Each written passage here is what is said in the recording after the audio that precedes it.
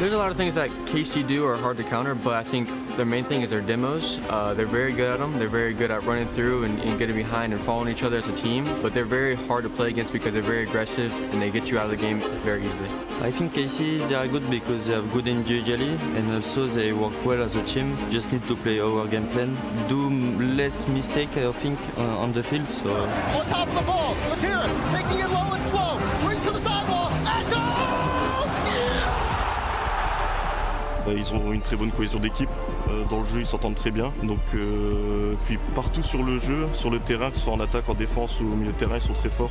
Ils s'entendent très bien. Donc, je pense que c'est pour ça qu'ils sont très forts. Our aggressiveness makes it, very good against KC. I think there's not a lot of teams that tend to play aggressive against them, and I think they're the same way. So I think if we play aggressive and match their pace, I think it's a lot more harder for them. Tommy throws it across. Here we go. Dan with space in the middle. Instant reset. Off the right with Martin Flicker. Notre mindset, c'est de vraiment, même si c'est une grosse équipe, de toujours jouer notre jeu, pas se laisser abattre parce que c'est des grosses équipes. Et maintenant, il faut juste continuer sur notre style de jeu. As long as we're confident, we can win. We are here to put on a show. Notre mindset, c'est de vraiment, même si c'est une grosse équipe, de toujours jouer notre jeu, pas se laisser abattre parce que c'est des grosses équipes.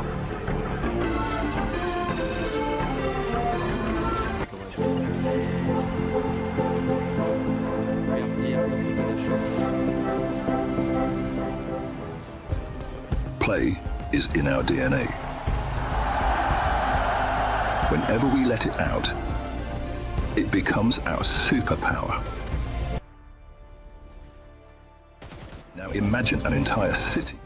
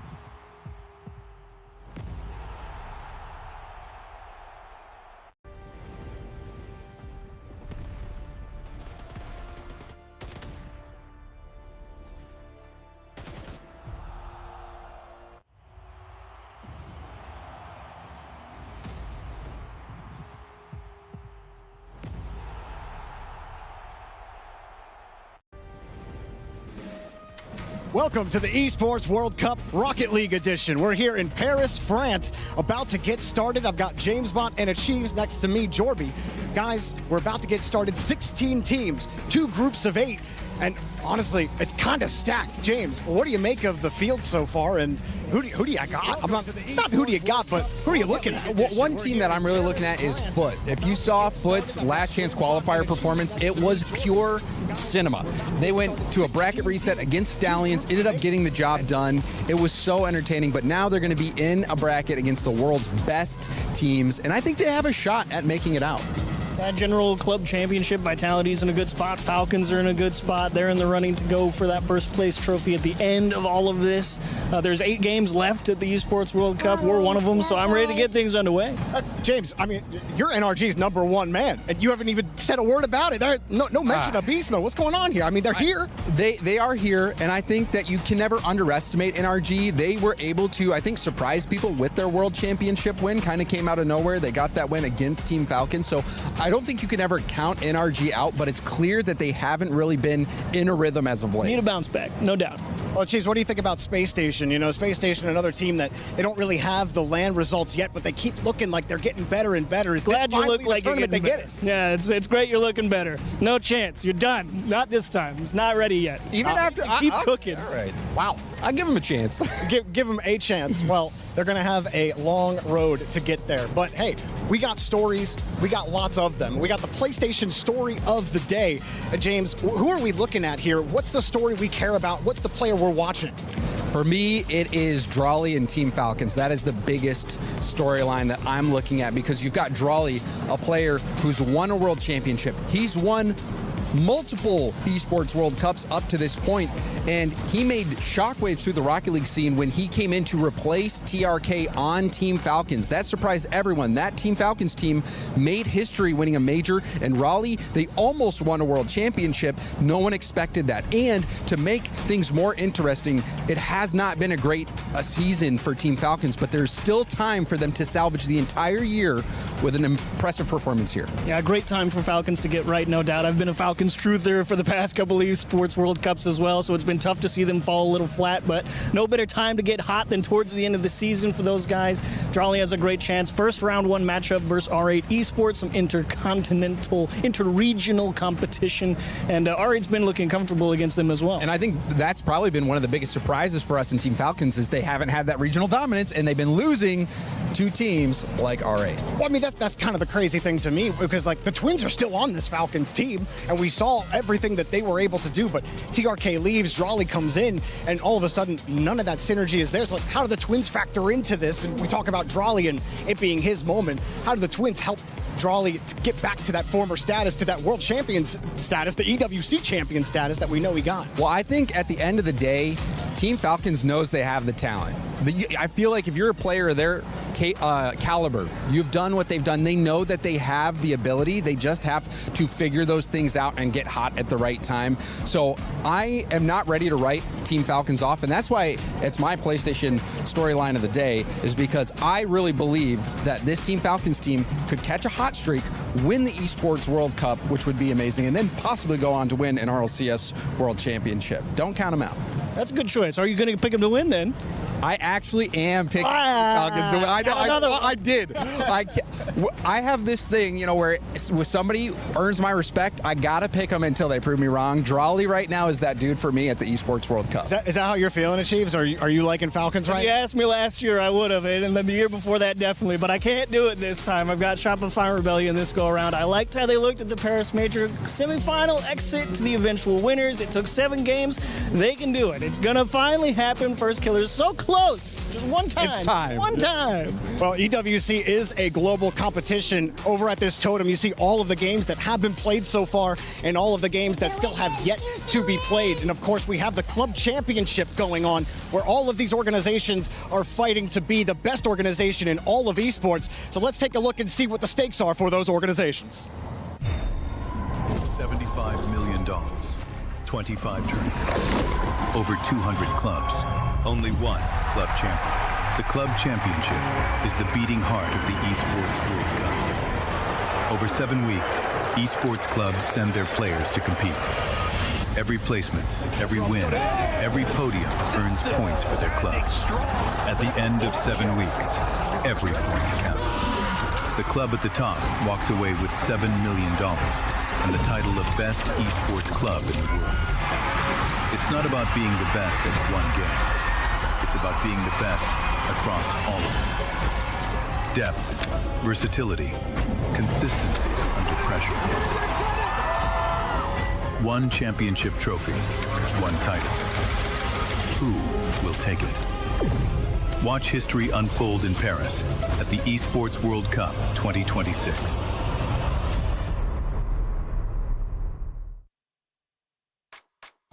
From 1 week to the next, the storyline around the club championship point has completely changed. It went from whether or not Falcons will be able to claim it again in 2026 to AJL dominating the standings. This was down to a second place last week on HOK, but over on your stage, Trav, they also did really well when it comes to Tekken 8. Yeah, so it was Zubair who took the title for AJL and got them the top spot in the end from it. It was a record time, just over 15 minutes to finish out the grand final, which is just insane. 5-0 swept his opposition in low-high. It was a great performance, it really was. This week, we're pivoting onto chess, and AGL are back again. They've got Denis Lazovic, who, not really a title contender, but you're looking around kind of the quarter semi-finals, which is still points on the board. They're never going to complain about that being in the position they're in. But obviously, we're kind of going to look towards Magnus Carlsen on Team Liquid. That's the big storyline this week. Not got too many points at the moment, so a big win would catapult them up those leaderboards. And also, it's Andrei Espienko, who just came through the play-ins, looking to try and get something done for Virtus Pro, and the same for Team Falcons, who are setting in second place now as well. They've got two representatives in Ali Reza Farouja and Hikaru, which is a well-known name. They got second and third last year, so if they can repeat that, they're going to be in a great spot this week.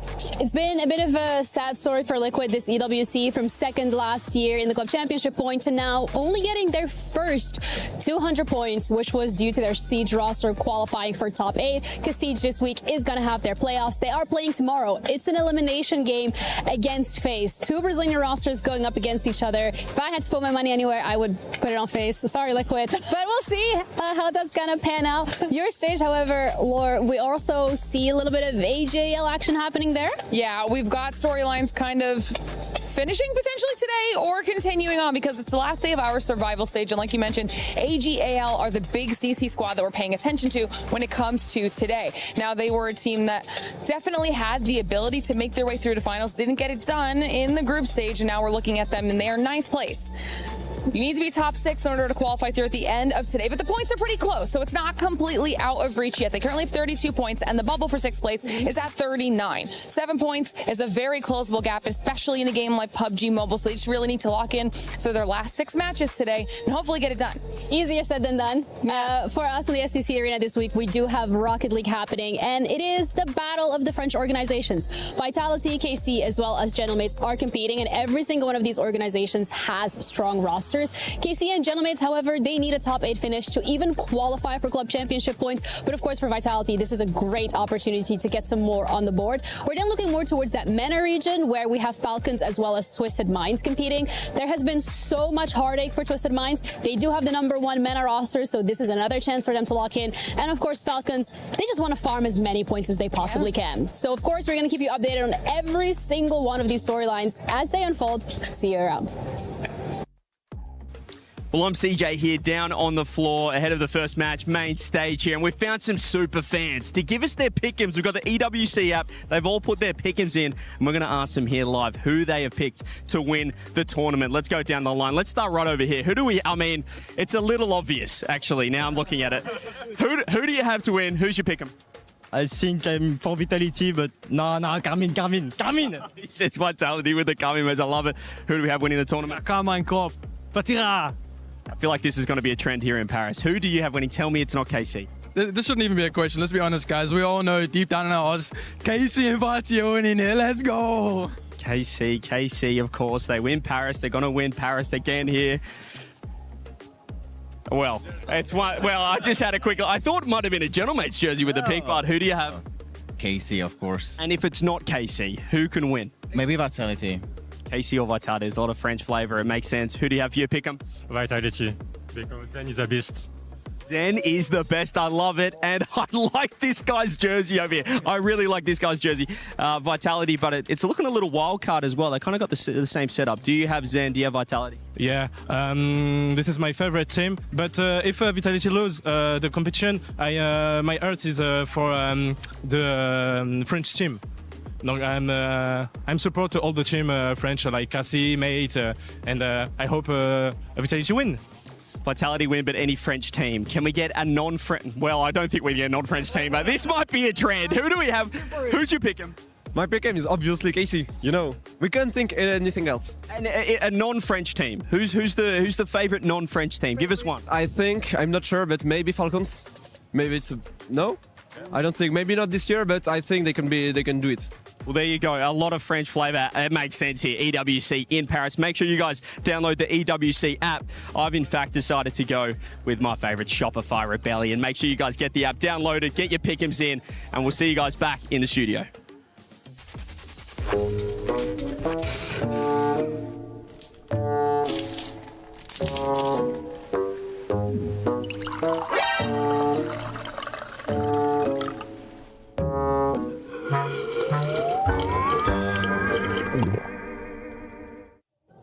Our content team is killing it, and so are these gentlemen. Welcome in KC, aka Carmine Corps, who are expected to have one of the loudest fan bases out here in Paris. They are considered by many as the top dogs. When it comes to top dogs down under, well, look no further than the wild card. The bad news is you're still looking for your first land win internationally. We got an awesome studio for you and some excellent experts. I'm your host, Chris Bucket, over here on the STC Arena stage, and I've got three brand new brains to join me. I want to start with you. I have it written down. The Pigeon Man, James Bott. Yeah, it's a long story. Okay. There's someone else that has the in-game title, but the reason the Pigeon Topper's in the game is because of yours truly. I love that. James, can you please introduce me to the beautiful gentleman to your right? This is Jorby. I call him Mr. Physics, but other people might call him the hype. That's Zen. No, you're the Mr. Physics guy. You made that happen. Okay, well, that's fine. Guaranteed hype man. Jorby, who's sitting next to you? I heard he's not so good at keeping his phone on him.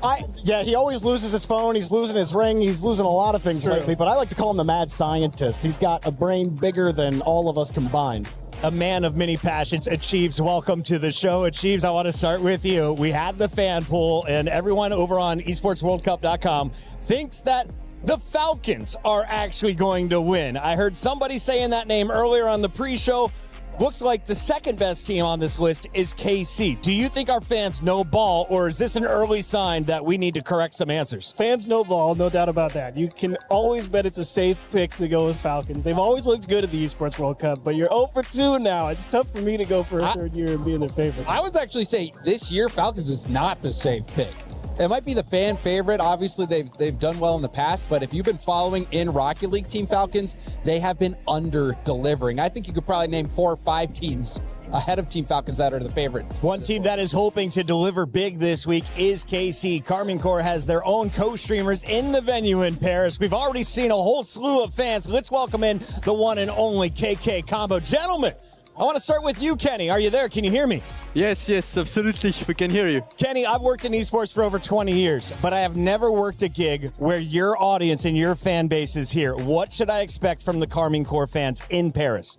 You should expect noise and cheering and and applause. I hope so, because it depends on the results of the match. I think you'll get what you want, at least early on today. How you feeling about the first match against Wildcard? Obviously, you know, outside of some early hiccups for KC in general, you got to feel pretty good, though, with a hot start here. I mean, it's the group stage, so let's wait for the competition to start. But it's Wildcard, so we already faced them. We won, and our team is good. Our team is feeling good. I think that's all right. Okay, look, you guys aren't the players. You don't have to give us the PR answers, okay? I just want to know, like you guys have been so good in Rocket League, all right? Who are you? Are you scared of anybody? Like, who's the toughest competition here? Wildcard. Whoa. If you watch our past majors or international events, every event, our first first series is always going like a river sweep time. Oh no! Yeah, everything goes like a nightmare for the first series. Slow start is what you're known for. Strong finishes is what we're hoping for. If you are going to get a strong start, though, from your team, who's the one player to watch? For our team? Yes. I'd say the captain, Vachira, for sure. I like that call. Yeah, I had one question as well. You know, obviously the French scene is its own beautiful bubble, right? Everybody admires how good you guys are. Just for you guys, between Vitality and Gentlemates, who do you guys think is the bigger competition? Between Vitality and Gentlemates? I guess it's a fair match between those two teams because, like, they're both strong. I guess it's more like Gentlemates, in my opinion. Yeah, I think so. Actually, they are, like, more tougher. Yeah, Vitality, we always win against them. So it's the truth. No, I don't want to brag, but we always win against them. It's just basic data. I wanted to ask you guys a little bit, for anyone new to the Rocket League scene. I was there at the very beginning. I've been working on several other titles since then. Can you give me kind of a summary of the KC season so far? How long has your team been together? How did it start at the beginning of the year? Where are you guys at right now on a 1 to 10 scale? I'll let you do this. Okay, you done the bullet. I mean, we started really well. The roster changed at the start of the year because Drally went to Falcons and we got Juicy on, but the duo Vachira and Atto stayed together. And now I think we're at our best level because first major, we came up like top 5, top 6, and last major, we were champions in Paris, in our hometown. It was amazing, it was crazy, and so there was no tournament after the major. So basically we're the best team in the world. Best team in the world. You are the team to watch, and for all of us, we are excited to watch you take on Wildcard in the first match of the day. Thank you very much for joining us on the main show. Thank you. That is the KK duo. You can go check them out on their co-stream. In the meantime, we got to talk a little bit about Wildcard because they made the long trip from Australia all the way up here to Paris, France. What do we need to know about the team from down under? Achieves, I'm starting with you. Yeah, Wildcard, I mean, they've got at this point, the unk of OCE with Torsas, the only KBM guy. Greatest of all time as well. That's true. I mean, that guy has had regional dominance up and down the table in his region, no doubt. Fever and Banana Head, excellent players. The problem they've always run into, though, is just the lack of consistent top-level elite competition. And so while they look good interregionally, they get here to the international stage, and they always put up a fight. Sometimes they make a decent run, but a lot of times they're just outclassed. And, I mean, if you've been following Wildcard season, there was a lot of pressure on them recently. They had to play the first ever World Championship tiebreaker match for the RLCS. And not only did that match determine who was going to Worlds, but who was going to be here at the Esports World Cup. They were able to clutch up and get that job done. They also recently in Lyon had that top 6, which is something that we rarely see out of OCE. So this team, I think, is the best that OCE has to offer, but they're going up against a really tough opponent. We've got the best from all around the world, including CJ, who is with Torsos, the GOAT. Take it away. I'm here with Torsos from Wildcard ahead of a big Esports World Cup coming up here in Paris. KC first up, French crowd. Big T, how you feeling? I'm keen. Always keen to be in Paris. The French crowd, when we made top 6 last year, was huge support. Super excited. You're doing it for the veterans, as always, in any Rocket League event. Does it feel, with I guess, maybe a different environment here in Paris that it'll suit you, or do you think that you're rather the big stadium? I mean, I'm happy to play in front of a crowd no matter what. But I mean, it is a bit of a DreamHack vibe. Like, maybe not as big as Arena as there has been, but I mean, I'm always keen. And how's the preparation been? You guys were one of the last teams to qualify. Had to wait for that tiebreaker as well. So what's the prep been like for you guys? Look, we've haven't had too much. I think Bear just came back from a holiday, so we're just having some fun. We had the scrub Caleb super team, pickup team in OCE giving us some last minute scrims. Yeah. Well, it was very good, and you guys obviously were knighted at the World Championships last year. So do you think, although you're playing KC, you might have some fans still in this matchup? I mean, I hope so. I hope there's someone cheering for us out there. But in the case we do win, I'm sorry. I'm super sorry, okay? You'll be off stage pretty quick. Well, best of luck, Big T, and good luck today. Yeah, thank you very much. Cheers.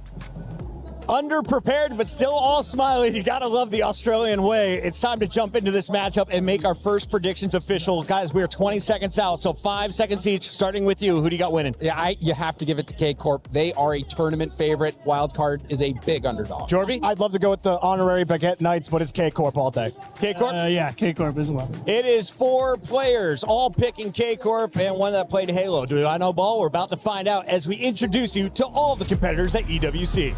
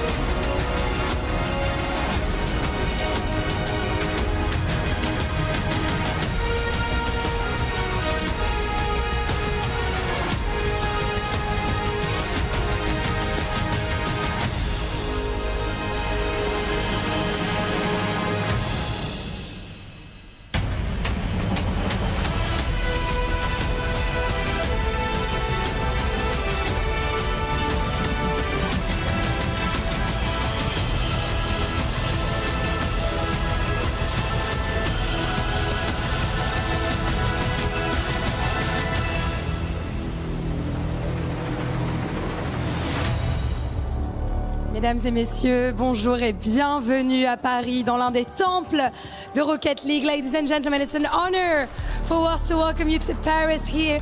Our 16 teams have arrived and are ready to represent the world and their 16 stories on the STC arena. Absolutely, we got the defending champions in the building, major winners, and others that had to battle and scrap their way through the last chance qualifier just to stand here on this stage today. It's actually the first time that we can get a closer look to all those teams under the same roof. Well, technically under 2 roofs, because we're going to be having 2 groups of 8, best of 5, and only 8 survive by Saturday. On aura donc 2 groupes de 8 avec des BO5 et à partir de samedi, plus que 8 survivants.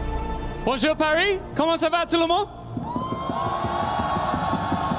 Of course, we're all looking ahead to the weekend, but you got to start somewhere, and all of the teams that compete here, they don't want to start on a loss, because if you do, you drop into the lower bracket and things get really dangerous. You start strong and dominant, the other teams start to look at you as a real threat. 2 different, very different paths to take here on stage indeed, and this is where the first statements are going to be made, and this is where the Rocket League magic is really going to begin.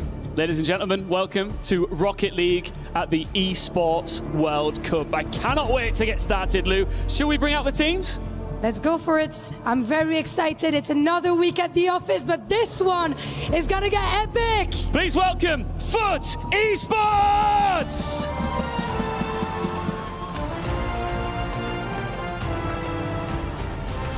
Their season was rebuilt in motion, and it found its shape exactly at the right time. 2 qualification runs have hardened this team. Next up is Wild Card. OCNH season came down to one final fight, and Wild Card took it proudly, and now they want more. TSM. APAC has belonged to them all season. The regional dominance is established. Paris is where they chase the international breakthrough that would take this team to a whole nother level. Our 4th team here, 5 Fizz. Sub-Saharan Africa sends their clear number 1. Chaque match à Paris est une nouvelle occasion de faire avancer leur histoire d'outsider. La fierté d'une région encore discrète, mais pleine de promesses. Welcome, Furia! Brazilian Rocket League at full throttle. They challenge early, attack every loose touch, and force opponents to survive a pace that turn any game into absolute chaos. The big bad wolves in Paris, kings of the sky, Falcons! An elite twin pairing joined by the only 2-time Rocket League EWC champion, Drali. Falcons built this super team to win the biggest event in the world, just like this one. Up next is Twisted Minds. The team that changed the balance of power in the MENA region. Mechanical brilliance, championship pedigree, and a lineup that already knows it belongs at the business end of international events.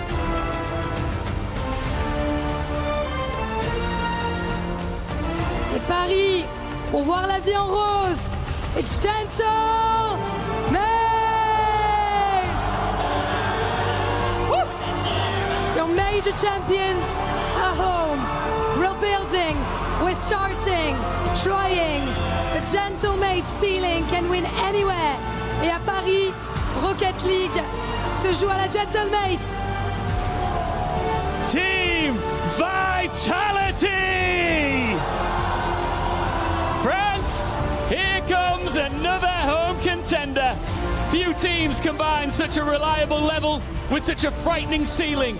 In Paris, they arrive expecting to challenge for that final series.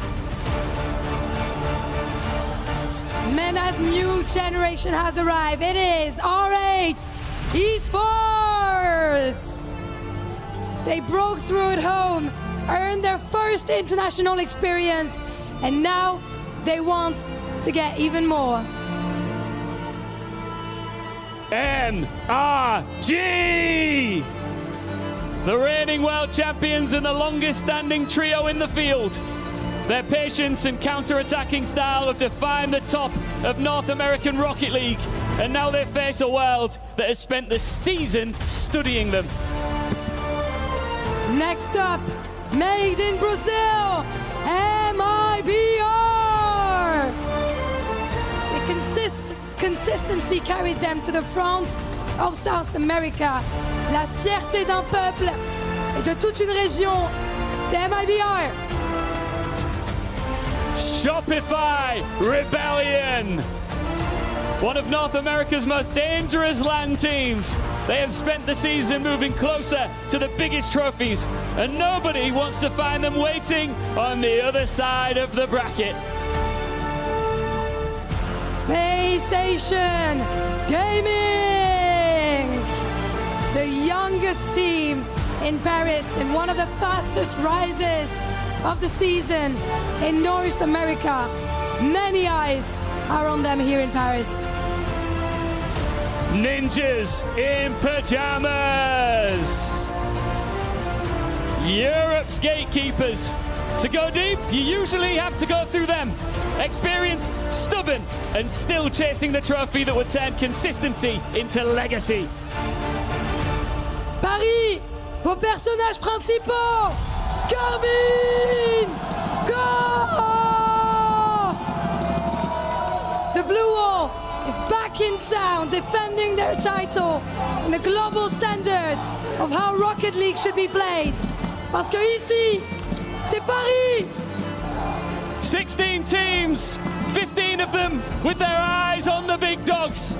The team that knows what it takes to win an EWC title, the defending champions, Carmine Corp. It is time to begin Rocket League at the Esports World Cup. Let's do we!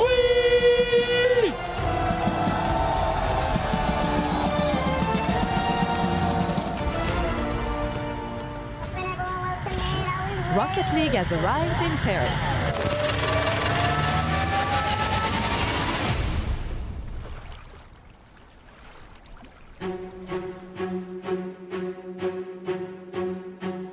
The best teams in the world have come to compete for the EWC trophy and to carve their name into the totem.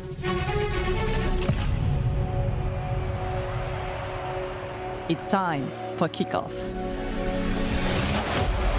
It probably will plus. No, it's going to be killers. It's going to be a chance. It's going to be an own goal. Maybe it's oh, what a read up. That's a good thing and no chance for Joyo. Here's from 1v3. Gets it. Then the touch from Zed to the back post. Oh! Huge save from that one.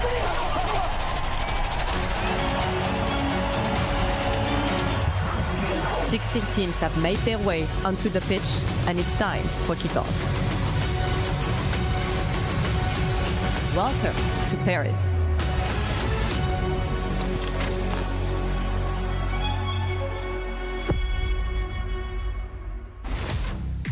Ladies and gentlemen, it has been a good old while since we have enjoyed an Esports World Cup. We find ourselves in week 6 of this giga marathon of gaming. I am Stumpy, joined by Cole, and we're kicking things off with the world's best Carmine Corp against one of the best vibes in the world, Wildcard. Yeah, it works out quite nicely, really. You know, Carmine Corp off the back of winning the most recent major, and now they're here in Paris again. It's just where they do their best work, it would seem. Quelled Surprise.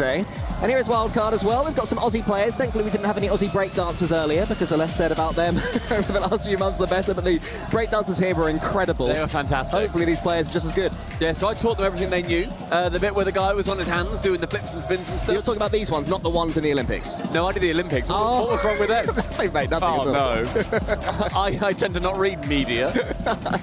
Yeah, I think seeing Wildcard come up as the first match that we've got here today, or across the entirety of Rocket League, it's going to be something that Carmine Corp will be happy about. In Group B, we are going to be starting off with the Carmine Corp goal. It doesn't just extend just to this team, but France in general. For any new fans of Rocket League, which I hope there are quite a few watching now for this tournament, as EWC brings people in for, France in general, very much on top. Yeah, France, the best Rocket League nation in the world. They have been maybe since ever. I can't think of a time where France wasn't on top. You know, with the emergence of Paydop way back when, and Fairy Peak, and who knows who before them, Chaussette as well. You know, There's such a storied region in this world. Australia have always been there too.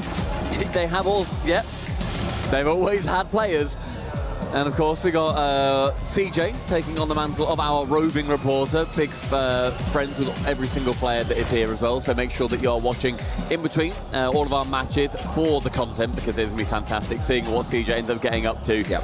And Carmine Corp, they've already sent for match numero 10 a huge assembly of fans to wave flags in the faces of whoever they come up against. I almost feel like, because this is the first day, you know, the crowd isn't as big as it's going to be. Do you sense that it's almost more distracting because you can actually see individual members of the crowd? When you're in a huge arena, and again, for anybody watching you, there's big arenas that Rocket League events have played in. We recently played in a 25,000 stadium in Paris. That you can almost sort of ignore that, right? Because there's so many, it becomes background noise, background sounds. But this one, if you mess up, you're sort of looking at someone who's cheering for you, that you can see them go, oh, I really hoped you'd score that, Vatira. I think it's the quietness that kills you. Yeah. Like, hearing the quietness after like you miss something or something goes in, especially if they're cheering, a goal goes in against KC and you hear it go quiet, it's like, oh, it sucks all of the energy out of the room. But I think Wildcard on the other side of things, yes, they'll be quite happy with that. And I'm confident, we've not seen the cars just yet, I am so confident that we see the most insane vehicles on the side of Wildcard. I think normally, you know, Carmine Corp and all the other teams, they want to be cool. A lot of people, you know, want to look cool in front of everybody, especially this number of people. Me. Yourself especially. Yeah, I do. And some people fail, no offense. Okay. But Carmine Corp and the other teams, they're going to, you know, try and get these really sleek cars. They'll get these anodized decals. They'll make sure that their boost and everything matches. And on the other side of things, Wildcard Cole, they take it in a very different direction, which I do appreciate. Yeah, of course they do. It's all the silly hats for them. It's all the silly boosts and sounds. And there is stories of it tilting opponents, you know, so it can be done. There is certainly a method to their madness for Wildcard. But this is not, you know, we made a couple of jokes about OC, but this is a respected team, our Wildcard. Last year at the World Championships, they finished in the top 6. They made it through in the upper bracket, defeating some huge teams to get there, which was an upset, but it was well earned. They played brilliantly as well. And this time around, you know, they had to make it through a tiebreaker. Yeah, the OC tiebreaker, where it was actually quite rare, where a team of power, the other Australian, or one of the other Australian teams, or OCE teams, they managed to get the exact same amount of points throughout the season compared to Wildcard, including the lands that they went to. So after the most recent land that we had, the one in Paris not too long ago, they had to then fly home and then play a completely independent tiebreaker to then literally a single series, a best of 7, to see who would then be going through as the #1 seed for OCE. That didn't just give them the qualification to the World Championship, it also, as mentioned earlier, brought them here to the Esports World Cup, where there is a huge amount of money and a huge amount of pride on the line. And Cole, the pressure to go up against your closest head-to-head rival in the region and then win 4-1. Yeah. It's an incredible performance by a Wildcard, and I think that when you look at how they've done throughout this season, to end it in such a dominant fashion domestically, I do think that should give them a pretty good leg up when it comes to their confidence coming into these lands. But you can see there's a lot of love for Vatira. He will certainly be the crowd favourite as we go. The only person who I would say can compete for him for favouritism, maybe Zen, maybe Monkey Moon as well. So, you know, some of the respected French people, not really in the casting booth, unfortunately, or otherwise. You had your moment. You got married recently. It's not about you anymore. Not about you anymore. I do not recall saying congratulations. And that's the only time that'll be mentioned on this broadcast. I'll make sure. I think that, you know, you've got a lot of fans that are going to be coming through for Vatira and for the boys. I was very kindly given the choice of a lovely Carmine Corp jersey. Jealous of that? Yesterday. I thought, because, you know, you can get a name on the back of it. Yeah. So I was asked, do you want Juicy? Do you want Vatira? Do you want Atto? And I thought, let's get rogue with it. I went for an Atto jersey. Yeah, for Atto. Okay, because he was, you know, one of our boys from the Team Liquid alumni back in the day. I feel like he doesn't get his flowers, but not just on, you know, the point of having a jersey. He has been an incredible player throughout this entire season for Carmine Corp. They've had their pitfalls, I think, Carmine Corp, at various points, but when it came to Paris, how integral was every member of the team? No, for sure. I mean, Atto is the player who his standards have been so high for so long that when KC, I say struggled, you know, relatively struggled. Relative struggle, yeah. Atto was the player that seemed to be targeted the most for that, and I think that was very fair. I think he underperformed in Boston. I think he wasn't playing particularly well online either, but yeah, as you mentioned, something just sort of snapped within him positively in Paris, and it was up there with the best we've seen him play perhaps ever. I think so. Atto has a unique playstyle. Everything is always at 100 miles per hour. There's very rare slowdowns with him. Even when he's doing something mechy, he does it at full pace. It makes him such an entertaining player to watch. So yeah, if he is still playing at his very best, then Carmine Corp have got every chance of winning this $400,000 top prize. And the lights seem to be darkening somewhat. I think we're approaching that time. There we go. Are you, Stumpy, ready for battle? You bet your bottom euro I am. Well, we'll see. Torsos always looking pretty chill among his boys. He never seems to let the big lights face him. But of course, there will be plenty of pressure for Wildcard as well for Torsos, Beaver and Banana Head. But Carmine Corp, they are the main story here, it has to be said. The crowd rooting for them, our current Esports World Cup and Paris Major holders. They've got it all in their hands, and they will be expecting Stumpy to remain in this upper bracket. Yeah, I think just not even in, getting through in their group. That is absolutely a given for a team of this caliber. And with an early miss, it's going to be KC with goal number 1 of EWC 2026. The first thing I say is, Dominus, yes, we love the extended car, as Torsos absolutely whips to get Esports World Cup 2026 off with a vengeance. And hello, Vatira. That was fun, I like that. Hello, mate. We're not used to that in Rocket League. That was cool. Can I have him as my co-commentator? Oh, what he just says, let's go! Yes, what did you say? I'd love that, yeah, that's true. But yeah, we do like to see these slightly different cars. And actually, you know what? Early on, Wildcard, they have gone for pretty normal-looking vehicles, which is enjoyable. I love that car from Fever. That gorgeous gold and white. Big fan of that. The Carmine Corp, after getting goal number 1, they're going to be pushing, trying to get that second. And you were saying about getting through in the uppers, the upper side of things for Group B. I think, as I said, that is absolutely, essentially a given for a team of Carmine Corp's caliber. You say that now. We'll see how we feel in up to 5 games time. This is the best of 5 to open us off. As Atto goes for a flip reset, the man we were saying is coming into extraordinary form. He gets the flip reset edgeable bump. Nowadays, if anyone's not seen Rocket League for a few years, players are able to chain all sorts of crazy touches and moves together mechanically. It's an incredible esport. I love Rocket League. I was saying to you before this started, like, it's been a little while since I've watched it since the major. I love Rocket League. This is great.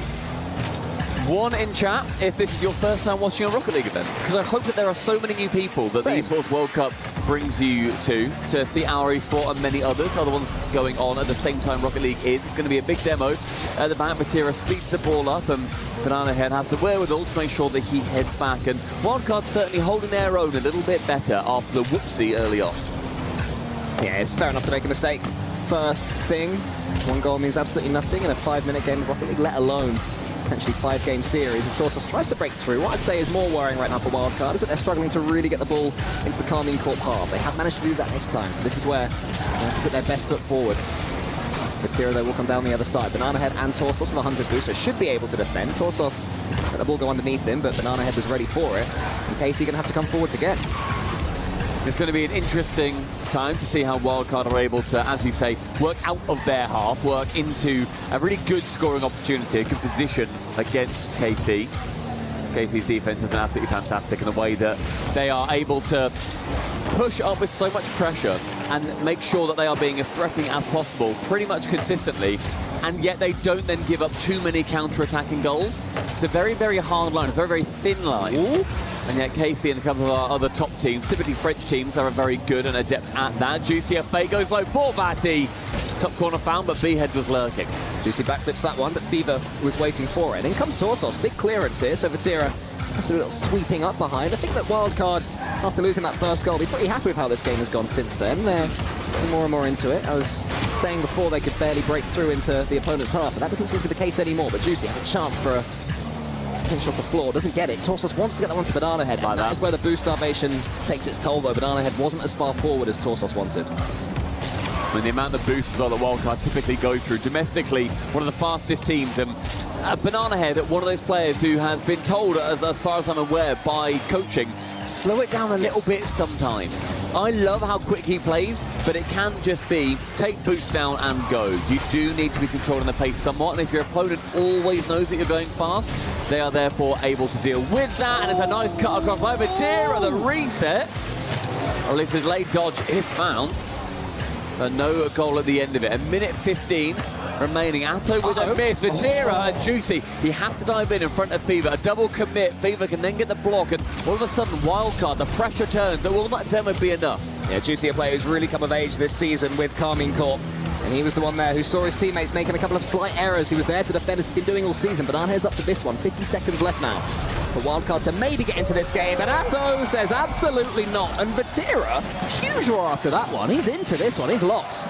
I think you have to be, from the first second, make sure that you are treating every single game essentially as if it is one of many steps towards that final. And you said that he popped off. The scream to get the second goal against Oceania's best.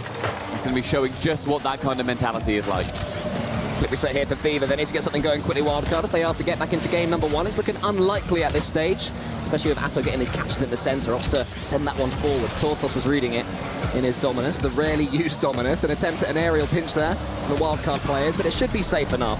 And KC have absolutely shut wildcard down over these 4.5 minutes. Ooh, hello. Maybe one chance though to get back into it, but Atto, after getting the goal that probably takes it away from WC, is also in the way of them there. Such a lovely chance too for Fever, catches it perfectly. I think he had the double too. Nice pop-up, Batty. I think it was a pre-jump.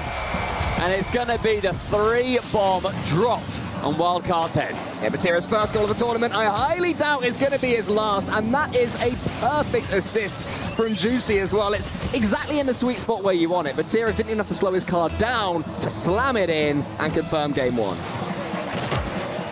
And that 3-0, I think, is more what we were probably looking after. Make it 4. Make it 4, why not? And Carmine Corp, they are showing their excellence right now.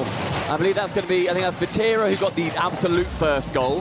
So 2 for him, 1 for Atto, 1 for Juicy. Everybody involved.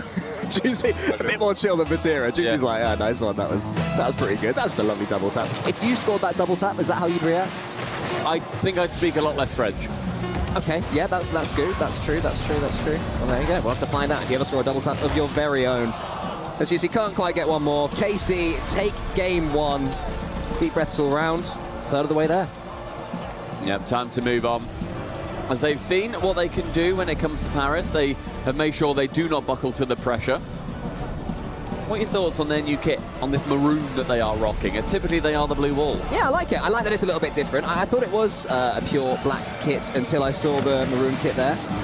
Nice to change it. We were having a look at them. We were judging them as all the players were walking out earlier, and I think I've got to say Falcons is my favourite. I love that dark green. Like, that's a kit I would wear. I'd wear that to the gym quite happily. As I'm saying that, loads of Falcons fans are emerging into the crowd right now. Hello, everybody supporting Falcons. So looking forward to seeing them play earlier. Always such a great rivalry between Saudi Arabian teams and French teams.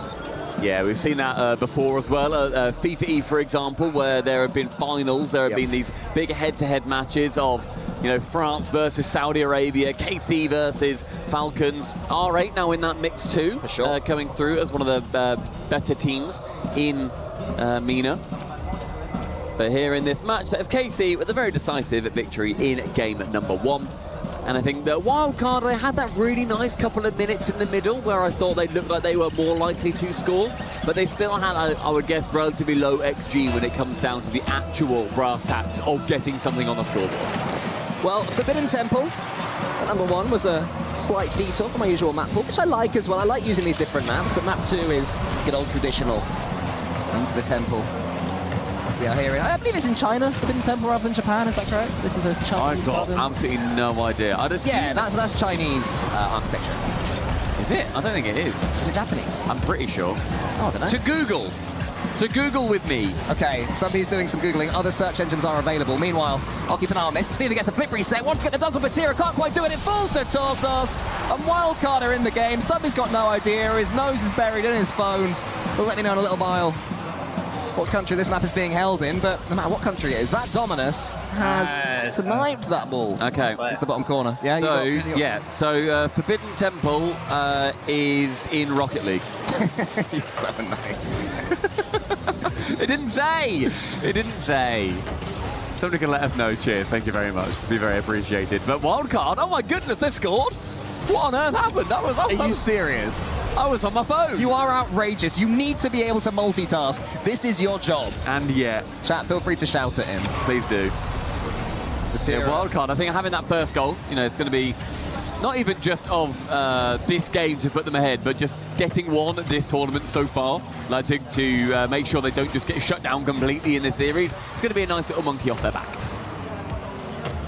Torsos misses that one. Banana Head is there for him. All good boost control here for Wildcard. They seem to be able to take control of most KC attacks. Obviously, in the end, it didn't happen. There's an infield pass there. Juicy slams it in, and that is how quickly Rocket League can change. I'm saying they're quite comfortable. One infield pass changes things.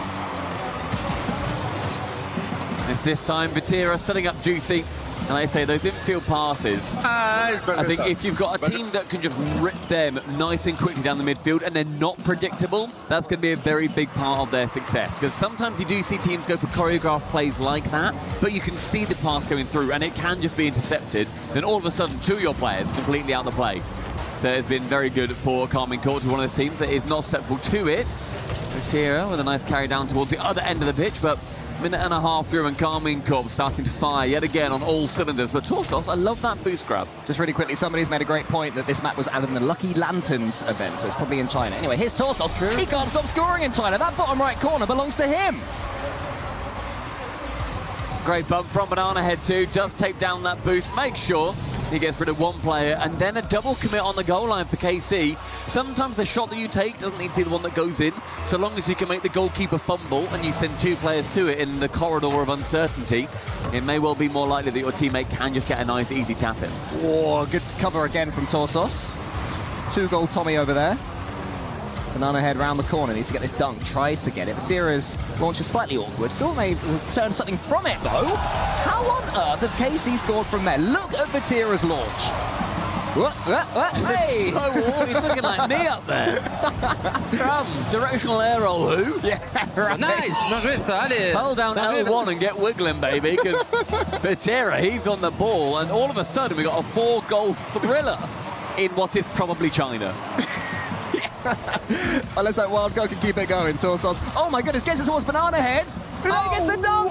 Oh, that would have been special. Torsos leaving it for a hugely pre-jumping Banana Head. That is how he came onto the scene, did Banana Head, getting pre-jumps like that one. I think he pre-jumped into top-level Rocket League. But it wasn't quite to be. But more interesting plays there from WC. Here comes Ato. Pops that one. It's fun. They're having fun out there. Yeah. So am I. An absolute slanger of a flip reset. Torsos straight towards the backboard, no one's there. And Atto, you just see him flip the camera back. Wants to see who is nearby. See if he's got a little bit of time. Ceiling found. Bounces down. It's time for Fever to get out of the way. Banana Head on his own. Fever does jump, but Vatira with a nice interception. And Torsos, a redirect, instead has to go for the dunk. Well covered by Atto. Yeah, Atto had to do more backboard defending though. KC have had to do an awful lot so far this game. Vatira's almost able to get that redirect from Juicy's touch. Nearly there, that's still dangerous. Into the ceiling from Wildcard. Banana Head, the only player there reading it. Juicy has to avoid Fever, does so for now. Torsos using all of his boost. So a Wildcard a little bit slammed back. KC can come forwards, but everyone's a little bit starved at the moment. No one can really do too much with the ball. And that should be good news for Wildcard, unless this ball falls to Juicy. Who's going to be there? No one but Fever, and that is due to the low boost that everybody had. Yeah. It's a nice 50 as well by Fever, just slowing it down and making sure that he can confidently lose the ball towards Banana Head. Saying it was really popularised a couple of years ago by Gentlemates when they ended up winning the Copenhagen Major. The way that you lose the ball can be just as important as the way that you win it. Atto tipping it on. Fever straight to the mat board and gets rid as the demo on Banana Head does come through. Atto passing again, another infield pass. B-Head on the goal line to clear. Yeah, using all of his boost again though. Wildcard completely starved apart from Fever. Banana Head, big clearance. Atto's just waiting for it, and it seems that KC have seen this as the moment to pounce. Vatira with the reverse. Still gets it forwards. There's a great boost here as well by Atto. That's going to be giving a continued period of offense towards Carmine Corp. Fever here gets a decent clearance away. This is what Wildcard need to do. They just have to keep getting touches on this ball. Vatira's doinking it somewhat dangerously towards his own goal. Danger dunk. Should be able to steal this boost, but not the next. I thought for a second that Torsos would be able to escape Vatira's clutches. In the end, he does, but all the way on his own side of the pitch. And this is so awkward, but it remains 2-2. I feel like I could hear a certain movie shark theme playing there. Yeah. The final 30, Atto just has to shadow it, keep it away, and immediately diving in. Wildcard. Maybe the speed is going to be coming towards on their side, hoping that's going to be their special weapon. A very nicely managed play there from Fever, but missing out on that boost is going to make it a lot more awkward. A touch vital from B-Head. A reset, again, just keeping it away. Lovely play defensively. Straight up, chance for a bump. Again, Vatira down. Atto! Bottom right found, and potentially game 2. Yeah, that's what KC do. They keep on coming. It's not over until the clock hits 0 seconds, and even then, you have to do more defending. KC have had to do all sorts of work in this second game. Wildcard, they one more chance on the kickoff. Pulls to Torsos. No, it doesn't. Atto swipes it away again, and KC continue their merry way. That's a toughie, isn't it, for Wildcard? Wildcard played and went ahead, I think, twice in that game. Really tough to end up losing it. As he said, Tommy 2 goals. Just couldn't quite get it done for the Wildcard boys. England. They got... That's so stupid. They've just got a couple more chances, potentially wildcard. If they can just get one game, can that lead into the second? But Karmine Corp looks a lot more fallible, as I think wildcard potentially working into a lot more of a winnable position by getting those 2 go-ahead goals. It did manage to, I think, shake Karmine Corp enough. And great off-ball play, I think, overall by wildcard that gave them the in. It's got to be said, that touch from Atto there on his own goal line wasn't great, actually. I don't think we said as much. And then somehow this launch from Vatira turned into a beautiful edgeable bump that Atto read. I've done that first touch in ranked. Never seems to work when I do it. So well done, Vatira, for making something from it. I guess that's the difference when you've got Atto on your team, aside from Stumpy Goblin. But one way or another, Karmine Corp got that 2 seconds left winner. It's devastating the big T and the lads. Karmine Corp 3, wildcard 2. And wildcard need the reverse sweep, and it's tough enough getting games against KC, let alone when you need 3 in a row. And we talk about the aggression as well. Karmine Corp in game number 1, they were rocking around with 10 demos, and they managed to have such a large goal difference. They had 4-0 in that game. And in game number 2, only 5 demos, so half as many. Wildcard being a little bit more evasive, slippery customers starting to come out. But Karmine Corp still managed to get it done. And Wildcard, they bought themselves here.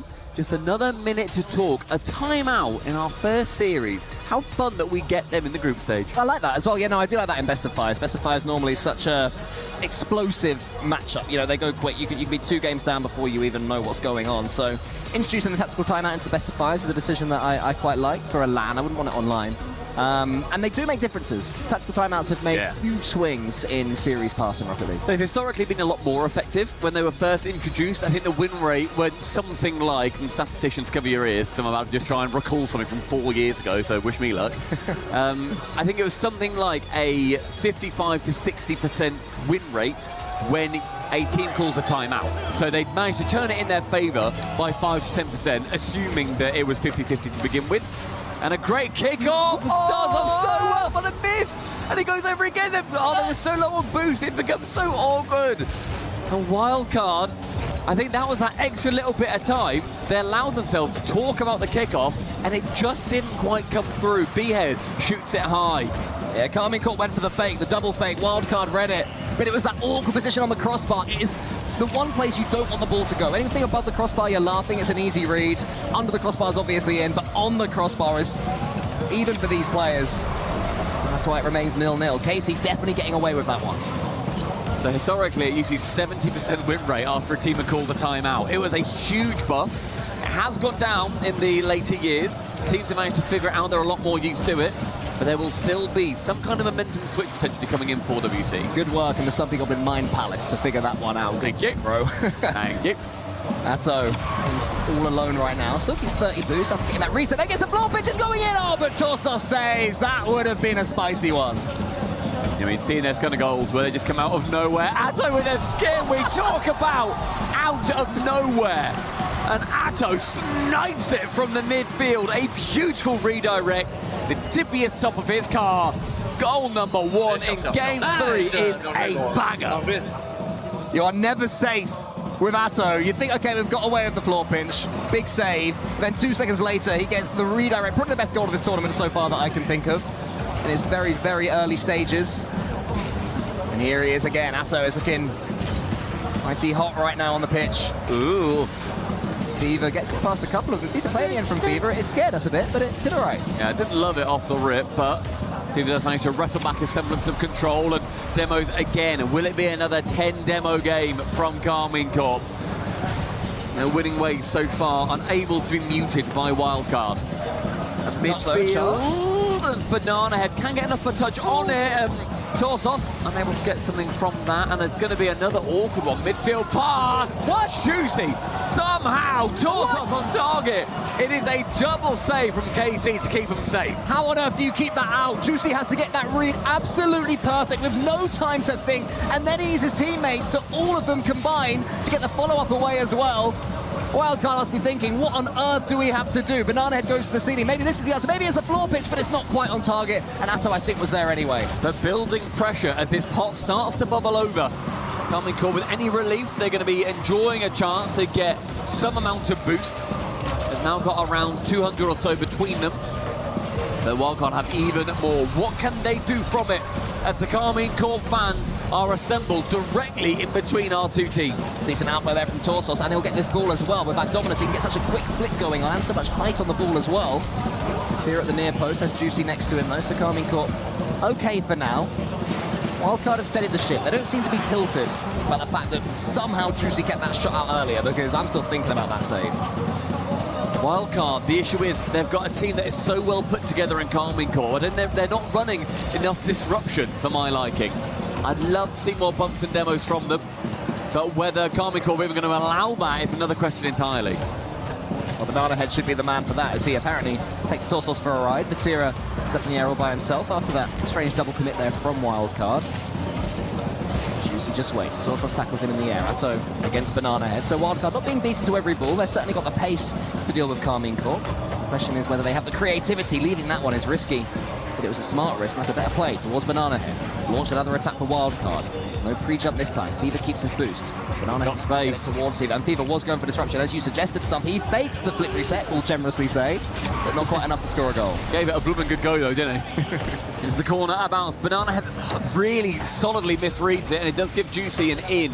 Another ground pitch attempt, clearly something that Carmine Corp have got in their playbook. A dunk from Torsos, drops it in the midfield, but with only a minute remaining, Wildcard, they need something.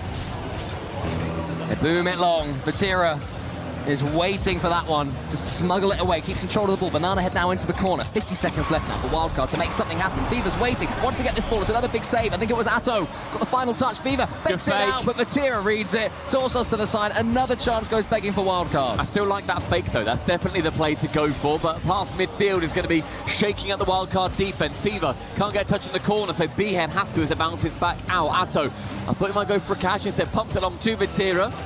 Fakes it from going high to end up going low. Another dunk, another chance, more Carmine Corp pressure building. Torsos into the centre, Banana Head in front of him. This is what they need to be in front of the play. The redirect is a decent one, but Juicy was waiting for it. Carmine Corp defending so strong, the blue wall living up to its name. With only 10 left, we get to last chance saloon for Wildcard, otherwise they drop to the lowers. With one chance, one miss, Torsos gets it only as far as Vatira into the opposite half. A big boom from Fever. Who's there first? It will be B-Head. It will be a reset, and we drop low as far as Atto. And Carmine Corp wrap this match up with a bow. They head on 3-0.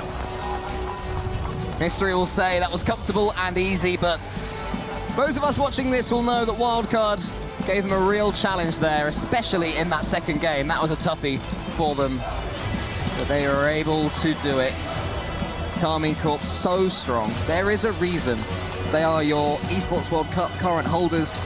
They're your Paris Major holders as well, just a couple of months ago. And as they go forwards in front of their crowd, looking very maroon as well, especially the trousers, so well done them. Away from Vatira and Atto to the crowd will love that as Juicy joins in as well.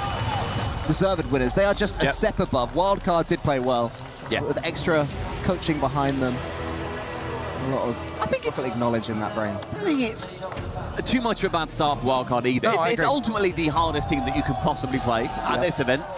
They went ahead a couple of times, but we're not going to be hearing from Wildcard. Let's see what Lou's up to with Vatira. Thank you very much, guys. Another day at the office for the KC boys. Bravo Vatira pour cette victoire. Déjà, je suis ravie de pouvoir t'interviewer pour notre première interview à Paris ici. Ma première question, c'est comment on arrive à rentrer toujours dans les matchs, à préparer les tournois avec autant de sérieux, sans sous-estimer ses adversaires quand on a un palmarès comme le vôtre? En vrai, c'est pas évident, mais c'est pour ça qu'on travaille beaucoup. La semaine de préparation, elle a été bien chargée.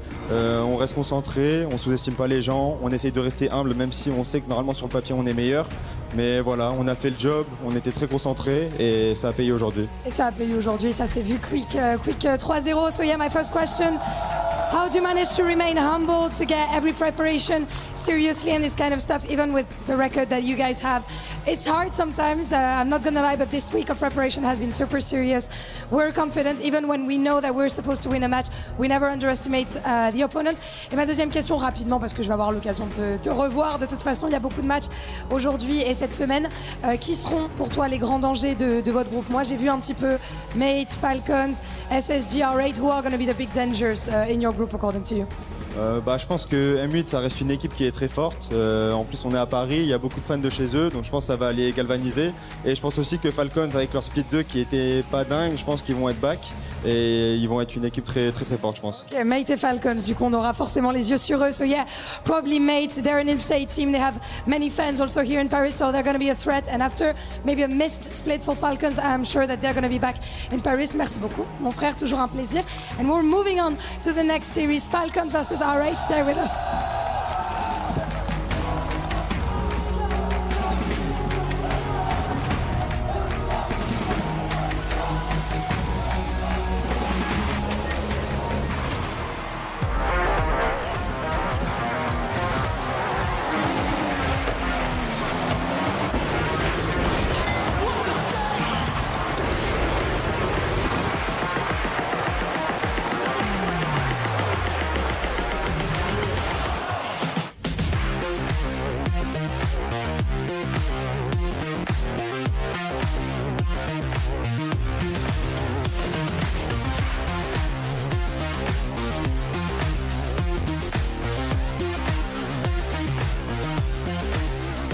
Avec toi, t'as le temps. Passe-moi le feu là, gauche. Il lâche pas feu. Il m'a démoli, j'ai encore. Ouais, j'ai encore. Fais gaffe. J'y vais. La stole, je suis devant. Ouais, je vais essayer de le faire chier. Je le fais chier. Ouais, je suis devant à droite, il lève, fais gaffe. Ouais, il lève, fais gaffe. Vas-y, il balance sur toi. Il lève. Nice, je ça lève pas. Clean, les gars. Non, je. Non.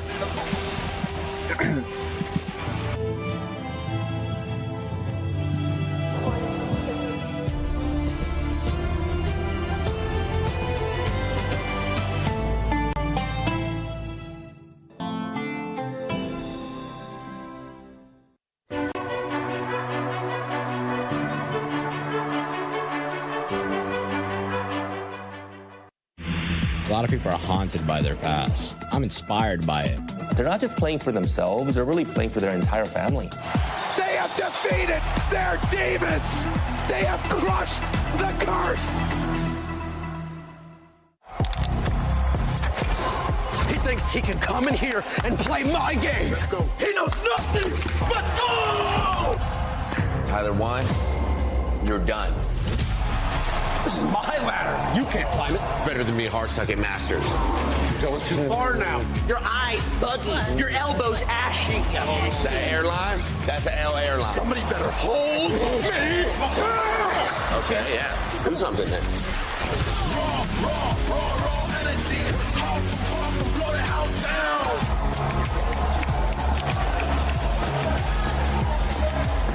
You look nervous. You look short. Everything's good? Mm-hmm. Fight.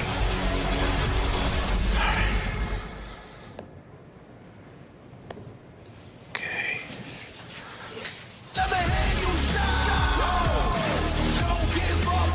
Do you really need the wraps? Yeah, that feels like overkill to me. Everyone is playing, you're not yet.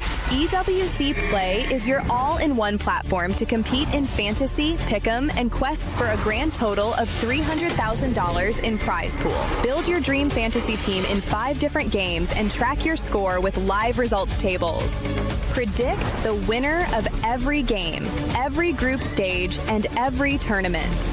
Complete daily and weekly challenges to earn boosters that help you climb the global leaderboard. Got what it takes? Join EWC Play now.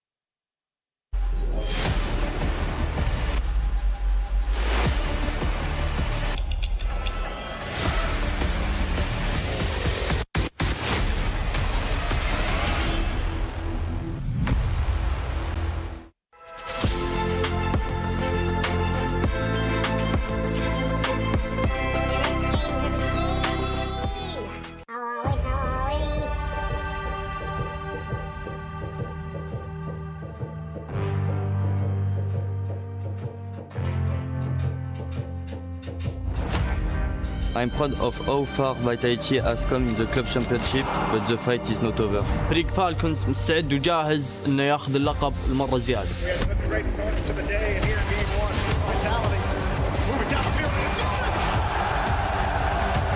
The previous goal in game 1 where Archie was way downfield. Looks like a killer double.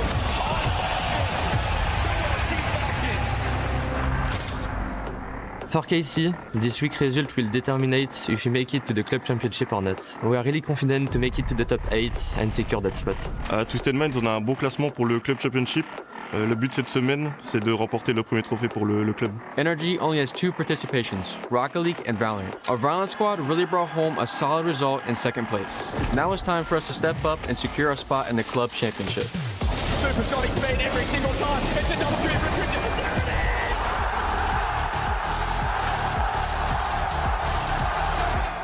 TRP's there for the setup, but unfortunately for Twisted Minds, the mates are 1v1ing, but TRP...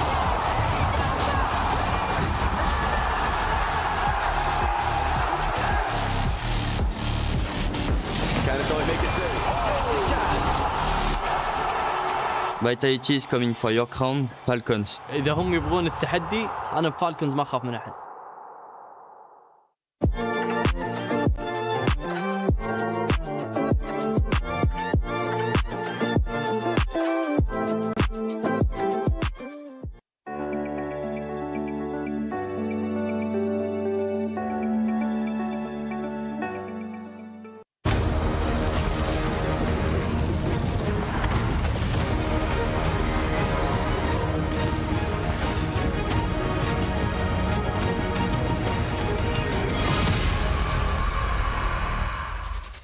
Welcome back, all you beautiful gamers, and welcome into the City of Love. We are here right next to the Eiffel Tower in downtown Paris, France. It's the host of EWC 2026, and it is day 1 of Rocket League. The first time I met this young lady, we were delivering an award to someone at the Esports Award together. Hercules, welcome back to my stage. How are we feeling? Oh my gosh, I'm feeling so good. This is so surreal, by the way, to be with you on any type of show, let alone a Rocket League It's awesome. event. It's That's so what we fun. love about EWC. Yeah, EWC brings everybody together from all different esports, and we're just really happy to have We're it. going to be breaking down this next match in a moment, but first, we need to talk about club championships. And my first question for you, do you think it is $0 to $10 million, $10 to $15 million, $15 to $20 million, or over $20 million in the club championships?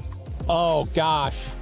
I got to say over 20 million. Over 20 is the correct answer. Let's well go. done. And right now, AGAL are the front runners to win $7 million if they can finish in first place. Right behind them, though, is Team Falcons. And I have a feeling we're talking about this because the Falcons are about to take the stage. Now, is there any concerns that this squad will make it into the top 8? Because if you make it out of groups, you battle into the top 8, you are guaranteed club championship points. I think the concern is real that they might falter. Really? Yes, because they have been struggling quite a bit recently, especially regionally. They didn't even qualify for the last major, which was shocking. And one of the teams that knocked them out was their opponent that they're going to be playing. So the worry is real for Team Falcons. Hercules, thoughts on this team, Rock and Green? Oh man, they're really good, but like everybody said, these teams have faced off against each other a number of times. Statistically, on paper, Falcons have this. However, the upset is not out of question. They look so good at the start of the season, but as you mentioned, for the Paris Major, did not qualify. You are back in that city now with a chance for redemption today, and we caught up with the one and only 2-time Rocket League EWC champion behind the scenes. Here's what he had to say. I'm here with Drali from Falcons ahead of your first match against R8. But before we get into that, EWC, you've won before. This time it's in Paris. How does that feel? Well, it feels good. I mean, the first 2 times I won it was in Riyadh. So in Paris, it's going to be a very different environment, and I'm excited to see what it's going to be like. And there's a lot of KC fans here. Obviously, you're on Falcons now, but do you think you'll get some support in your matches, being, formerly on KC? I mean, I hope so. I mean, yeah, KC has a great fan base, and yeah, hopefully. I'm sure you've been practicing hard, but I know you do like the other activities that we do have at EWC. I know you're a big fan of the table tennis, ping pong. Have you been playing much? Not that much. I've been practicing for EWC. I did play this morning, but at this point it's gotten boring because I just destroy everyone. He's a freak at table tennis. There you go, ladies and gents. And then the R8 match as well. Obviously, online, they've been pretty good. They've got a good record against you guys, beating you a couple of times, but this is different. It's on LAN. How confident are you in this match? I'm very confident. I'm used to LANs, and we've been playing very well in scrims, so I'm very confident against them. Awesome. Well, best of luck to Drali and Falcons. Doesn't matter what jersey he is wearing, he is a champion at EWC. Can he do it once again for the three-peat? I want to start with you, James. Thoughts on the legend who has been rocking out at this tournament? I think they can do it. I think that this could be the tournament for them to really ignite this end-of-the-year run. And you cannot count Drali out. He won on BDS, he won on K-Corp. Now he's going to try to get the triple with Team Falcons. On the other side of this matchup, we have to talk about R8. First of all, I did my tier list. Okay. I got a little bit of flack. I did not have R8 in my S, A, or B tier. Where do you have them? I would think they're in my B, actually. I highly rate them. I got to watch them just, I think, 2 weeks ago play in Saudi E-League. They surprised me. This is a team that is very much a sleeper pick. They've been flying under the radar, but beating everybody while they're under the radar. So they're definitely the ones to watch on my end. Well, they're definitely on everyone's radar after making it into this group. So, James, what is your expectation for a young star squad? I think they have the talent, but what they've been lacking is that experience on LAN translating at 13th, 16th is not good enough. Events. Yes. Yeah. So online, they've looked very confident. They've looked very composed. Really, the one player that I'm looking at is Mohammed for R8. Online, he looks insane, but on LAN, we have not seen him be able to hit that same level. I wanted to ask a little bit about the team. Do they have roles? Does everyone need to do everything on this squad? Is there a star striker that could be leading the squad at the end of EWC? I feel like striker role in particular is pretty open, to interpretation between the squads. It's more about who's going to be the lead aggressor. I think Mohammed is the one to watch. If he's not nervous, this guy's averaging almost 3 demos per game. And against a team like this, that's really important. You need it. They kind of mirror each other's play styles a little bit. It's just about pulling it off fairly clean. So blowing up goalies, key to their game plan today, or what do you think they're going to bring out? I just want to see the confidence on the solo plays, because a lot of times when you see teams a little bit uncomfortable, they tend to play boom ball. They're not really connecting on any passes. They're also not taking the ball to net and trying to make something happen all by themselves. So I want to see that confidence. I want to see them going for some crazy flip reset double taps, maybe even some double flip resets. I just want to see that killer instinct out of R8. Now, a reminder, we are in group stages right now. You have to win in groups if you want to make it to the playoff bracket. If you make it to the playoff bracket, you're making money. More importantly, you're also earning club championship points. We mentioned how impactful this is for a Falcon squad that has won the past 2 club championships. They're going for their 3rd title, and they're hoping for points in Rocket League. If they hope to make it out, though, this is the Group B bracket. Let's take a look at what they have in front of them, and of course, what we have in store. With KC winning against Wildcard, they're going to be our first team into that 2nd round, the decider match tomorrow. Now we're going to see Falcons going up against R8 Esports in that 3rd match on the left side. The winner of this will play either Gentlemates or Five Fears. So if I'm Team Falcons management, GMs, I'm saying hopefully Five Fears can pull off a major upset. I do not want to play the Gentlemates, who are very much still in the club championship standings. That is a big ask of that team. Five Fears may be in our D or E tier. If that happened, Puckett, I would eat an entire loaf of bread on stream. So a whole baguette. Oh, yeah. In one sitting. In one sitting, nonstop. Production, please clip this out. Five Fears. Trust me, I'm going to hype you guys up before this match. We are going to get into it. Best of luck hyping over all of the Gentlemates fans. We've got about 1:10 left here, so let's check in with the fan base over on esportsworldcup.com. You can weigh in and choose who you think is going to win. There's also, I think they said $300,000 in prizes given out, so you should get over there and join in on the play. Those that did chime in all seem to be Falcons fans. 91% to 9%. Do you think R8 deserves at least double digits? Absolutely. I mean, it should honestly be closer to maybe 60-40, 50-50. Oh, wow. It's going to, but as we saw, even for the tournament predictor, the fans, there's a lot of fans for Team Falcons that are tuning into EWC. 30 seconds to go. At least take 10 of them. Where do you see this match playing out? Do we get to a game 4? Ooh, oh, absolutely. The last 3 times these teams have faced off, it went to game 7 and game 5. This is going the distance. I'm hoping for the upset, though. You're going? I think this is upset. R8? Oh, yeah. R8 time. It's happening. Team Falcons. I predicted them to win the whole thing. And how many goals is Drawley going to score? Across the whole series, I think 4. 4 goals for Drawley. He's going Falcons. She's calling the upset. Weigh in right now on Esports World Cup. And of course, in the chat, let's send it to the stage.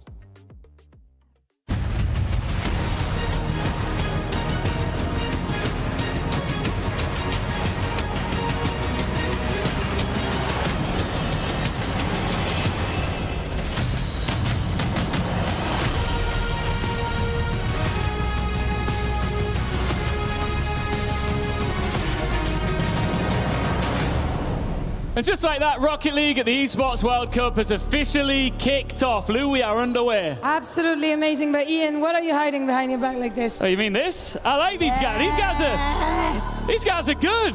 Man, they're the title defenders. Of course they're good. Absolutely. What a start for those. Let me see if I can just get rid of that.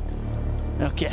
What a start. They're incredible. What a start, pretty solid. And even though this game was a bit predictable against Wildcard, I am sure that the next game is going to be a bit less obvious to predict. Absolutely. Let's welcome our next teams. It's MENA versus MENA, starting with R8 Sports.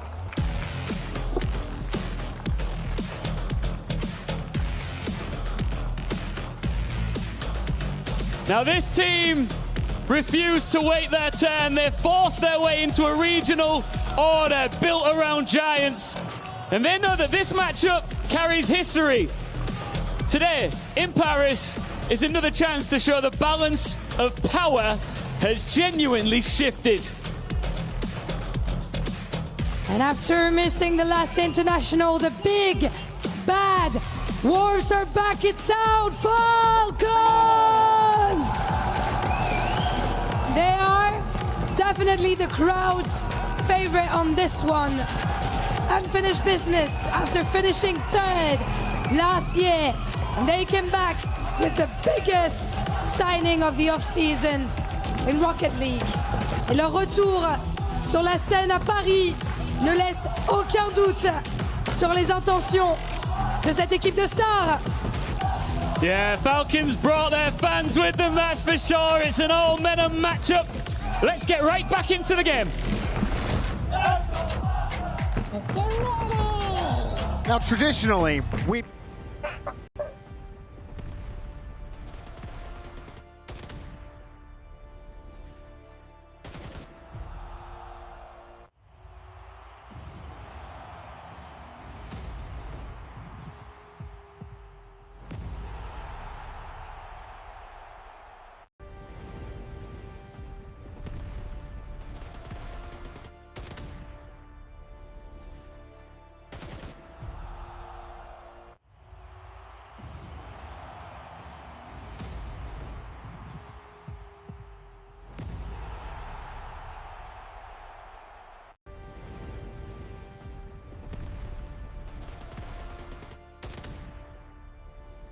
showed promise, they showed that they've got the potential, yet they did not come away with a series win, most crushingly perhaps losing to Furia in a reverse sweep.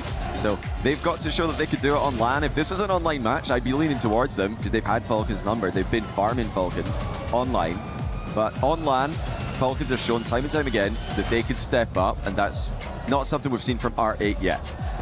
There was the last two times these teams played each other online. Saudi E-League, Falcons win that series. They went all 5 games, and then the Prime Series as well, I believe, 7 games.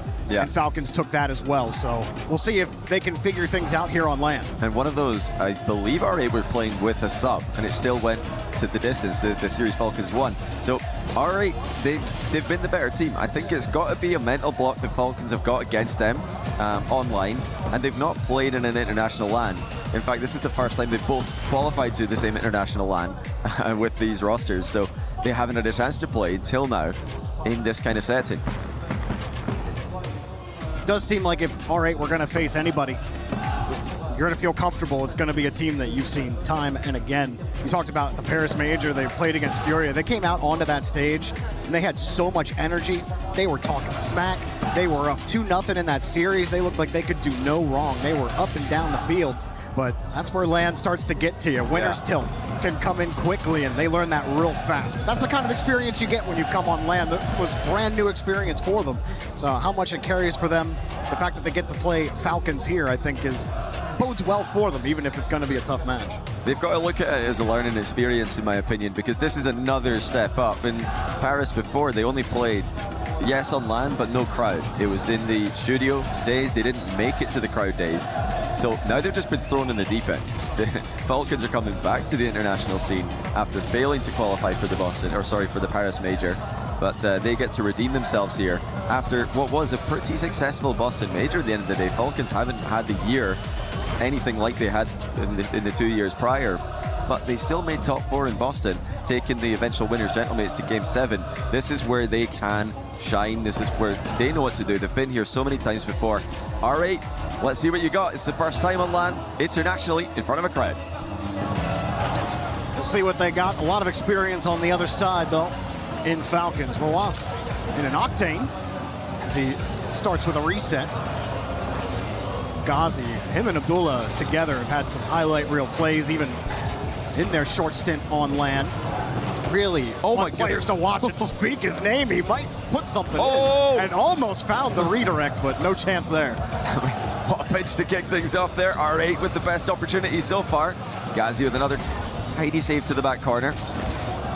But early on, I love that from R8, just their willingness to full send it. Oh, look out, the backboard double from Killiers hits the crossbar. Nobody covering that one from R8. Falcons get the ball right back. Net was open, but that was a tight angle for Drawley. Bang, bang hit for him. Falcons with control from the midfield. Killiers running into an R8 player.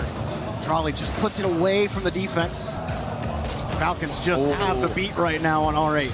And that was a risky drive challenge there in defense. From R8's perspective, Falcons have come close. That's an accidental side flip from Mohamed off the sidewall. It didn't really amount to much, but they are making small mistakes here. Abdullah with a bad clear there towards Falcons. R8 have got to clean it up in defense. Drawley faked driving the challenge. Rolas heavy touch, couldn't handle it. So R8 get a chance to breathe. Killiers up quickly, beats the first man.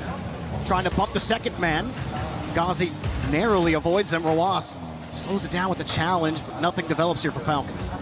Yeah, Ghazi's been key for R8 in defense so far. That was I believe an intentional side flip from Killiers as he leaves it for Drawley. Falcons look much more locked in of the two teams so far, but they haven't been rewarded with a goal. R8 been given a chance to grow into the game. Can Falcons put one past them before R8 hit their stride? Rolas demoed by Ghazi. Abdullah gets a free touch. You see Drawley trying to cover the high. Abdullah goes to the side wall. He does it all himself here, but no read will come. Rolas on the backboard, slips around, now back to the midfield line, has him running, has him going, but to 50, just denied. A good save there from Ghazi. Yeah, Ghazi again, massive defensive play. He's making sure to put all these saves towards the corner. Really limits Falcons' options with the follow-up chances. Rawas in the octane, not something we're used to seeing. Testing Mohamed on the backboard, that's not a good clear. Now Ghazi being tested in the same way, but the follow-up from Falcons comes through too slowly. I don't think they expected there to be an opportunity. Everyone tried to get set, also didn't want to take too much of a risk and give R8 a clean angle out. Is that a beret on Mohamed's car? I've just seen, has he got a beret on for the Paris EWC? He does. Look at that. And with the antenna too. That's fantastic from him. Just don't have enough character on the cars. Love seeing it. Still, I'm overall thinking Falcons have been the better of the two teams, but they've lacked that killer instinct that we're used to seeing from them. They're definitely holding back a little bit. They're not trying to commit everybody. Oh, Rawas, a huge redirect. Surely no, Killiers puts it into the crossbar. You've got to think that should have been a goal there. Rawas did so well initially. 9 times out of 10, Killiers is sinking it. Get a nice touch here. But that and the other chance where they had the 2-on-2 ground dribble play, they tried for the bump, but Ghazi was able to avoid it and make the stop. Those were the 2 chances for Falcons, but that one definitely should have been 1-0 for Falcons. R8 in the orange half. Abdullah sets it down. Has some trouble recovering. Rolas wants a hard hit downfield, but everyone back behind Rolas. Falcons will just play defense. Yeah, a minute to go, still all even in this game. R8 will count themselves lucky for that fact. Falcons will be absolutely devastated if they can't win this after all the chances they've had. R8 continue to hold on. Mohamed completely dusted by Clears in the midfield as Falcons look to establish that pressure. Back pass goes awry. It's out to the middle for Awas. He can't get the top corner past Abdullah. Falcons again pressuring. R8 keep getting away with it. An errant touch turned into an opportunity for Falcons, and they were scrambling to get back in front of the box. Now back on offense, but they're just pot shots and nothing really threatening for Falcons. As Mohamed tries to get control of this, Clears barrels into him. Rawas was hoping for the midfield boost. Did end up getting it, recorrects the path, looking for a 50, and there's just nothing. Yeah, final few seconds of the game. R8 just holding on. Can they make it to overtime? Drally bumps Mohamed off the back wall. Clears doesn't have a lot of boost to work with, but Rawas does. He commits from third, but now here come R8 on the counter-attack. Late chance for the youngsters, 50 mid. The bump on the goalie's huge, but nobody's up for it. Mohamed was in the middle of recovering. We didn't see it on cam, but might have gotten harassed. Either way, he wasn't in the position he wanted to be, and R8, we talked about it a couple times, gotten away with getting to this overtime. Clears missing an open net earlier here in game one. R8 have a chance to steal this away from Falcons, but it's Falcons that start on the blue half. As R8 trying to find some control, Mohamed collected that corner boost. Ghazi couldn't handle the ball. Now it's Mohamed to have to play defense, get everybody back into position. Drawley takes it away from him and gets it right back to Rawas. Rawas looking for Clears on the pre-jump. Everyone diving there for R8 to keep the ball out of the net. And Falcons still covering the Clears. R8 having trouble getting past the midfield line.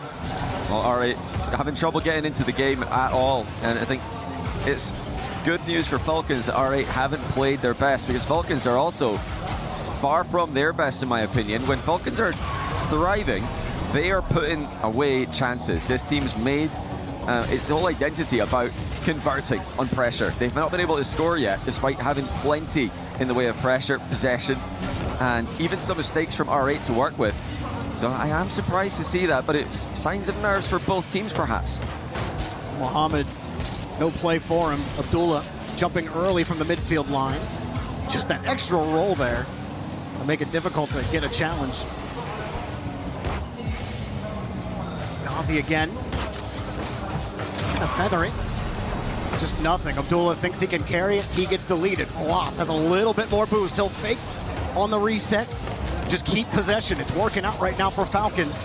Just looking for that quality opportunity. They haven't found it just yet here in overtime. Mohamed will find a clear out, and R8 survive on defense again. Oh, a nice bump on the back wall. Abdullah looking for a way through. Can't find it. Now here comes Mohamed with the reset. Looking for the dunk, but it's just denied by Clears. One of the best chances of the game so far for R8, but where's the follow-up now? Clears are just walking the ball down the line. And R8 are right back to where they spent most of the game, in the defensive third. The feint, but Clears actually gets bumped on the play. This gives Abdullah space, but just don't have to stretch for that ball. Tried to flip back into it, and they still can't get really clear possession. Maybe he let that go on purpose, but no one from R8 certainly was ready for a free shot for Falcons. And that one down. Across the corner, R8 look like they're almost getting an opportunity, almost getting a shot on net, but it's just not enough. Clear swings wide, back to Drawley, off the bar! And that's just unforgivable. Drawley's got to hit the target there, and if he's not hitting the target first time, he has to double tap that. The goalie was completely out of position, forced out of position by pressure off the ball. Once more, Falcons have squandered a chance. This time, R8 there to meet him at the punch. They might get a chance, boosting down, faking the touch. And he was a little far away from it. I'm sure Falcons weren't too fooled. Quick pass to the midfield. Clears. Oh! Power shot. Game one goes to Falcons. It's about time. But one twin to the other. A little wiggle by Clears. Gave Rawas time to compromise the goalie's position again. And this time, they do not make a mistake. Took plenty chances though. I think Falcons should have had that game in regulation comfortably by more than a goal. They had 18 shots to just 4 of R8. That's one of the most one-sided shot differentials you're going to see all week. I mean, they were scrambling on defense. R8 just could not get a hold of the ball, and some really unfortunate either the whiffs and leaving the ball for free in the third. Falcons just had so many free chances. That one right there should have been game. It was a good save, but again, should have been a follow-up goal. I don't know what's up with Falcons today, but R8 are just a bit too scared in the midfield at times. There, you've got two players in defense. They're both retreating. Somebody's got to pressure the ball there. You don't want to give Rawas time to pick out the pass, and then Kalir's time to find his shot angle as well. But R8, you know, I think the main issue for them is more the fact that they are not making their controlling touches in defense. They keep on miss-hitting the ball, missing it entirely, or you know, just giving it away with unnecessarily heavy touches. Again, they're struggling to produce when it's that step up, or whether it's a LAN and now in front of a crowd. You know, you've only got so many chances. If we had the possession bar, I think we'd see like over 60% for Falcons in that game, if not even higher. There was just absolutely nothing for R8. Even when they were trying to control the ball, Falcons got physical. They had an answer for everything. And I mean, the pace difference, Johnny, when we talk about the experience on LAN and the ability of a team to control pace of play, Falcons really showcased that, especially in overtime. How often they weren't trying to force every opportunity, really just trying to control it, letting R8 play into their own corners. They were happy to take those challenges as long as they controlled the midfield, because they knew they weren't giving it up and were just waiting for the prime opportunity to actually take shots instead of just taking every risk. R8, they're not even in a position to take risks right now. Yeah, they need to get into the game here. They've got to, you know, have a much higher level in this second game. You don't get time against a team like Falcons to come back 3-2 in this, in my opinion. I think R8 have to win this second game if they're going to win the series. Just also to convince themselves that they can play at this level against a team that they've been better than online time and time again. But you've got to also remember, as well as the inexperience, this is one of the youngest, if not the youngest team at the tournament. Mohamed, I believe, is the youngest player at the tournament. So these guys have got tons of potential. It's not the end of the world if they lose this series. They can still absolutely make a run out of the group. But for them, they'll just want to play their game. You know, messing up movement mechanics, flips, accidentally flipping off the wall. You don't want to see any of that. They just got to take a little bit of time with every single wave dash, every single decision. Don't just rush into it and panic because you're up against Falcons. Well, shout out to our statisticians here at EWC. Yeah, R8 spent over 3 minutes in their own half. Now, you know, half-to-half stats usually aren't that much of an indicator. They're usually pretty even. But if you're spending over 3 of the 5 minutes of regulation in your own half, yeah, you're probably not having a good time. Falcons going to start with possession. R8, can they start early here? Can they force Falcons to actually respect their approach? Will they even have an approach as Falcons take control? Trolley loses the ball there. Tried to finesse it. No chance at it. Abdullah, no boost. And trying to fish it to him with no boost there is a ballsy play. Yeah, that would have been something. Now, when R8 when they do well online against Falcons, they're going to struggle here. Like, yeah, they conceded. I mean, good timing by Kalir's. Completely fakes out the first challenge. Don't even get a chance to praise R8 online because Falcons have scored again. Abdullah just getting bumped multiple times. Couldn't get back to the goal. Straight shovel out of the play. Nothing they can do about it.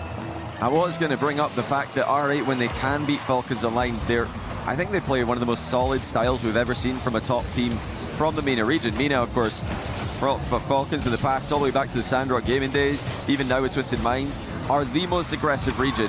R8 managed to find success against Falcons by still being consistent mechanically in offense, but having a more measured approach. Right now, we're not getting to see that because they are not making good on their touches. We're seeing so many bad clears from R8 where they're completely giving the ball away in dangerous positions. Getting about the most possession we've seen them have in the series so far. Up the side wall we go. 50 out. You saw second man playing behind Mohamed there. Nobody playing the top of the box, and there's just no pressure on Falcons, even though they do get an extended stay there in the orange half. And it's interesting as well to see Falcons, you know, they're still trying to prove that this was a good idea to pick up Drally instead of TRK. They've definitely lost a bit of offensive firepower since letting TRK go. He took all of that with him to Twisted Minds, it seems. They're not lacking in that regard. But Drally can bring that defensive solidity. You know, you think about Drally and Rawas, so difficult to get the ball past that pair. You think how much that'll give Kalir's confidence going forward. And he did, oh yeah, looking pretty good here again. Kalir's to Roas. I mean, this just seems like a foregone conclusion, as once again, they're just allowed to get far too close, and they're starting to hit the target. That's an absolute dot from Ross as well. Two defenders in a not so terrible position. Like Kalir's, obviously Ghazi had to catch up because he has to respect Kalir's approach on the ball there. But still, Ross's shot, excellent stuff. Just too much. And this is the Falcons. You were hinting at it with Drawley just now. It's kind of what we expect from this team, especially with the Twins and how effective they've been through both iterations of this team. And that pain period where you're trying to get used to a new member of the squad. Falcons look every bit as potent as they usually have. Ghazi trying to set something up with a reset. Abdullah next up. Nothing though, easily defended, and nice structure here from Falcons. Yeah, again, the midfield's completely free. I mean, R8 are not contesting it. They might have a chance of the counter here, though. How open is this? Don't miss it. New spawn. Oh, it does just go in as R8 get their first goal. Of course, with the demo player being able to choose where they respawn, I was wondering, is he just going to spawn in and save this? But no, it's too late. Kalir's couldn't get there either. R8 have their first goal. No! You got to take it when you can get it. And it's amazing what one goal can do when you've been left scoreless for over 10 minutes, where you include the overtime. Now Ghazi going to get back to the ball. R8 are going to need a little bit more than just a hopeful demo in an open net. So maybe they get something here. Muhammad, a ton of boosts. Tried to force the 50, and Ross skirts right by him. Abdullah next up. So Ghazi playing deep, trying to rip the challenge away. It just keeps getting away from the rotation of R8, not able to be in an advanced position on these 50s. This touch goes down. Falcons happy to take it. R8 do get a corner boost out of it. Roas trying to recover. Everyone's set up here. Drawley not feeling too much threat, and a good cut off there on the blindside challenge by Roas, and he keeps the ball. It's a better sequence from R8 where they are starting to find each other in the pitch. The passes are, much more often attempted, especially compared to earlier.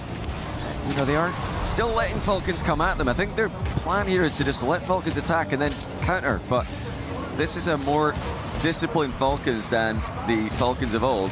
I don't think they are going to overextend from a position like this. R8 are going to need to work for the goal. They are working here, but no goal with just a minute to go. Even there, Abdullah, he was challenging from, looked like the weak side of the rotation, couldn't force it in front of the box. Demo, but it's still a Falcons shot. Abdullah looking to put it into space. He just put it right into a Falcons car. Time running thin for R8. Unable to get control of the ball, unable to even get to these 50s, just barely getting to that one. This one off the ceiling. Now a go-ahead ball downfield to him. No, he's not able to get it. Good challenge from Falcons again. Kalir's there to take it. And the bumps, R8 are trying to get them, but they're just not finding it. The backboard looked open there for Falcons again. It's been open for a lot of the series. R8 not covered in the most dangerous options Falcons have got. This time they do cover the backboard. Look at the transition to the mid pass though. I mean, Falcons are so quick to switch up the attack of angle. You saw Ghazi immediately trying to react to it as well. They end up running into each other, still get the save. Ghazi with 10 seconds, got to get going. But Kalir's has stuffed him. Moving it again, no 50 there, but Roas is right there to pick up the pace. Abdullah tries for another clear. R8 are left without anything in the tank here. Nothing in 0 seconds. Falcons one away from a sweep. Yeah, a more, I think, promising second half of the game. But I'm still very concerned for R8 in this series. I mean, they're obviously down 2-0, but it's just taking them so long to get going. If this was game one, if they struggled in the first half and then they picked it up in the end of game one, I think they'd be right in this, but yeah, it's taking way too long. They're still leaving a lot of defensive openings. I think they've just kind of panicked in a lot of cases where everybody's covering the net, no one's challenging for the defender behind them. And that's just what happens when you're nervous. Everybody panics, everybody goes back to the net. Mid pass is open, the backboard's open, midfield is uncontested. And that's what Falcons won. I mean, they even had it was like 2 opportunities where they get the challenge they want on offense when they are on offense. And then nobody's top of the box. Nobody's there to challenge in front and actually pressure Falcons in front of their own net. Everyone's playing so safe. It's like the few opportunities you're getting on offense, you got to start taking some risks on that side of the field because you're not getting anything done offensive. Even with 7 shots on net this time. Yeah. Not many of them were something you want to write home about, though. Like, yeah, they're statistically much closer, as a lot of Rocket League games are at this level, when you look at the shot totals. And I think it made sense. That game was more back and forth. But I still prefer the chances Falcons are creating. They look far more likely to result in goals right here. I mean, this is just tough to defend. It's defended well by Mohamed. Again, they're being asked to do a lot here. Much easier read for the attacker in that position. Abdullah with a hard clear downfield and a little bit more juice on it. Maybe he beats Clears there. It's demo from Ghazi, and again, we just catapult the ball, and we hope it hits the stone wall. So far, every rock is missed. Yeah, I think I would like to see a controlling touch there. You know, it's good to thread in a hard clear every now and then, but usually you want that to be the switch up when a team is pressing up high and defending the midfield line instead of defending their goal. The Falcons are sitting quite deep at the moment, so I think the hard clear focus has to stop. Good save there by Mohamed. So again, threats are coming in from Falcons. Everybody's in the near post for R8. They've got to spread out a little bit here if they want to cover the attacking angles that Falcons have got. Abdullah up there quickly, and Trolley just completely stuffed him on the 50. And Abdullah getting chased around. Trolley just couldn't quite get his nose behind the ball. R8 get a chance downfield, looking for it, and wow, a save goes off the bar, ripped, credited to Clears. And now a return fire. Abdullah's got the save and caught here by Mohamed. Well, that was ricocheting about the pitch pretty quickly, but R8 managed to stay up to pace with it. They are growing into the series. It's taken them too long, in my opinion, but they are starting to look more like themselves. We're not seeing, you know, hesitant flips and accidental inputs. There's another boost steal being attempted there. It did come through there for R8. Thanks to the still pretty recent addition of the glowing boost. It's got everybody sitting on the boost pads again, like it's 2015. Uh-oh. Little bit of a mistouch. Oh, what a save! Off the top of the net, Clears keeps it even. The best chances R8 have had so far, and still they can't find the back of the net. Oh, look at this. Great double. It doesn't matter. This one's in. Yep. There you go, Abdullah. 1-0 R8, their first lead of the series. Oh, look at Mohamed, though. With the ground double in the setup. He goes low with the second touch as well. Both defenders thought he's going to go top shelf with that. That's most often where the ball will go. After a ground double tap, players look to switch it up and go high again. Mohamed goes low twice. Completely fills Falcons. It could be 2-0. That's just in. Kickoff goal.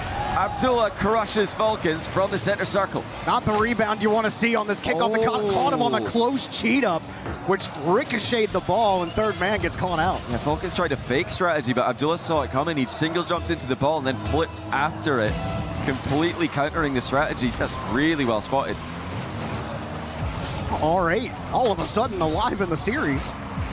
We talked about their last LAN appearance. They were the ones who went up 2-0 early in the series and kind of fell off. But this series, they were kind of slow on the uptake. This time, starting to find their stride. Trolley can't find the net. Great job there from Ghazi on defense. Yeah, not only defending the net, but also collecting the ball and picking up the back corner boost as well. Just Ghazi doing everything there. Falcons trailing by 2. You know, if they somehow start to lose this, another miss there. They've actually missed twice now, Falcons. Remember, this is a team who've been farming them online, and they can't be all that happy about that, so... I mean, look, you say farming, but every series they've played have gone to match point. Like, their last 4 series have gone to match point. They're being match point farmed. Okay, there you go. It's just, you know, sell the story a little bit. Match farmed. I mean, it's not a good feeling for Falcons, who've been so dominant over the years in MENA, to be losing to the young upstarts so often. You know, losing just once would be annoying for a team like Falcons, but you're losing every time. Oh, wow. No way. What? Absolute chaos in front of the net here. It's a great save to start, but then everybody's diving for it. Nobody can get the touch.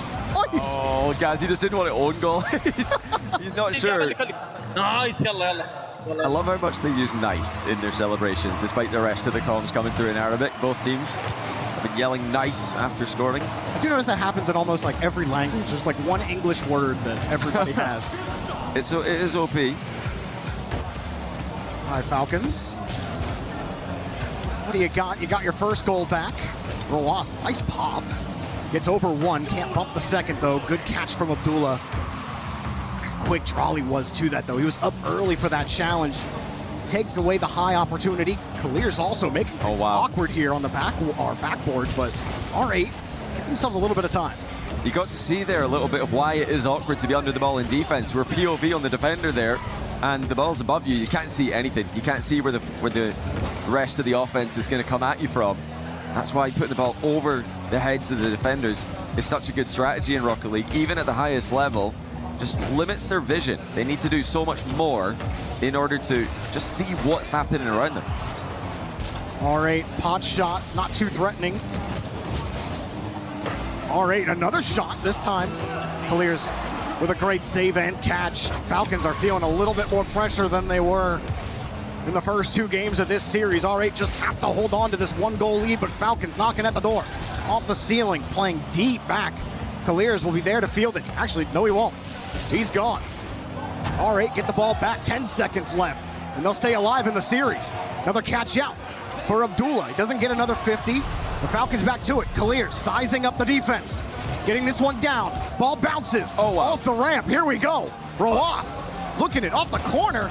Lets it drop and come straight out. He's up for it. No contact. R8 prevent the sweep. Survive in the series. I'll tell you what, that was a good attempt there by Falcons at the end. We could see Roas had no boost as he was faking out for his teammates come through. You can't ask for much more than that center ball. Just smashing the ball into the back corner wall. It was Mohamed early on for R8, who completely fooled Falcons in defense, had everybody guessing wrong where the ball was going to go, and then Abdullah read the kickoff strat. He saw that fake coming, and he completely blocked it. Scored solo, and an important goal as well. Falcons got one back, so that read on the kickoff from Abdullah, or whoever else called it in comms, actually won the game for R8. R8, 12 shots to Falcons 7. First time R8 have outshot Falcons in the series so far. Definitely felt like it, and you felt more of those 12 shots from R8 this time around. Yeah, this was by far the best game, and this is more like what we're used to seeing from them, so it's good that they can now get to show people what they're about. And now the ball's back in Falcons court. Can they avoid the mental winner's troubles that they've been having against this R8 squad? Because if R8 win this next game, you know Falcons are going to be thinking, you're joking, not again. Not another loss to this team in particular. This is a massive game for. If R8 can win it, they might in fact be favorites. R8 trying to push Falcons a little bit higher on the tilt-o-meter. See if they can get it done here in Force Game 5. Abdullah gets that first 50. Well, they run into each other there. Ghazi does have Abdullah coming back, so that one not too dangerous, but gotta be careful here in the corner. Any even slightly loose ball, Falcons are immediately on top of. Case in point, this one weak shot, just getting there was Mohamed. He had someone behind him trying to bump him out of the play. Abdullah also gets 50 down, and Kalir's will take control. The fake, back to Roas. Nothing. No, the backboard covered there. That's a promising sign for R8 in defense. They're not panicking and just going straight to the net. The challenge coming through as well. Still awkward at the near post. Falcons looking to find a way through. There it is! As Kalir's finds the bottom corner at the exact same time that the bump lands on the last man. Drally cleaning out, and Roas as well, actually both get in contact on the goal. Kalir's fortunate the post bounce works to his favor there. Definitely made that one a little more difficult than maybe he had to, but you take it, it goes in, no problem. R8 right back to where they were just over a game ago, down against Falcons. Plenty of game time for him to get it going as Roas chain dashes his way out of the rotation, and Abdullah can finally slow things down. R8 get a chance to get into offense. Look for those boost steals. There is one being attempted there. It wasn't available to be stolen by Abdullah, but that's been a focus of them and helped them out in winning that third game. So some more patient approach to offense. Again, just pathing over that corner boost on the way out. It's just a classic strategy in Rock League these days. Another 50 on the goal line. I feel like the ball's been awkwardly on the goal line for R8 so many times this series. This time they do get it away. Even a couple times on this side of the field too. The one where they got the demo, got the 50, but then there was another where Falcons got a save. A lot of very tense play on the goal line today. R8 starting to lack beyond that midfield line. They'll try to cannon shot the ball. Give themselves a chance at a 50 here. Abdullah does get a touch. Called off by Mohamed, but mishandles the ball. Yeah, didn't get the first touch he wanted there. Trying to take control. Oh, chance on the counter. Actually had a passing option across, but opted not to go for it. R8 are warming up here after Falcons' good start in Game 4. And they come back from behind. They've not been able to do that this series so far. Is everybody looking for the ball in the back corner there? Abdullah does come away with it. Maybe a little bit of unnecessary team bumping going on, but they get away with it. Ghazi was getting ripped by both teams there. Nice catch from Abdullah. Make sure he gets the boost. Can't get back to the 50. Rawas also diving. Up high. Drawley gets that first 50. Falcons happy to wait for that touch. Rawas gets a clean one. Back to Kaliers. Kaliers' shot is denied. R8 in survival mode right now in the final 2 minutes of game number 4. And it gets a little worse. 2-0 for Falcons. Absolutely love that from Drawley. What a pop on the first touch. And then not only puts it past the last man, but he's looking for the bump on a goalie that's been forced to reverse away from the play. It's the physical plays from Falcons that have opened up the defense. Now R8 are in real trouble. They get the quick pass off the kickoff. Ball rips away from him though, and Drawley just completely nullifies anything Abdullah tries to do. Drawley does it himself, and Rawas steals his points.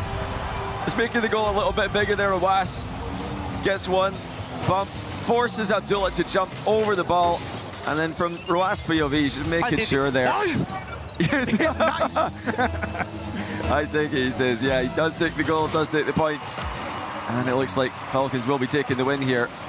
R8 took too long to get going, and this is what happens when you take too long to get going against Falcons. They are going to have a game at some point where they just dominate.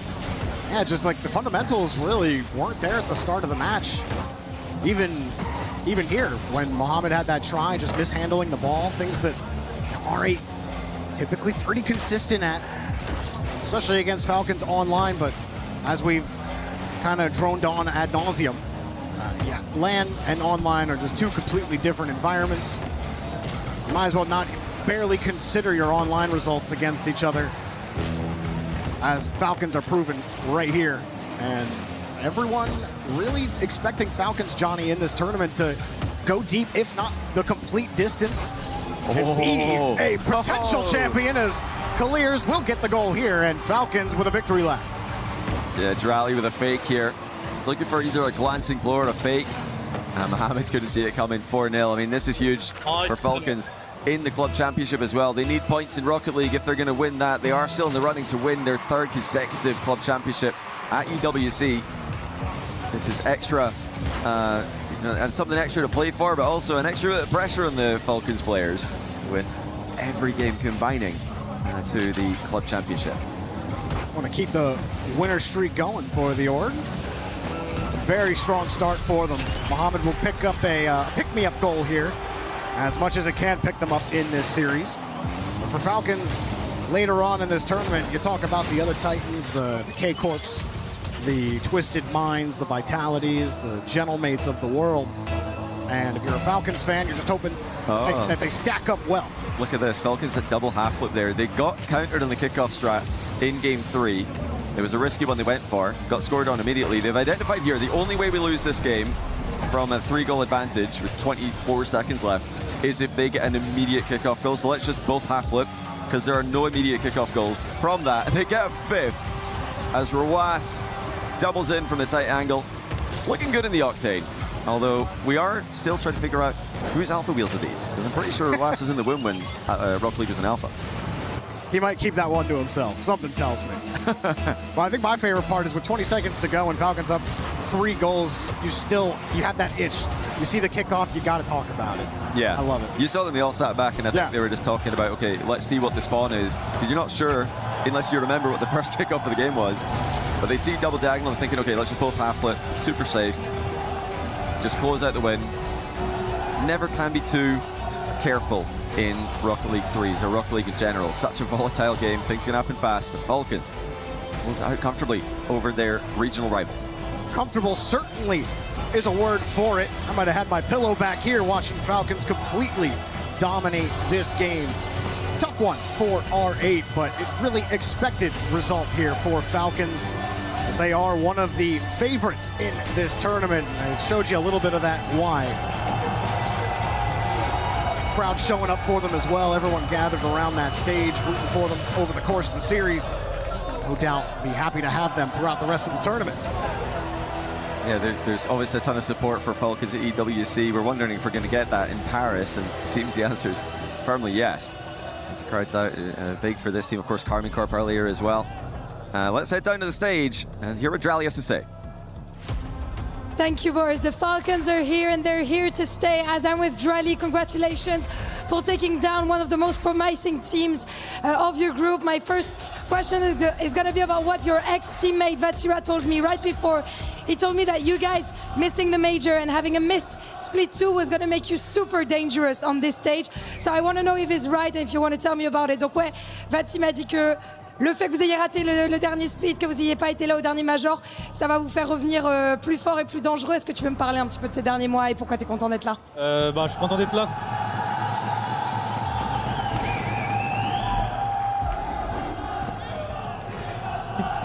Alors, je suis content d'être là déjà parce que c'est à Paris. La France, c'est un peu le pays de Rocket League. Et Vatira a raison, honnêtement, même lui il l'a vécu en 2024. Ça nous a beaucoup motivé le fait de ne pas s'être qualifié au Major de Paris. Et voilà, en entraînement ces derniers temps on est très très fort. Donc ouais. Magnifique, magnifique finalement.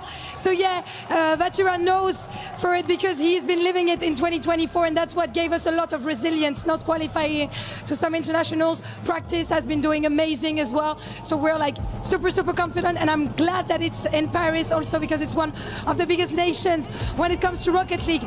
And you've been used to big French crowds, but here in Paris, the Falcons fans are very, very numerous. Tu le sais, il y a énormément de fans Falcons ici. Donc est-ce que tu veux leur dire quelque chose, either in English or bil Arabiya, as you want? Dima Maghreb. That's all. Dima Maghreb and that's it. Well, I already tell them all the time that I love them, you know. So I don't have much else to tell them. Thank you guys for being here. You're very passionate. I love you guys. Very passionate, so are you, Drally. On est tous très contents de t'avoir ici à la maison, évidemment. Thank you so much for joining me. Good luck for next games. And the second French team is about to hit the stage. Stay with us.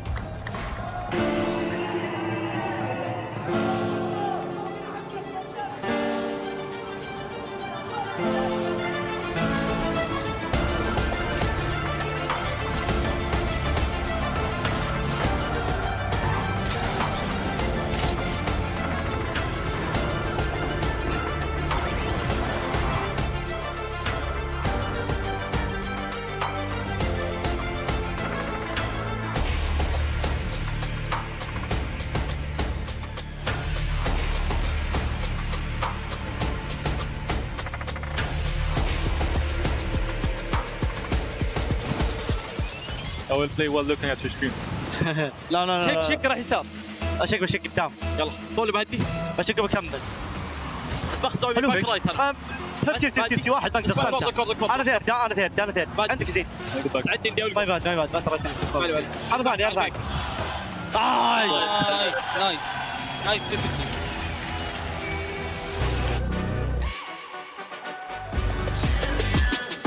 This ain't no regular thing. Came for the ring, you know what I mean. You see my name in the lights, better get right, champion.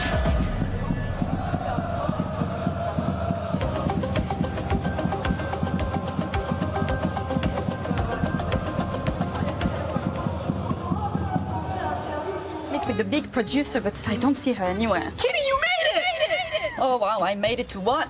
To the best experience of your life. Come on inside. Come on. I don't want to. Come on, let's do it. Not after last time. Okay, but what if I told you we're making perfume today?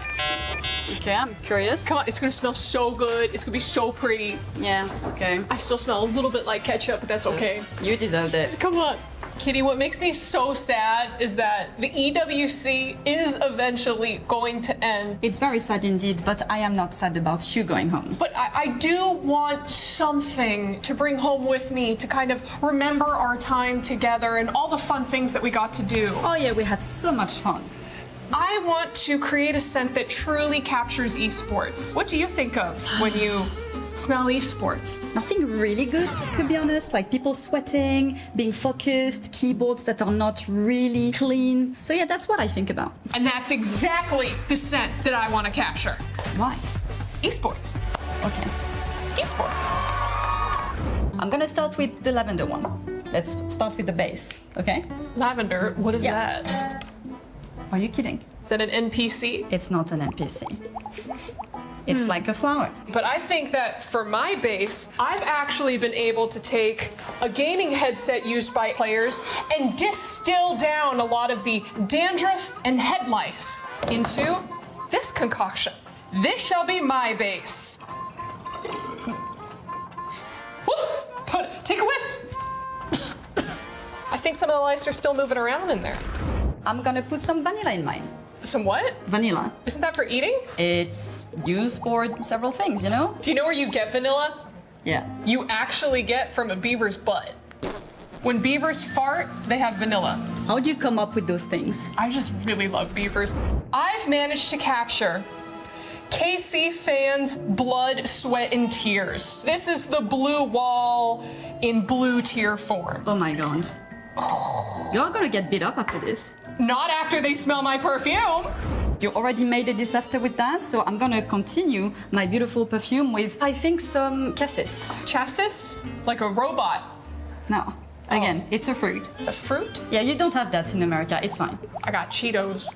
Yeah, I know. But for my next part, I actually got the finger gloves of players. And we're just gonna go ahead and add a little bit of sweat. Ew. That's atrocious. Yeah, but it was from Team Spirit. It smells like victory. It's not gonna bring victory into your life, trust me. I found one of the jerseys from the team that's gone to 23 back-to-back tournaments. So what this smells like is pure failure, desperation, and yet some resolve. Oh god. Overly why? Is it in? You can really smell the failure. I have it right in front of me. I managed to take one of the keyboards off the stage, and what I did was I removed all of the dead skin cells and food junk and crust, and I put it into this liquid form. But here's the thing, it is very potent, so we can only do... Oh, I missed. Oh god. Don't do it! Okay, I'm sorry. You're disgusting. I managed to take all of the Cheeto dust out of the controllers that were on the stage and create this. This couch cushion from one of the practice rooms. I heard that the players did not leave this baby for 24 hours straight. And so we got this beautiful essence. This is gonna be a fantastic perfume. I feel like we just gotta mix it up a little bit. Oh god. Smells amazing. You have no idea how amazing this smells. It smells like resolve. It smells like perseverance. It smells like desperation. It smells like esports. Don't put it near me. Just a little bit. No. I promise. I Can you don't just try? Oh! Ooh. It's disgusting. That'll come off. I promise. That'll. Oh god, don't touch me! Don't touch me! You're me off. Every day I come with her. Every day she's something up.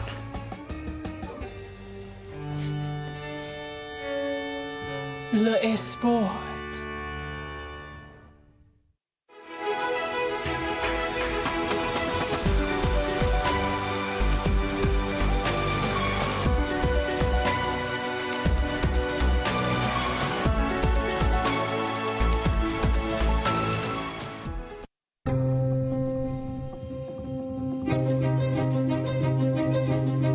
won't find her outside. She's mysterious. You won't find her in the kitchen. She hasn't cooked in years.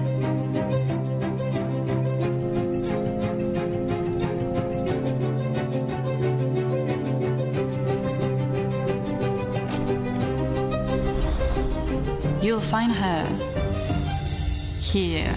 Get wrecked. No, that hitbox is cheap. It's cheap. Oh, I hate this character. On day 4 of a gaming bender, with no time to sleep, or move, or shower. She is sedentary. She is sterile. She is gamer. You. Essence of e-sport. Eau de toilette.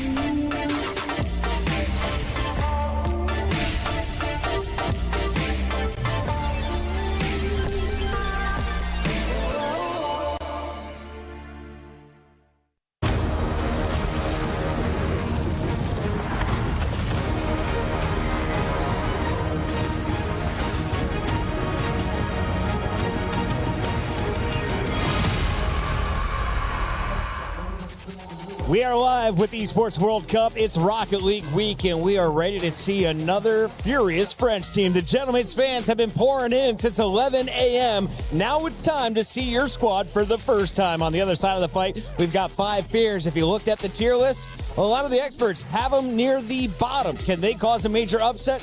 Their first opportunity is in a few moments. Before we get into that, I got to introduce our desk. Gentlemen, first of all, can you continue the challenge of introducing each other? Who is this gorgeous man with red hair next to you? He is the fiery ginger goddess of which I have tied my life to, Cool Cole 93. Wow, that was beautiful. That's good. And who is this tall one? Recently married, is not available anymore, ladies and gentlemen, unfortunately. Stumpy Goblin, looking fabulous as ever. Incredible work. Before we introduce other people, actually, they don't even need introductions. So let's just bring them on. We got Kataga and Itachi. Gentlemen, can you hear me over from the co-stream over with the Gentlemen's? I think I hear them. I think they're coming. It's so loud in here. It's very loud in here. The Gentlemen's fans are pounding drums. I'm about to put in my second earpiece. Hey. Kataga, I missed you last week. I got to hang out with Brox, but now you are here. Tell me about the Rocket League team, because you guys scored more club championship points last week. Now you're a favorite to make a run for top 8 in Rocket League. J'ai rien entendu. We are so hyped and so pumped to be there at Rocket League. I was not able to be there for Call of Duty, but you had my man Brooks, and I think we gonna do very well things at Rocket League this weekend. So let's see. I'd like to direct a question to Itachi. Firstly, lovely to talk to you again. How are you doing, mate? I hope you're doing well. Nice to hear you as well, my friend. Nice to hear you. Itachi, this team is considerably better now that you are not playing for them. What's different? What's different now that this team has obviously gone on for so much success? First, I want you to show me some respect, my friend, okay? Okay, you're shitting on me. I'm sorry. All good. Just be careful. And secondly, yeah, they are really good. It's the best move they could have made to kick me from the team. True story. Now they win majors, they win regionals, maybe EWC and Worlds. Let's hope for it. But yeah, it's the best move they could have made.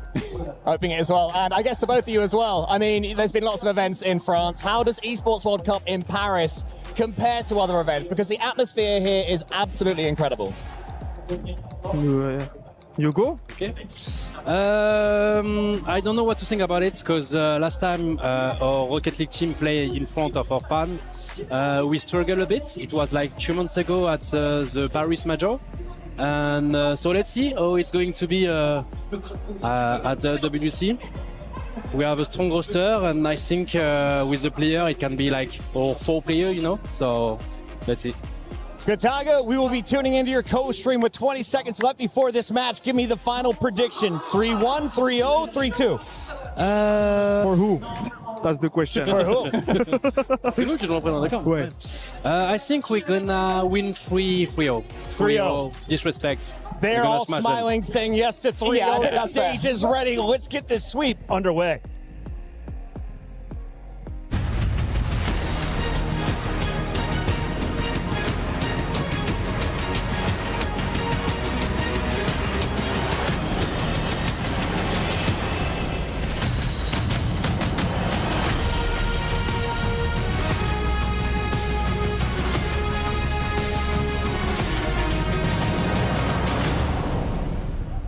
Mesdames, messieurs, quelle belle journée, zéro problème. Pour l'instant, les chouchous et les favoris du public ne font que de gagner. Et je pense que la prochaine équipe française à monter sur scène ne fera pas exception. I am very, very excited because, Ian, I'm gonna tell you, we got on that first match 3 games. Yeah. Second match 4 games. So I'm telling you, this game we're going 5 games. You think? It's good maths. Kinda. Here's one thing that I know for sure. Look, there are no guarantees in Rocket League, but we do have one right here. We've got another home crowd favorite about to step onto the stage. The mates are in the building. Oh yeah, they're in the building and they're about to get loud. So you must be brave, you must be fearless to face them. And their opponents have not 0, not 1, not 2. Welcome, 5 Fizz! There's no pity for the brave. They are getting booed just like all teams facing the favorites. But this Sub-Saharan Africa, they sent their #1 here in Paris. First test, a major winning European side. Let's see if 5 Fizz can get loud and scary in Paris. And their opponents, bienvenue, Gentle Mates! Paris, their home. Gentle Mates arrive as proven major winners with a crowd ready to turn every challenge, save, and late goal into home advantage. They're not here to enjoy the atmosphere, they are here to use it. Vous avez un choix à faire, mesdames et messieurs. Voir la vie en rose ou voir la vie en bleu as our third game starts now.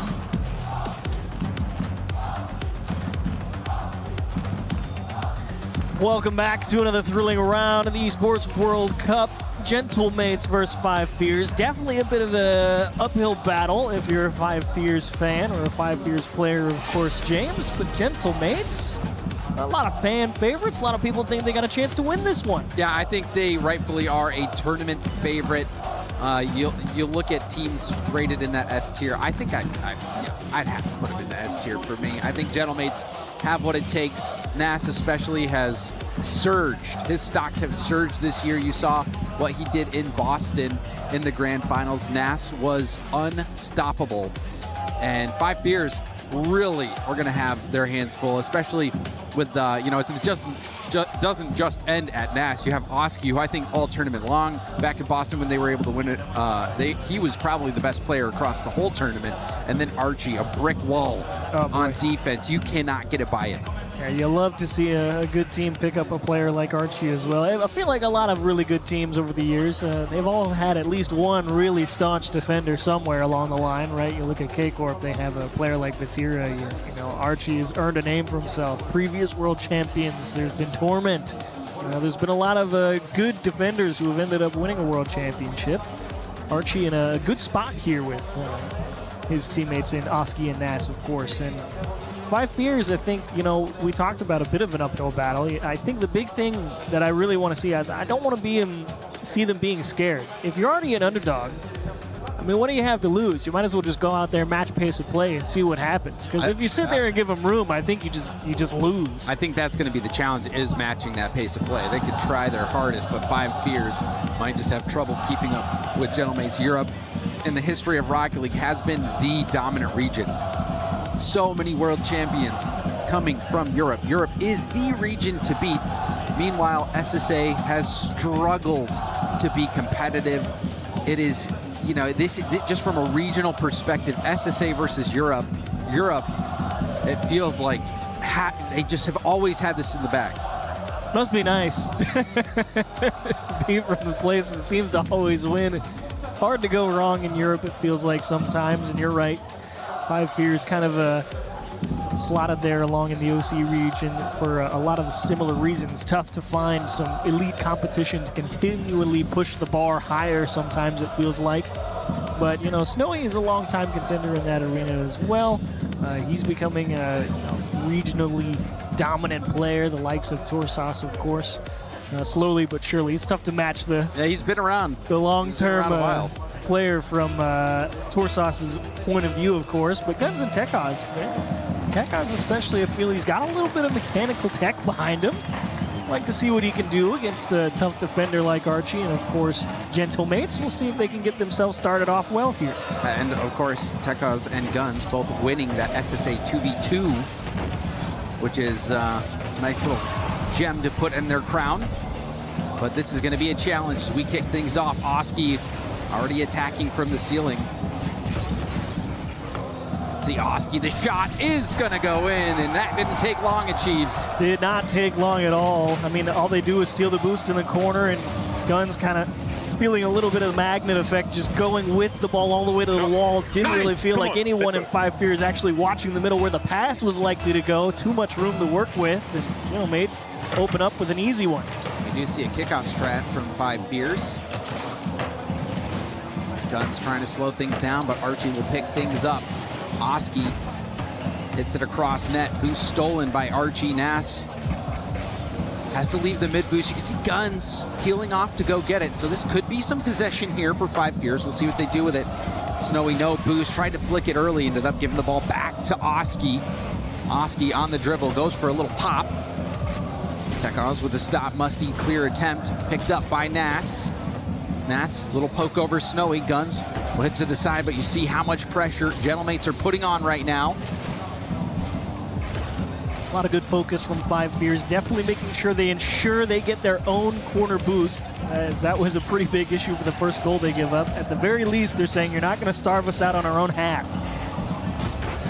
See if they can keep grabbing that, because right now it seems like Gentlemates have been controlling this real estate. Now another shot off the bar. A bit awkward for Snowy, who had to stay in net. Zero boost for Guns. Tekaz does get the corner boost, but Nass going for the bump. Popped up from Archie. Tekaz first to it. Nass did just take away that other corner boost, so should be a little bit of free pressure here for Gentlemates. Archie kind of sending it a little bit just to jam that ball in the corner. That's a nice ball up high. They're continuing to force Five Fears to fight for the ball up in the air. Yeah, you can keep grabbing the corner as much as you want, but you have to continually rotate back to net. And once again, so much space open here in the middle of the box, and Oski just drills one top right on the bounce. Nice, come on. Get his second goal of the game. Things firmly in control for Gentlemates right now. Chance for Tekaz. Boost off the sidewall, flip reset, shut down. Guns, heavy touch out, gives up the ball. Snowy trying to intercept. Oski, sidewall pass to Nass. Nass putting it in an awkward spot for the defense. See the boom coming out. Archie finding Oski. Oski lets Guns hit it to the backboard where Archie was waiting. Oh, good challenge from Snowy. I was surprised he was able to get there. He chased him all the way up the wall with zero boost, but first time Five Fears really forced the ball into the orange half. They don't stay there for long, but it is a first step. I like Guns trying to take his time here in his own corner. Better not to rush if you've got zero. Might as well make sure you take the best challenge you can, even if you're not going to do much with it. You'd rather that than a poor hit right to the opponent. Tekaz on the 50. Now Snowy pop up. Archie there. Can he get the double? Gets the double. Can see the low boost for these defenders for Five Fears, causing some issues. Guns not able to get to that. Tekaz hits it out, but Nass catches it on the dribble. There's the flick, saved by Guns, but he's got zero in the tank. This is locked down defense right now. Five Fears, they have no boost. They run out of time, and Oski gets his hat trick. He started to feel it building, right? They get the bump in the corner. that continually dwindling boost count for 5 Fears. You're starting to see Gentlemates establish a foothold up in that front third continually. Yeah, you might be able to hold on to one of your corners, but you can't hold on to both, and it doesn't help if you're not getting those deep clears. That was what let 5 Fears out of their own half in the first place, as Oski will win a clean 50 off the kickoff and just drive straight into the net. 4-0 in game 1. Are there accolades for this tournament? Yeah, it seems like Oski's trying to rack up that Golden Striker award. Better not to. Don't ask if you're Gentlemates. Just keep running up. You'll find out later. 4 goals for Oski. 4 goals for Gentlemates. Oski, can he pick up a 5th? Really tough start here for 5 Fears, but you knew it was going to be tough. The Sub-Saharan Africa region has really struggled at these international events. And Europe, with how dominant they are, no surprise that they are having success in this matchup. But I will say, to 5 Fears' credit, at the start of the season, a lot of people thought that Pioneers was going to be the top team out of that region. Yeah. But it was 5 Fears that continually got the job done. No matter how they did it, one way or the other, they're the team that winds up here. You earn your spot no matter what. And 5 Fears trying to press pretty hard here at the end of the game 1, at least to try and stop the bleeding and maybe establish a bit of control on the pitch as Guns breaks one up. And look at the pressure put on by Oski in the box. Just throws a wrench right into the middle of the 5 Fears clear attempt. And Snowy again, another diving challenge, comes up empty, and Archie will probably just hold the ball here because his team's up 4 and he's in no hurry. Yeah, just dribble it into a 50. And you can see even still, when Gentlemates have no boost, they still try to control the ball. They're still trying to dribble it upfield, going for those 50s. They're not rushing anything. And now a demo and a bump from Ness.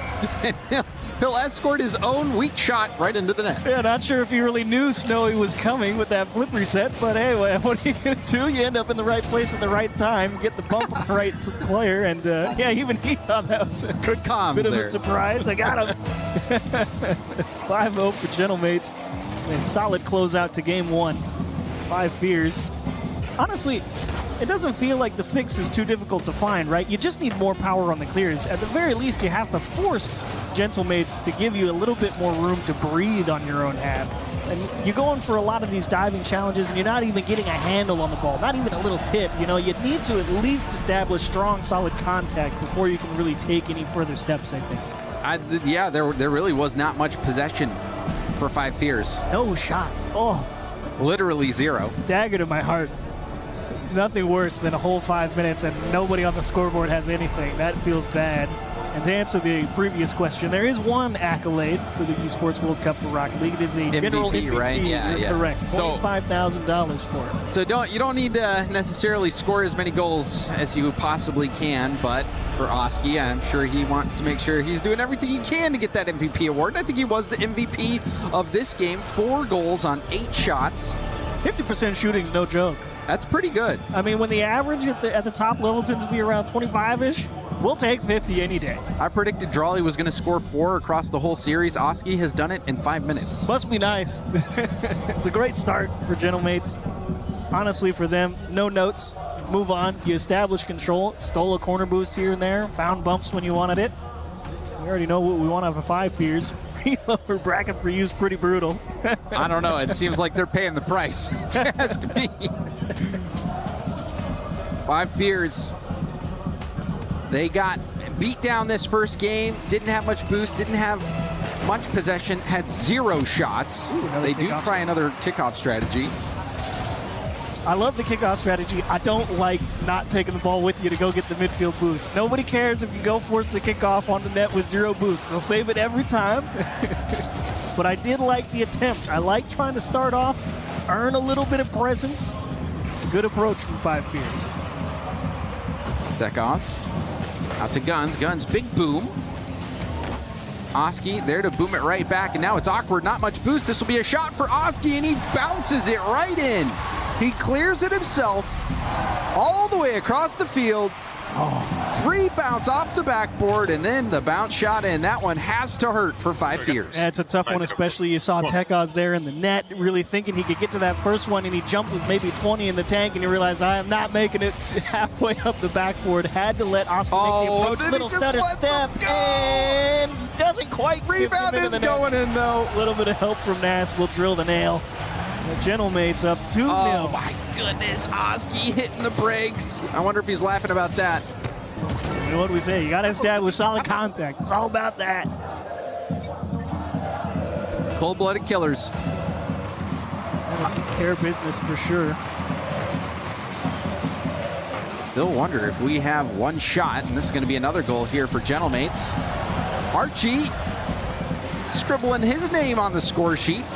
Oh, and Snowy just trying to force, right behind the player in the middle, maybe expecting a 50 to maybe stalemate and have the timing come up immediately. But either way, you commit a lot to the attack and not a lot of time to actually make it back for defense. And indeed, nobody home for 5 fears. And just like that, 3 on the docket for Gentlemates, and Nass will let that one go as Archie will just smash it to the backboard. And again, I would not be surprised to see Gentlemates just start poking holes where they see him. Now that you're up 3 with 4 on the clock, the name of the game is just close the game out. You're not really in the mood to play another like 6-0, 5-0, spend a lot of time on it. I would not be surprised. So if I'm understanding you correctly here, Chiefs, you're saying that now they are just going to run out the clock because they do not want to obliterate them and sit through the replays. I mean, if we're not getting accolades for Golden Striker, I mean, why? All right, just wanted to make sure that's what you're saying. But meanwhile, Archie's out here with a ground pinch. Nice little flick from the midfield. And again, missed contact from Snowy. Guns has to play defense with 0. He doesn't feel confident sitting on the line. Elects to try and make himself as big as possible. Can't close the gap. Little pinch shot from Archie, bottom right corner. 4-0 on the board. Minute and a half off the clock. It feels like this game's been going on a little bit longer, but no, the goals, or well, shots continue to rain that time. Tekaz able to get the stop. Nass picking up his own back corner. Archie leaving that for Oski. Pretty bold move there. And then pitches it backwards. That's what I'm talking about, right? It's all about the clock management. You get possession for free there. Why drive it into one person by yourself when you know both your teammates have no boost? Don't tell me it is. Oh, man. It is. The shot was on target. You saw Guns racing back. Nass says, okay, well, this is a predictable hit. Let me just dunk this right in. That feels terrible rotating back as Tekaz as well, because you don't have the time to get around to the opposite side and go to the safe corner. You have to try and go across goal. Complete fakes from everybody. What? Don't tell me it beats him again. Tekaz just in time. Little chip, no air dribble. Actually, he did find it. Oski will lend a helping hand. Not been Snowy's best series so far. It feels like every time he's gone for a challenge, he just has not made any contact. I'm not here to say it's any one person's fault on 5 fears. It does take a whole team effort to get shut out twice in a row, it feels like, but it does kind of feel like Krillin fighting Perfect Cell, though.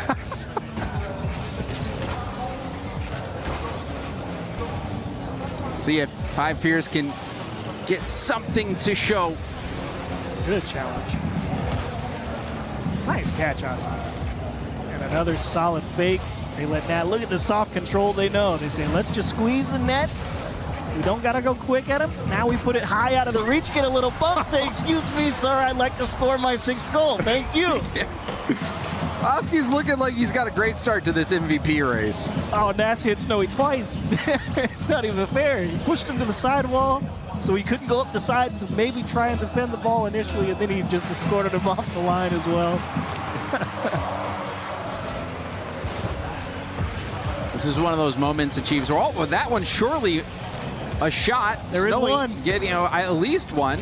Maybe there were other that registered, but that one, threatening attempt on net. It is saved. Now Nass with a chance. Goes for a double, but that one's blocked out by Guns, who was positioned on the backboard to get the stop. That one, also a shot. Counts. The other end, double commit. Shot on target. Guns dodges the bump. Oski was going for a bump from behind. You can see the pace that 5 fears are being forced to play at. Caused a little miscue there in front of the net. Guns will get the clear, but he will have 0 boost. Snowy takes the best 50. Tekaz will make sure 5 Fears keeps their corner. Nass with a soft set. Tekaz fakes to Guns. Guns to the corner, though. No real shot opportunity unless he could hit a worldie on the bounce. 5 Fears actually just give the ball up and let Oski come and attack him.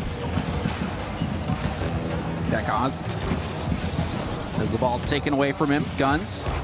Another shot on net, so we're starting to see a few more shots for 5 Fears. Still nothing too threatening. And now on the other end, Oski going for the dunk. Guns pushing downfield. Archie, hard hit up the gut. That one's stopped by Snowy. Tekaz trying to get there. Oski ground to air, gets it by everyone. And the defense collapses for 5 Fears as Oski picks up Gentlemate's 7th goal of the game. Oh, and a nice job. Guns so close to getting able to find a 50 there. Snowy just went so early. Yeah. Obviously didn't know that Oski didn't have the boost to really make much more of a play on that. Just trying to make something happen. And Guns trying to avoid another perfect sweep on the EWC arena. It would not be the first time for him, but he's got at least 30 seconds and a whole other game to avoid that fate. Archie, nice 50 there. As the final seconds of this game start to tick away. 5 Fears still yet to get a goal, but they did get some shots this time. So final 10 counting down.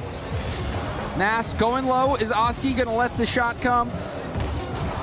Oski off the ceiling, goes for a pinch, and that is going to be game. Gentlemates take it 7-0 in game 2. Diabolical there from Archie with, 10 seconds on the clock. You see him start the air dribble. All of 5 Fears sees the pre-jump coming down the middle, so they get antsy on the goal line. And Archie's, no, I'm not actually going to pass it. I'm trying to tuck this one in myself. At least, though, we do see some shots from 5 Fears, 6 shots. Better. But still, the shots, there was one threatening shot from Snowy. Yeah. I think it was the top corner shot that he went for. Tight off the back wall. Yep, it was saved nicely. Other than that, 5 Fears have not really had that many, I should say, they have had no quality looks on net. Gentlemates are just a different caliber team out there. Yeah, I have liked the approach from 5 Fears on the kickoffs, though. Of course, that is one of their big differentiators for how they come out on top in their region. Lots of practice this game, too. Lots of practice this series as well. Not that it's done them too much good, of course, but it's good to see them thinking a little bit. There is a lot of value in understanding kickoff and the structure and how that all develops very naturally. And it has gotten 5 Fears into these LAN appearances, and that experience is invaluable, even if it doesn't lead to results on the pitch at those environments. And I think it also, it is required to say that Gentlemates is a tournament favorite team as well. So yes. 5 Fears, they might have some competitive series with some other teams, but Gentlemates, it's no surprise to see them out here dominating because they have what it takes to win the whole thing. So we'll see if 5 Fears can get one on the board. This one, I haven't seen this very often where you score in literally 1 second. Usually it takes at least 2. Standard. Oh, and Tekaz just missed the ball. Completely missed it. I mean, that's going to happen. 5 Fears went the hard cheat up. Just no good. And that is indeed a record. It's the really? fastest EWC goal ever. Took a single second. Who scored it? That's going to be a tough one to beat. That's Archie, I'm pretty sure. Hey, Archie, you're going to hold that for a while, I think. And Oski picks up his second just a few seconds later. Nice play here. Again, you see the bump, the physicality on the goal line. Archie kind of freezing the defense on the line. They can see him up there. They know he might shoot it. And you can see the emotion from Snowy. It's a tough one. It's a tough one to get beat like this. Very bitter pill to be handed in round 1 for sure. Obviously, you're expecting a little bit more out of yourselves, but it can be a different beast here at the Esports World Cup. Even just getting a goal here would help them save a little bit of face. Otherwise, we might see a perfect sweep from Gentlemates. Tekos and Snowy both going for that one, and that's going to leave the net vulnerable, but a great save from Tekos. Really nice, and transition from Guns gonna lack a bit of teeth, doesn't have the boost. And again, Tekov's forced into his own corner, trying to play defense with zero. Grateful that Archie came up empty there. Decent 50, quick follow-up from Naz. Snowy got a piece of it though. Gentlemates again, just content to play around this midfield line and pick up 100 and reload and go at him again. See Nas with the slow play here. Oski up, beats another defender. But Guns catches it on dribble. Can they convert on something? You saw the support was there with Tekaz, but Guns had that dribble shut down right away.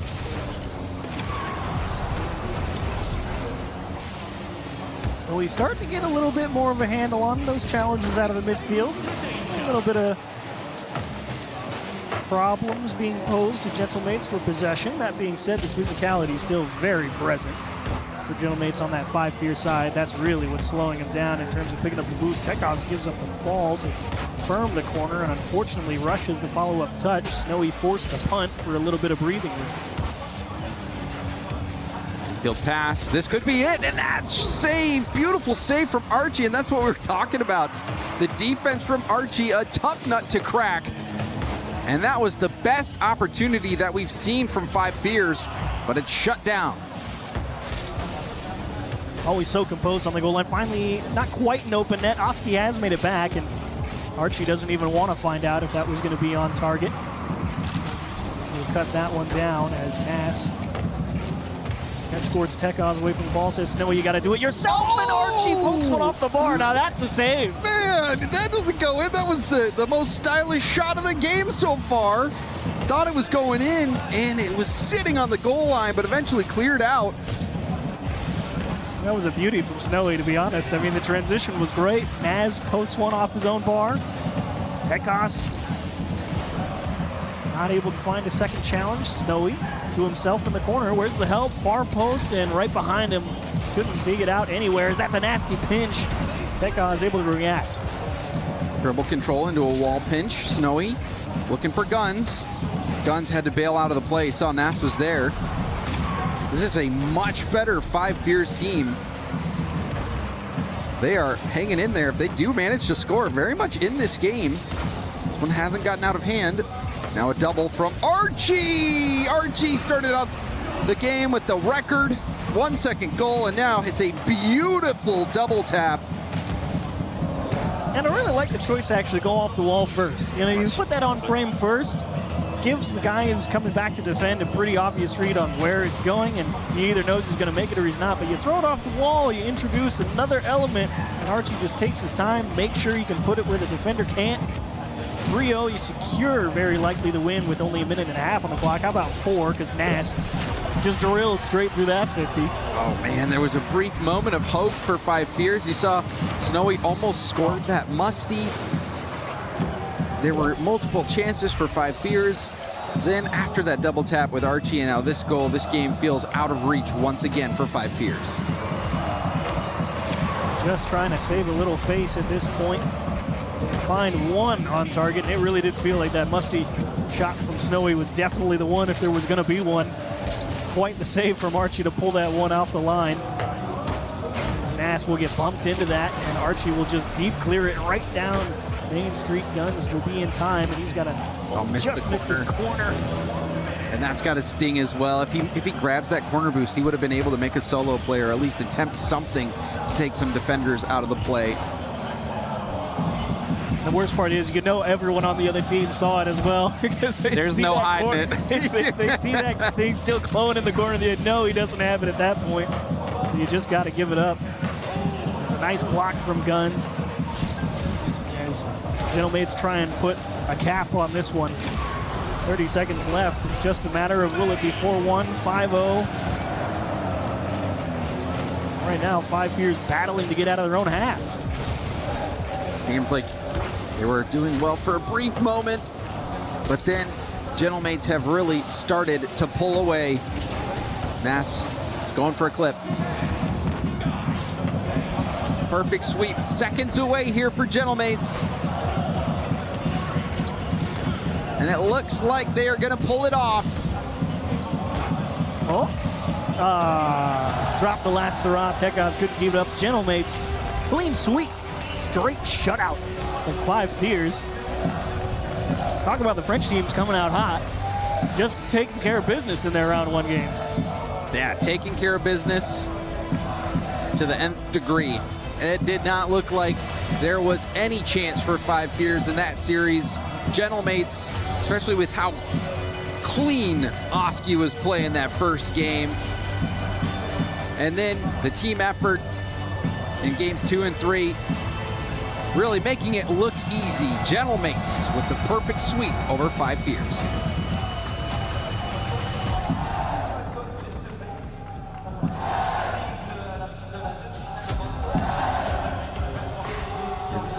After that, 5 Fears is going to have to go to the drawing board.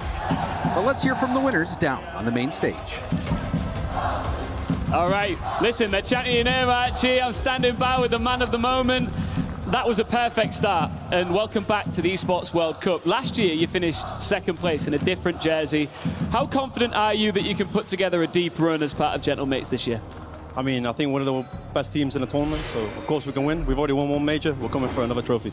Yeah, you won the Boston Major earlier this year. How much would it mean to you to lift some silverware in front of the French fans here? The trophy's nice. You know, I hope we're lifting now on Sunday, and the fans are going to see us do it. I think we just saw as well in that third matchup that you scored the fastest ever goal in EWC history. Talk us through it. That was pretty quick. How quick was it? Like 1 second. Did we? Yeah. Oh, yeah, they just missed the ball. Yeah. Oh, yeah. I don't know. They just went in, and yeah, GG. Yeah, GG. Congratulations, man. We'll be seeing more of you. Faites du bruit pour Archie! Gentlemates, continue on.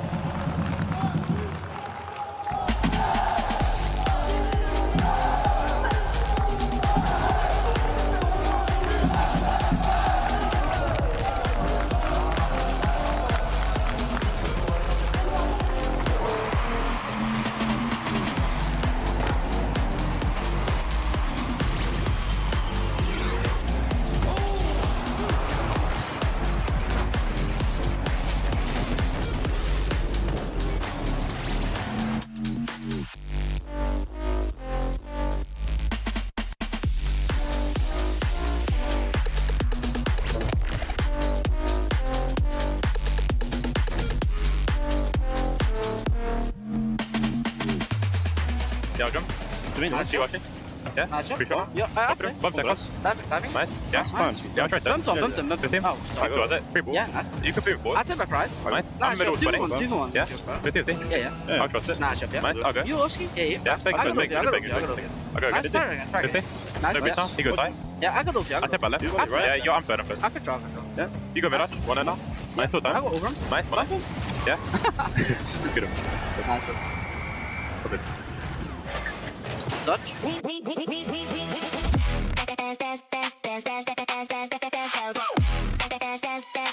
book Esports World Cup.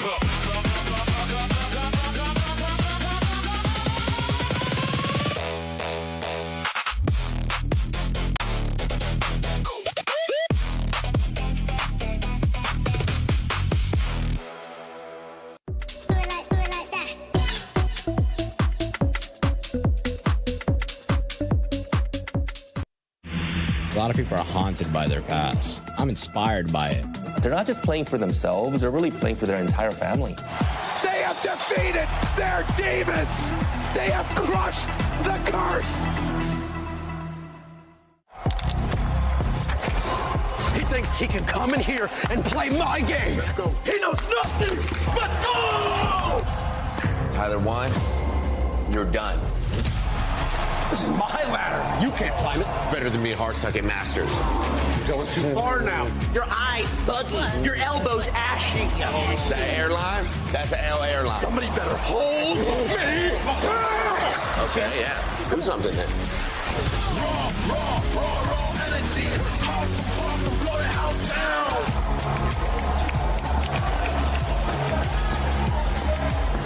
You look nervous. You look short. Everything's good? Mm-hmm. Fight.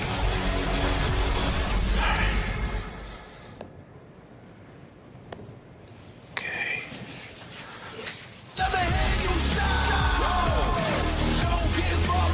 Do you really need the wraps? Yeah, that feels like overkill to me. Everyone is playing, you're not yet. EWC Play is your all-in-one platform to compete in fantasy, pick'em, and quests for a grand total of $300,000 in prize pool. Build your dream fantasy team in 5 different games and track your score with live results tables. Predict the winner of every game, every group stage, and every tournament. Complete daily and weekly challenges to earn boosters that help you climb the global leaderboard. Got what it takes? Join EWC Play now.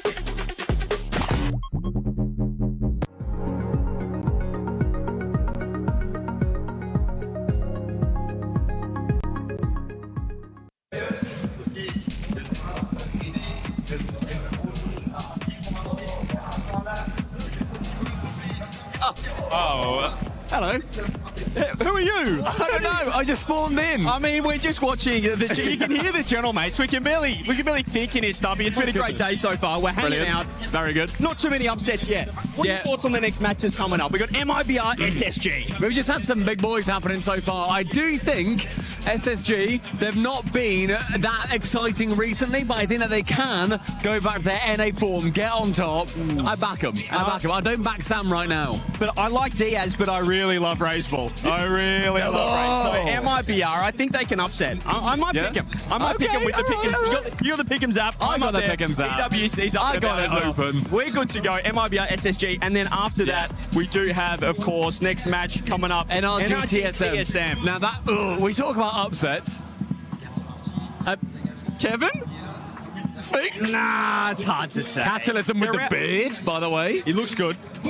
Looks great, but he's looking great. A little bit out of form, NRG. So maybe TSM can get them. If they beat them, it might just be over for NRG. So I think so. But also, we talk about, these fantastic players. Have you seen Atomic recently? He's looking fantastic in every single way imaginable. He's looking great, but Kevin's looking better. So give me TSM with the pickers. Make sure you get the EWC app. And we're just enjoying the fun here at EWC in Paris. Yeah. Anyway, back to Gentlemates, because they're not done. It's 7-0. All right. The human body was built to move. Not trapped at a desk in one singular posture for 12 hours a day. It's time your chair evolved. This is Secret Lab Titan Evo. Ergonomically engineered for you. Gamers, hybrid workers, artists. Backing your every move.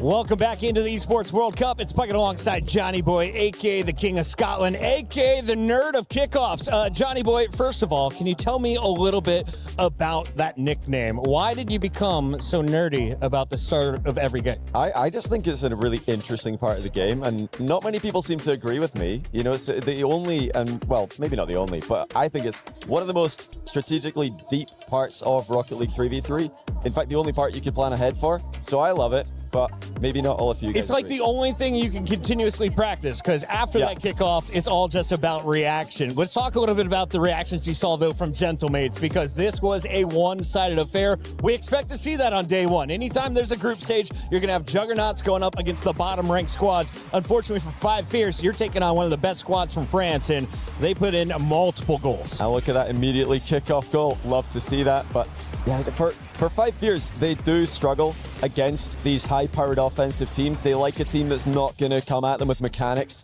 and speed that Gentlemates have got. So it is a tough draw for them, and it's part of the struggle that sub-Saharan African teams have. Because they're always the lowest seed, or one of the lowest seeds, they've got to play one of the big dogs in the match one. You never get that easy opener, and here you see the Gentlemates fans on their feet, the elation on the coach stream as well.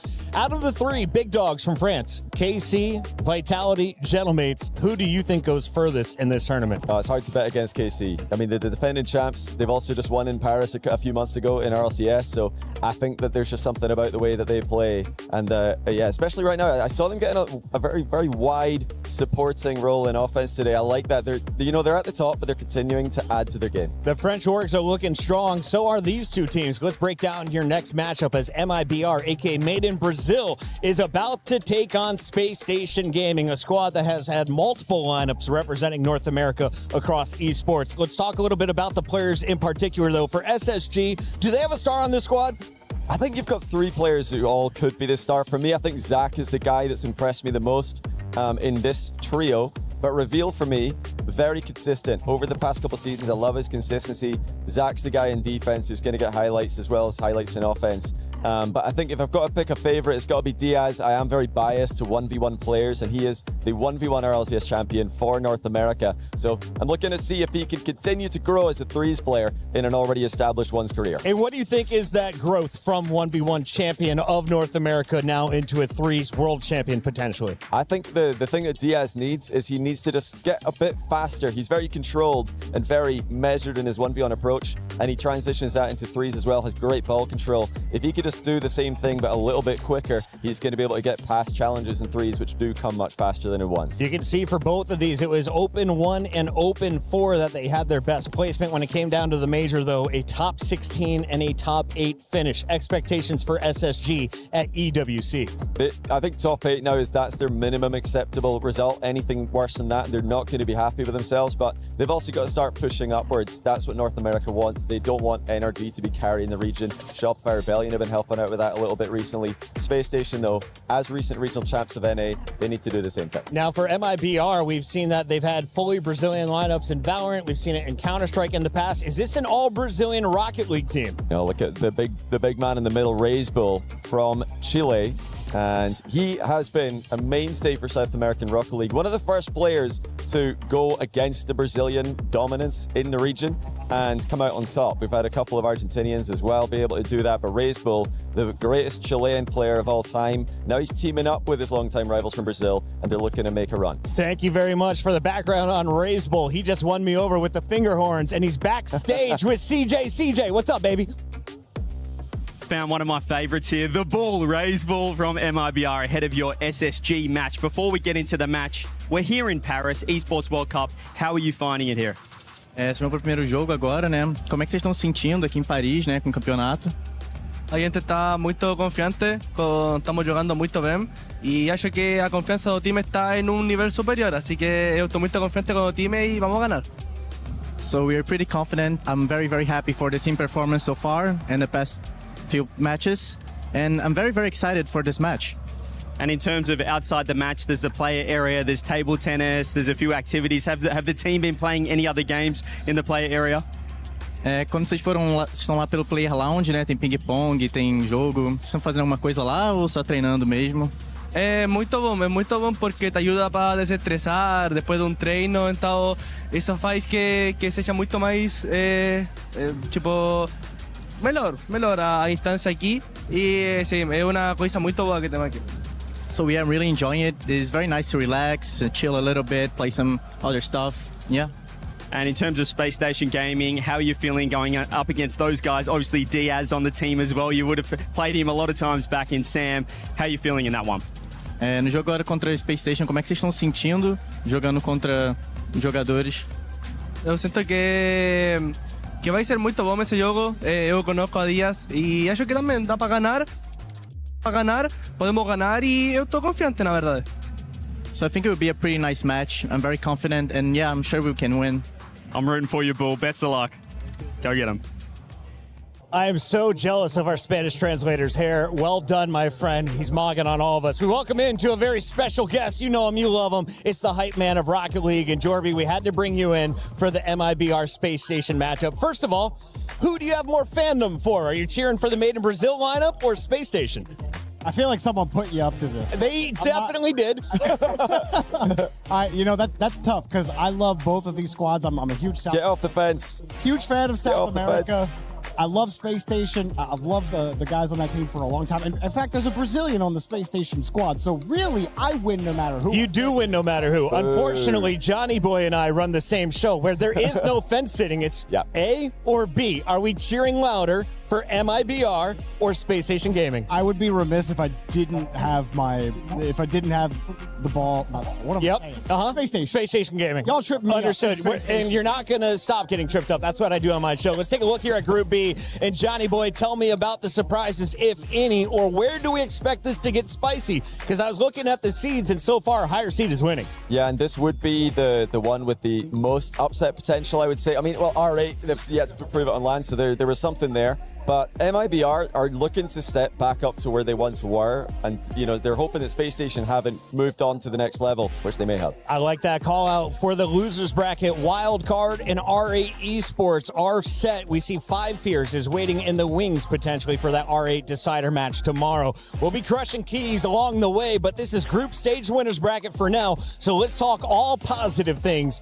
Jorby, if you are MIBR, despite cheering for Space Station Gaming, who is my one player to watch? Razebull all day. Razebull's he's a star Chilean player. He's absolutely insane. He's been a star in multiple regions. He had moved to North America from South America forever ago, was a star there. Back in South America, he's a star there. I mean, MIBR, they haven't had the results internationally, but in South America, they're every bit a threat to Furia, which Furia just used to dominate completely. Not the case anymore. No longer a one-team race down in South America, and it looks like the fans think this is a one-horse race on the main stage. SSG just pulled in 86% of our esportsworldcup.com/play fan poll.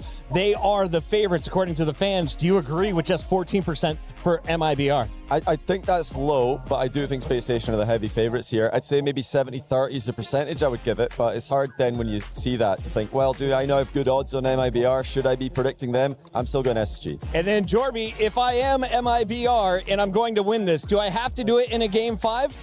Oh, in a Game 5, I think you have to smack Space Station early. I think you got to get them tilted early. It's still a young squad. They still have a bit of tilt energy to them on land. So if you can get in their heads, I think you could take them in 4, but you got to do it fast. Final call out here for a lot of the new guys. What separates the pros from the best of the best in Rocket League? I think it's all mental. It's all about the mental game, and that's been already on show today. R8, we're destroying Falcons online. They play them on land. Falcons get the dub. It's all in the head. Falcons showing the stronger mental. Who's got the stronger mental and experience? MIBR or Space Station? Oh, South America is known for their very wobbly mental. But Space Station also, it's a tough one. I'm going to go Space Station with this one. We got wobbles on both sides of the stage. It's time to find out who is going to stay true as we get this match going.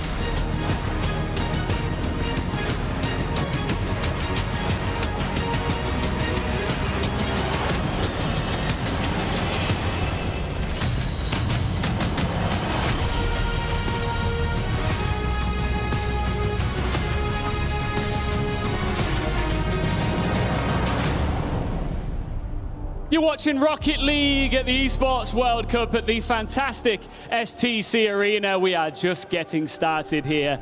Hey, Lou, you predicted a 5-match series in the last one. What happened? Don't get me started. I had predicted a Gentlemates win, though, but I wasn't expecting such a dominant fashion, clean, composed. Vous l'avez vu, les Gentlemates ont roulé sur la game. We even saw the fastest goal ever scored at the Esports World Cup. How cool is that? Very, very Who knows cool. what we'll see next? Yes, because the big question next is, can our next challengers about to hit the stage can live up to the standard that has been established here at the STC Arena? That is still to see, Ian. Should we find out? Let's welcome onto the stage, MIBR!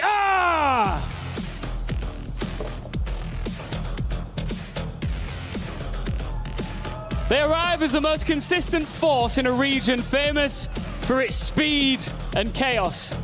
They bring South American aggression with control behind it, and they also know the team across from them has already hurt them in Paris before. This is their chance to send a receipt. Standing strong against them, NA representative Space Station Gaming. They are the youngest team in Paris, fresh blood, and one of the fastest rises of the season in North America. A mid-year reset unlocked something very, very dangerous. La jeunesse n'est pas une excuse pour les Space Station, mais c'est bel et bien leur arme ici à Paris. As the players stand in position, proudly holding their EWC keys, it's time for match 4. Who will be the next team to start on a W?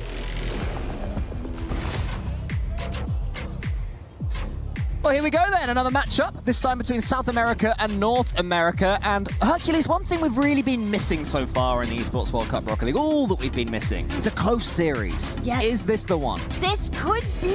Honestly, these two teams have only faced off once before, and that was at the last Paris Major, so it's been about 3 months since they faced off.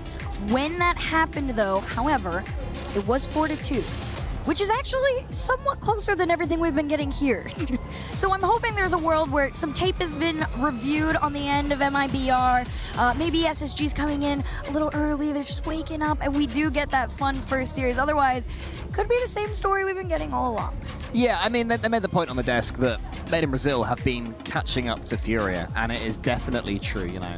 Led by Razebull, they're looking more and more like a team that are able to try and... They're not looking to go on a run and win the whole thing, right? I mean, they're looking to, but that's not particularly likely. But they are able to take scalps. And Space Station Gaming, it was mentioned that they've got some tilt in them. Could that be a big factor? Oh, absolutely.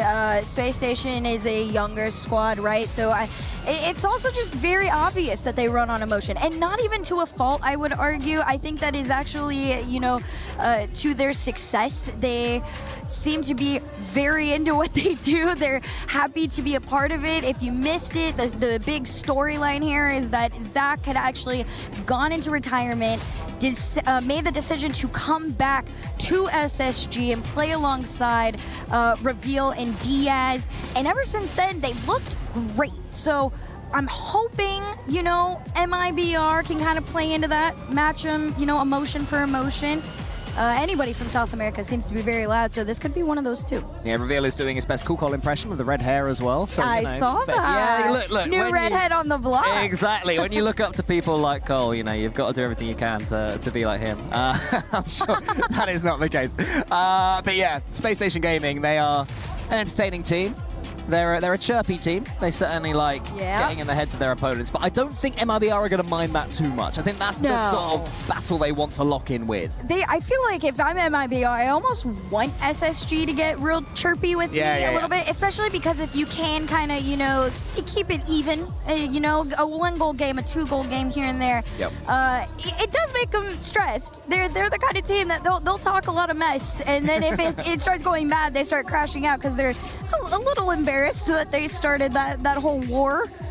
Yeah, I think this is the team that likes starting wars, Space Station Gaming, but you got to respect it. You have to be about all the spice here in the Rocket League world. It certainly adds plenty as the players do their final checks and preparations. They seem ready. Razebull seemed in good spirits when he was talking to CJ earlier. I mean, how could he not be in good spirits when talking to CJ? But he seems in a good place, as to MIBR at the moment. It seems to be a team that truly believe in themselves, and they have taken steps to catch up to Furia in this region. Well, now it's time on the international stage, see how far they can catch up to the rest of the world. South America versus North America, the same double fake.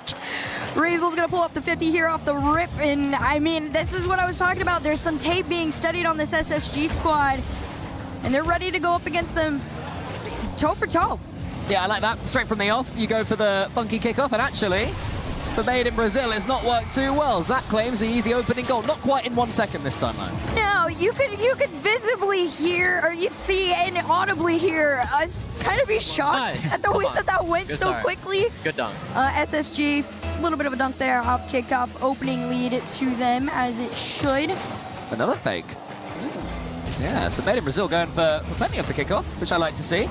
Didn't work too well for them last time, but they decided to go again.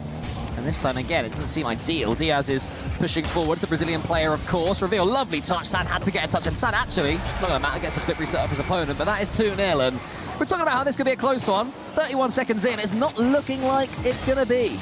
Yeah, this is looking a little more warm-up-y if you are MIBR. For SSG, though, same story as before. However, I will say, like I said, the last time these two faced off, they kept it very close. 5 of the 6 games were all the way within 1 of each other. This one being a different story for now. First 40 seconds in, a 2-goal lead to SSG here, out into the corner pocket. See where Sad can take it. Past 1 shot on net. Nane. It'll be Astro to give MIBR something on the board. Yeah, well played, Sad and Astro. Great pace there from Sad, beating Diaz all ends up. And Astro was already up. A reminder that these are players that are gaining more experience in the world of Rocket League LANs themselves. They are catching up to Raiseball, 1 LAN at a time, made in Brazil. And another fake comes in. Is their plan just to fake every single kickoff and see what SSG do with it? Because I'm all about that. That's good fun. Eventually, you know, if you do it enough times, you can go for a normal one, and that'll feel like the fake. That's true. It's the mind games. Classic rock, paper, scissors that is Rocket League kickoffs.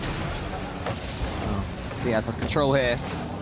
Gets the one into the corner. Sad's facing his own goal in a slightly awkward position, but is able to get to the backboard and get that one straight down. Maybe could have got more of a sideways pitch on that ball, but it's worked out well for MIBR in the end. The comeback is well and truly on if Sad is able to get a decent touch here. Around the corner, there's a pass there towards Astro, has to avoid the teammate block, and that was the problem in the end. Bad luck. Oh, just unfortunate. Pressure's still on, though. This one bounces on up. Sad's already there, going to try and send it back to himself. A center, possibly, for Raiseball. Everybody full committing. You got to be careful on this, too. These commits are just sidewall touches. SSG finally breaking out of their half. Diaz goes for the 1v1 down. Zach takes his time, and it's just slow enough for MIBR to get back. Yeah, they're definitely getting to the pace of the series now, MIBR. Space Station Gaming won the initial 2 kickoffs and looks completely over the top of them, but since MIBR have been getting into this one, Astro, after that goal, has been pretty good out there. Sad up against Diaz. Diaz can't quite get past Sad, but Sad's got no boost to work with. Fakes out reveal. With a lot of space for Raiseball to do something with. It's a boom, but again, low boost. Gets the pass again to Astro. That seems to be the working theory for Made in Brazil to get back into this series. This is a team that really needs to be able to find themselves, especially against a squad like SSG. They are equally as connected and mechanically gifted. Zach's up in the air, takes his 50 down. Raiseball up next, gonna leave this one for Sad. It's a beautiful fake to get themselves out of their side. Yeah, we've seen that a couple of times now from Made in Brazil. You know, I was saying earlier they're catching up to the pace from Space Station Gaming, and now they've caught up. They're able to put in some fakes of their own, and Space Station Gaming have fallen for it twice. And again, it's from the kickoff, it's fakes, and in-game it's fakes as well. So Made in Brazil trying to be as horrible to play against as possible. Well, SSG doing the same, little demo out there. Sends one back home. Sad's just gonna try and get the clear up, and Diaz already sending it back. SSG trying to refine their flow a little bit, did get disrupted some, and MIBR playing into it. There's a chance. I thought for a second I thought that Space Station Gaming had misjudged that and it was going straight over the top. It was a little touch there. Now Diaz comes forward, might be able to pitch his way all the way in. It's nearly there. It hits both posts and the crossbar, rolls all over the place. Remains 2-1. Not too shabby. This MIBR defense, by the way, is really what's going to be keeping them in this. That's what happened in Paris the last time these two faced off. Still within 1 goal, same story as before. See if MIBR can respond, but SSG seems to have a little bit of pressure sticking with them, unless Sad can take this away. Sad is able to do that. Again, uses all of his boost. It seems to be the thing that's plaguing Made in Brazil in this game so far. Raiseball is in goal, boostless again. Keep an eye on those boost meters in the top left because you'll see that MIBR have them pretty low most of the time, but that might break through. Raiseball just has to watch it go in, helps it on its way, and they do make it back. And we were talking about tilting. There was no tilt there. Oh my gosh. I mean, also, if you're SSG, you're going to feel a little bit tilted. Look at this. Virtually no boost on the end of them. That's how they were able to get past. You hear the passion. Listen, if there's 2 teams that I want to see yell at each other, it's them.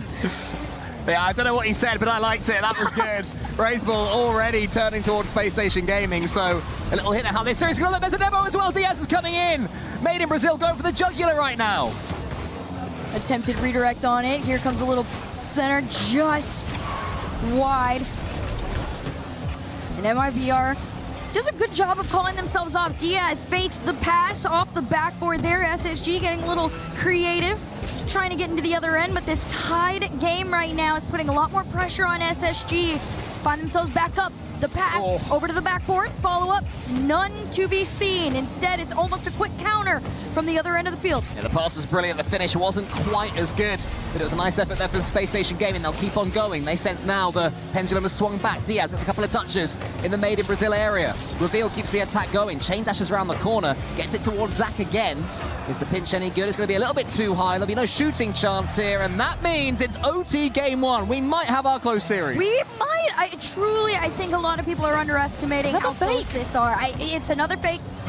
You can't not expect it at this point, Cole. And yet, Space Station Gaming seems to keep falling for it. Made in Brazil had a chance there from the kickoff. It does fall to Zach in the end, who's able to at least attempt a solo play. We are well and truly in regulation play here in overtime now. The kickoff demons have been banished. Raise ball, Duke's past one, wants to try and take all the pace off this ball here, but Reveal used the fact that he had to slow it down to be able to get the clearance. Getting a little nervous though for MIBR, overextending themselves, all three players just lurking in that other end, really trying to play that high risk, high reward style right now. This clear could get SSG out. Diaz has to double down and re-follow, and he will. MIBR doing a great job of just controlling their resources and taking it all the way to the other end. Flip reset off the backboard, denied. Well, you mentioned the fact that these two played in the Paris Major, and it was 4-2 to SSG. The only overtime went the way of Made in Brazil, so there's a bit of history there. Can they repeat that trick? Of course, this one's just a best of 5 as well, so even more important each game as Astro comes forward. It's a good touch by Diaz, but Reveal wasn't reading it. Nice little catch here from Astro, down over to Raise Bull. Just a little awkward, sends it out to the other end, but it's not going to stop them from keeping the pressure on. Nice big demo there. Still allows MIBR to continue closer towards that net, but Diaz will be the one to cut it off in its tracks. Raise Bull gets one a bit center, it's a bit loose there, but there was no one following up from SSG again. Not the first time we've seen that, and now Raise Bull and Astro tripping each other up. So the quality has dipped in the last 15 seconds or so. Maybe signs of nerves here at the Esports World Cup. Around $400,000 for the winning team. And they all want to get as big a bite of that cherry as they can possibly get. Raise Bull goes high. Reveal was up there waiting for it. But it's end-to-end stuff at the moment. Made in Brazil just about shading it for me. Yeah, look at this shot. Just up top. Diaz has done a really good job of keeping that backboard defended. Same with Diaz and Zach, just really lurking back, respecting MIBR, not forcing too much. Dangerous. This one could waterfall down if somebody commits to the play. It could be theirs.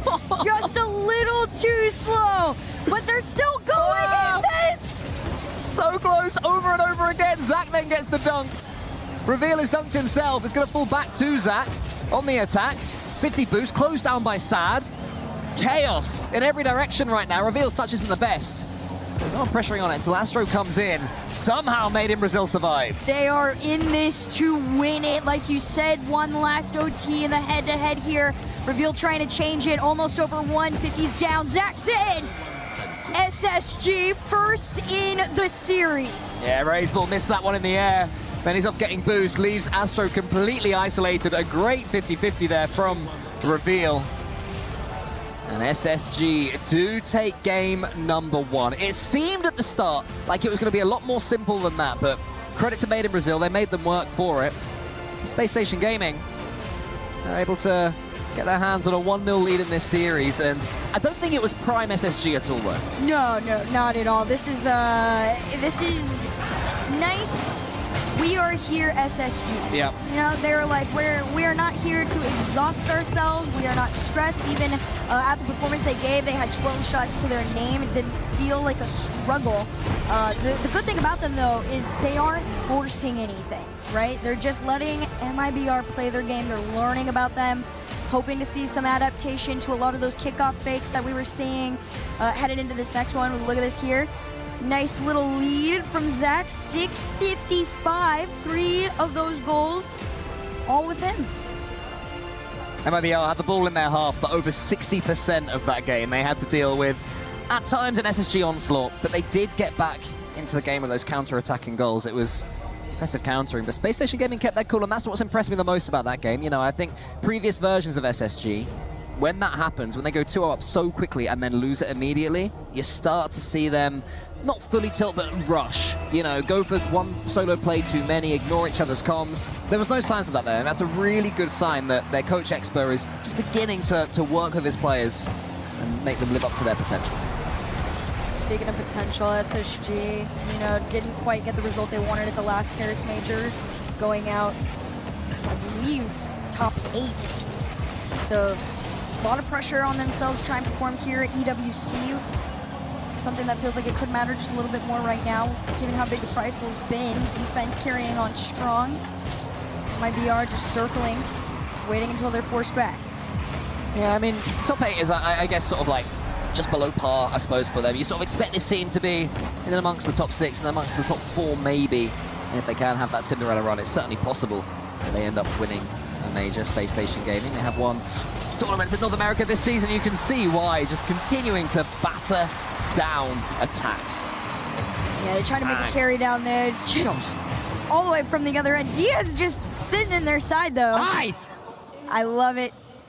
I expect Diaz to play a little bit cheekier, too, in this game, right? At some point, he is going to show us why he is that wild card for this team.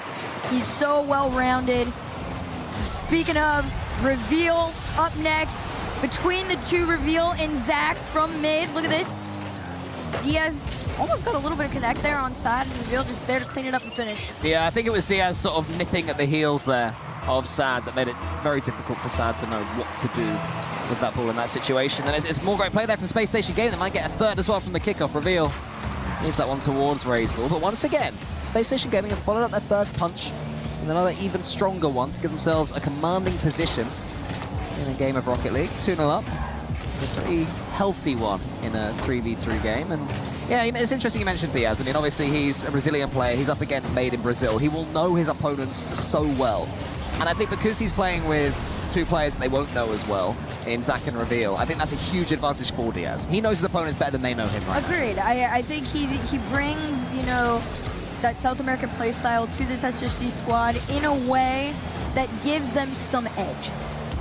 And I think we've seen that, granted, you know, with how close the games have been. SSG have always managed to find the win so far. Looking to do it again here, still up 2-0. Trying to find that match point. Raiseball wants the center. Astro, no quick cut. Instead, it's Zach almost on the attack. Working together with Reveal to get all the way to the other end. Well, look, Made in Brazil looking pretty quiet in this game so far. They've barely got on the ball. They've barely even hinted at a solo play. Maybe Astro can change that now, but not a Reveal. Charging him down ever so quickly in the air. Raiseball will have a go at infield pass. It's a nice idea. That's what broke SSG through in the opening game. The infield pass to Astro is certainly the team's striker at the moment. The Space Station Gaming has seemed to have learned from that as well. So, supreme performance from Space Station Gaming so far. The good thing about MIBR too, just statistically, they are so balanced amongst each other. There isn't one person who, you know, has this intense specialty. You know, they are able to flow within each other for when they need it most. Team pinch all the way to the other end. Goes for the shot!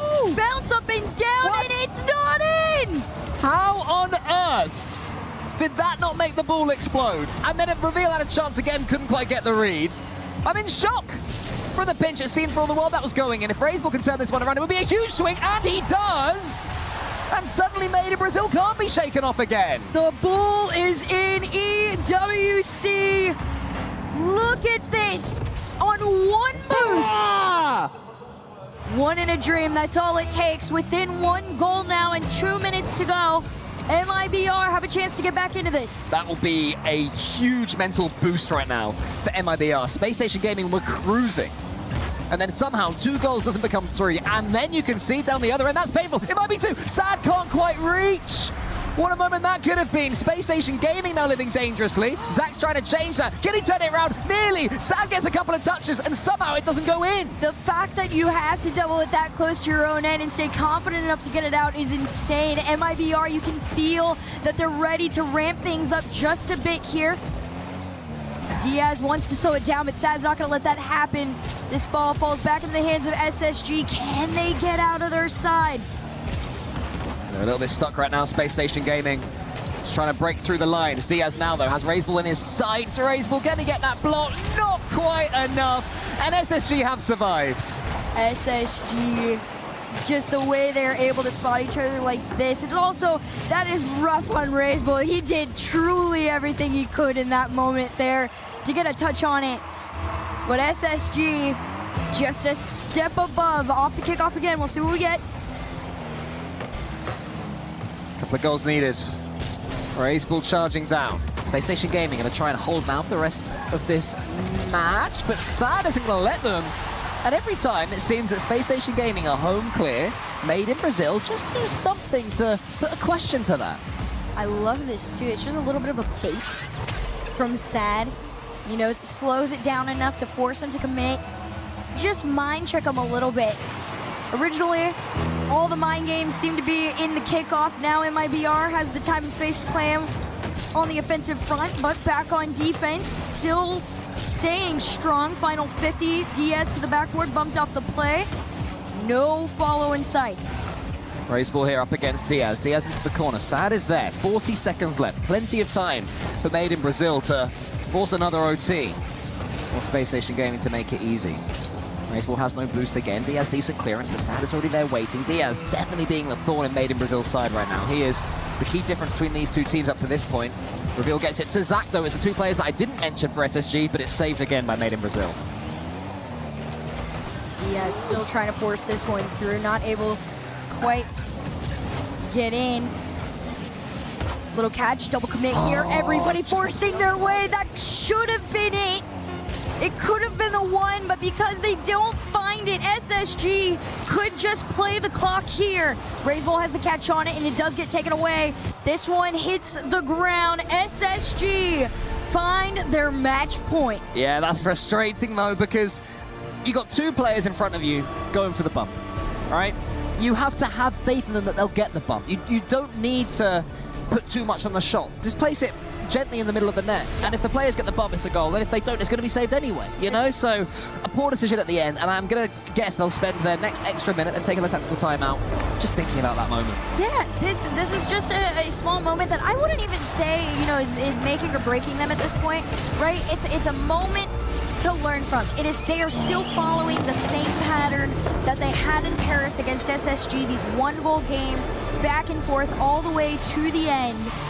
Like you said, MIBR just needing to find a calmer state in these final moments. I don't know if they're going to put a replay back on that final attempt there from MIBR, but, you know, like you said, from their end, it's just one of those, you know, chill out. It's okay. You don't got to do too much. Yeah, there was a similar goal in the first series of this tournament, Carmine Court versus Wildcard, and I can't remember which player it was, but there was one of the KC players that was shooting, and he fully trusted the bump. The bump was in front, you know, and he shot towards where the opponent was to get the save, but it was bumped away, right? So it went in. And it's just those little moments of having pure faith in your teammates. If they say they're going for the bump, you believe they'll get it.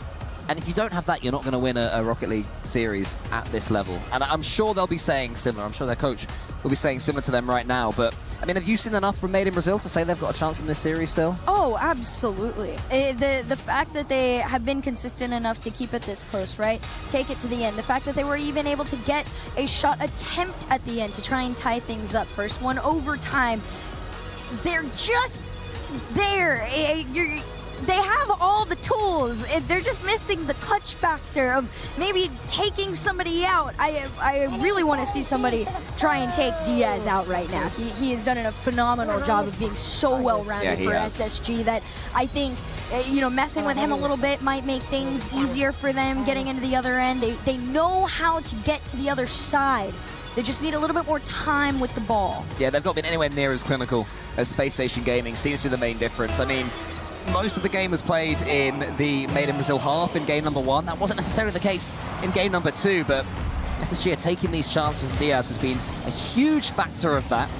If Made in Brazil can quieten their Brazilian brethren, then maybe they stand a chance in this series, but that is much easier said than done. However, some of attacks like this might help them as they come forwards. They've started game 3 the better, and they get that opening goal.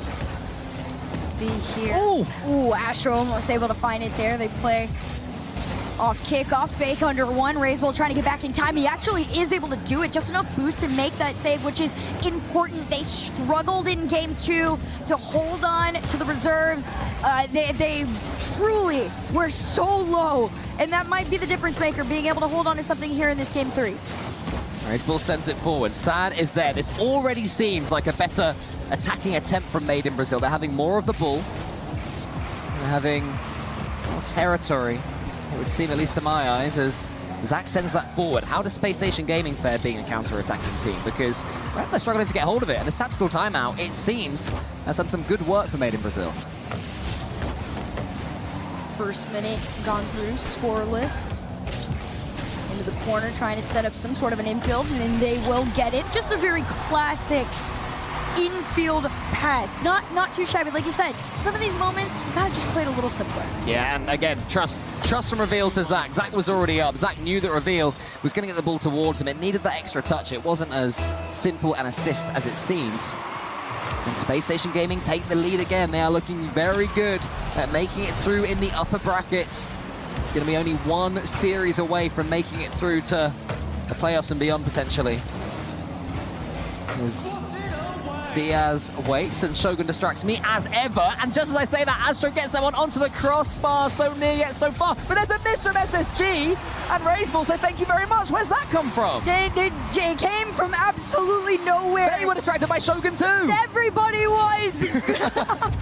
Razebull just popping up out of the blue, and that's exactly why he is so crucial to this roster. When Razebull is all around and you blink and he appears in front of your face, he's gonna find a way to shoot, and he does score.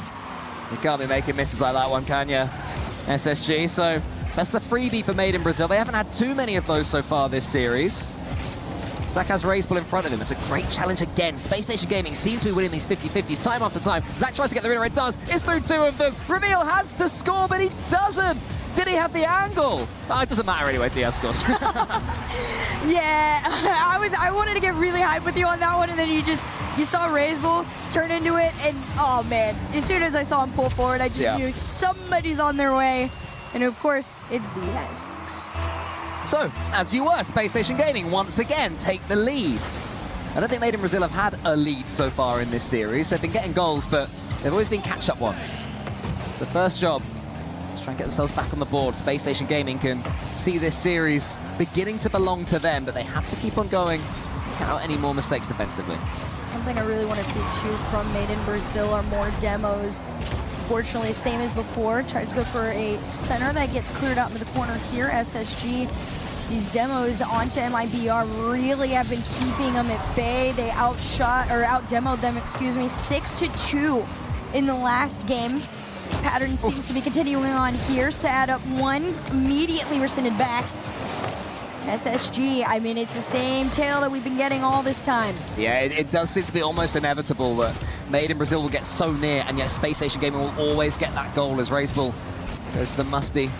The waterfall is well defended there from Space Station Gaming yet again. Astro with the catch. Diaz, who has been the star man in this series, gets that one high, but actually completely messes it up. Sad's coming in. Astro's trying to make Zach's job tricky.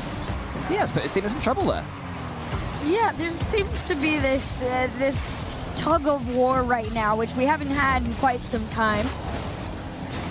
Finally, something seems to be going SSG's way again here. Not something they're too unfamiliar with. 50 down, slow to follow. Sad's gonna play this one a little bit slower onto the nose of his car, carries it out, pass off to Razebull, and there's that play you were asking for. He trusted him. Razebull trusted. Look, Sad gets this great pop over the top of Diaz. Then he goes to the bump. Razebull says, okay, you're going for the bump. I put faith in you. Rolls it in, easy as you like, and Made in Brazil have learned. I'm very happy right now. Let's see how the rest of the series plays out. Sometimes, simple and classic is the move. Final 90 seconds here. Reveal's going to try and get SSG back into the lead. Takes his time, had his flip. Ooh. This one gets away from themselves. Razebull is going to carry this around the side. Has to play the double touch. Sad double tap. And Astro almost in! What a save that was! Diving in at the near post for SSG. Made in Brazil so close to their first lead this series. They'll have to keep on trucking.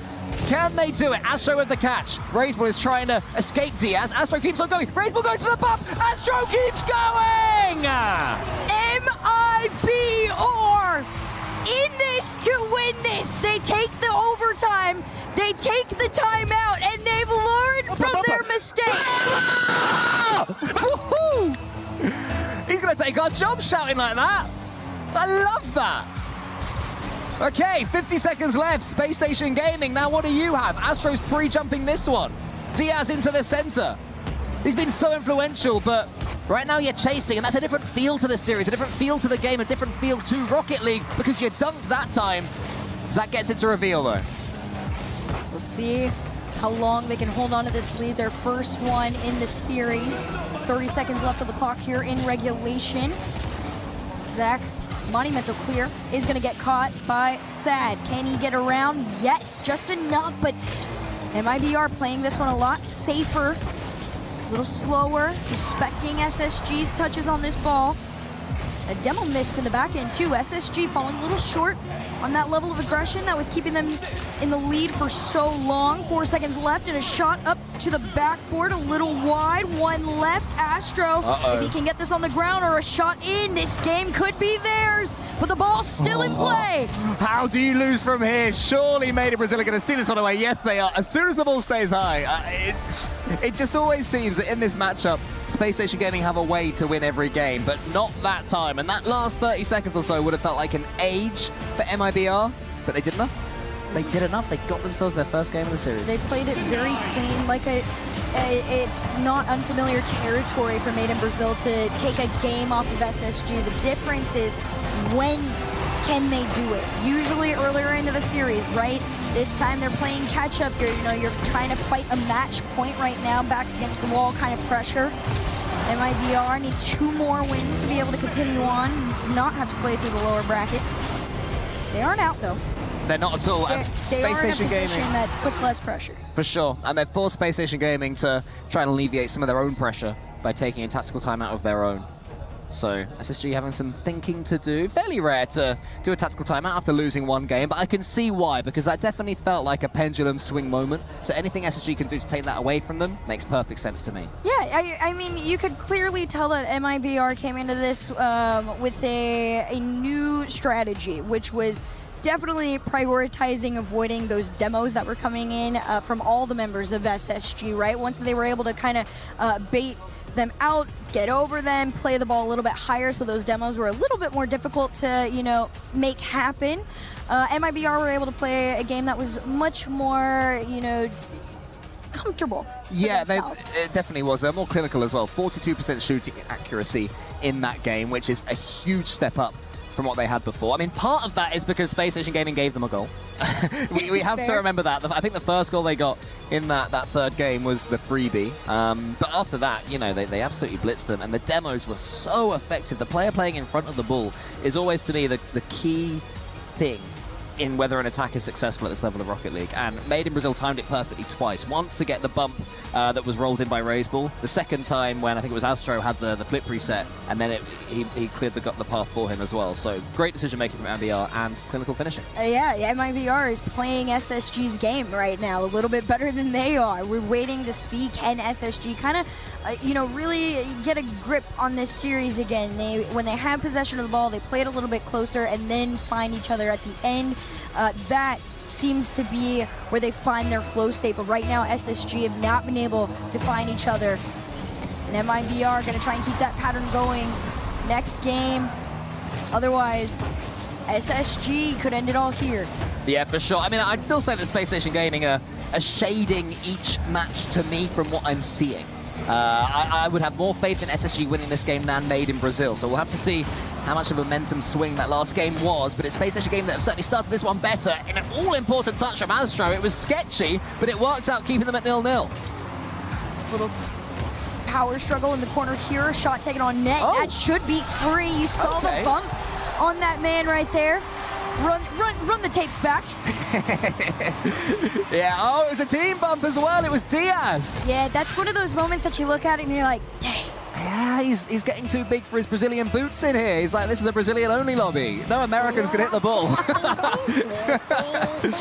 All right, well, let's see if that shakes him out a little bit. He's definitely cooled down since earlier. Zach's trying to heat right up again. Diaz can't quite force that one through. And the 50-50s that were all going Space Station Gaming's way made him Brazil have learned to deal with those as well. 2 up on that save there. Little scary if you're an MIBR fan to see a double commit like that.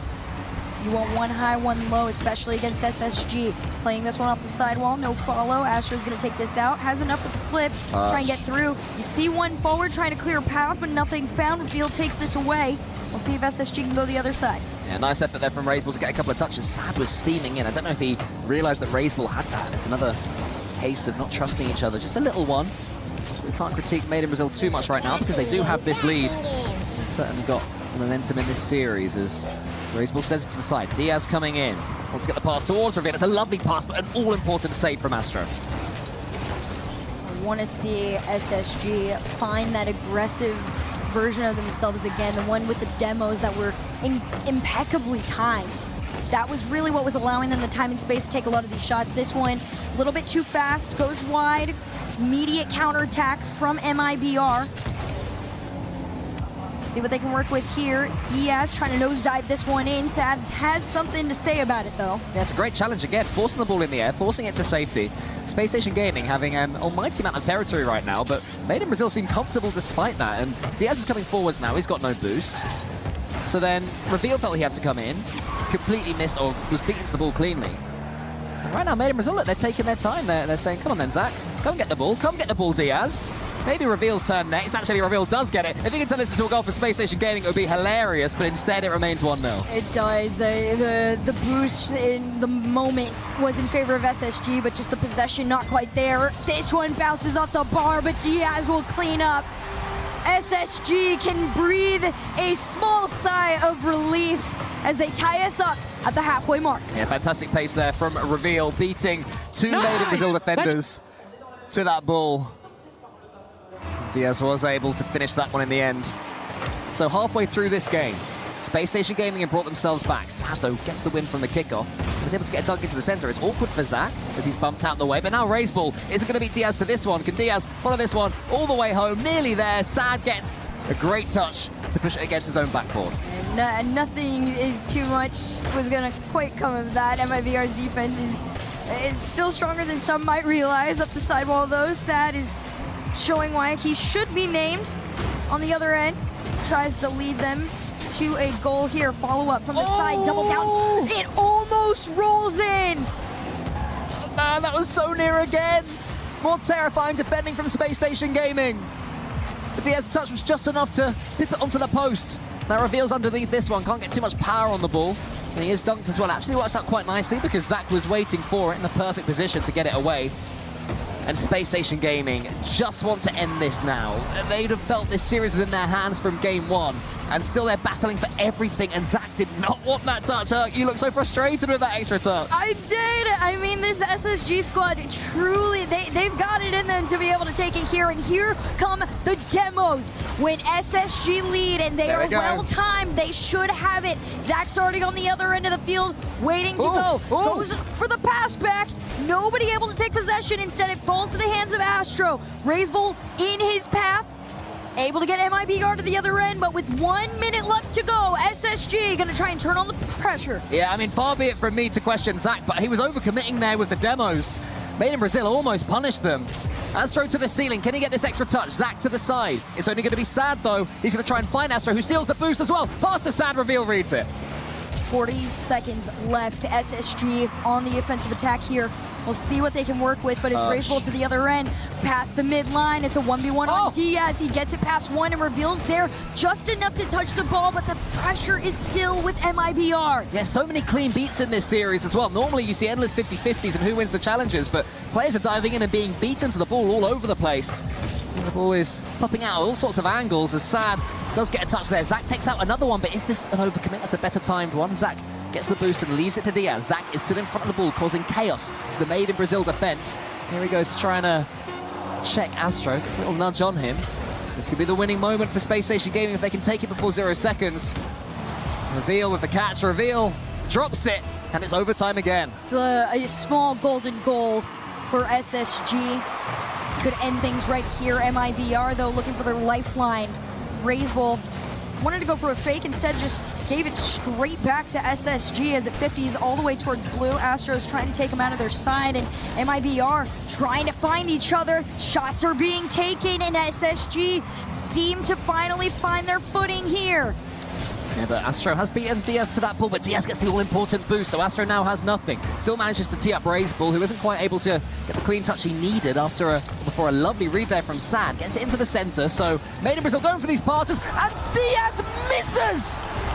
What? Look at this! Zach had already gone up. Diaz was just trying to follow it, but it came with so much speed. It was so fast that any movement that he had already done at that point in time put him out of position to be able to make that save. MIBR, they are forcing the game 5. Blimey. You wanted the long series, you got it. I did want the long series. I'll be honest, after the first couple of games, I was not expecting it. But Diaz gets the bump on reveal for goal number 1.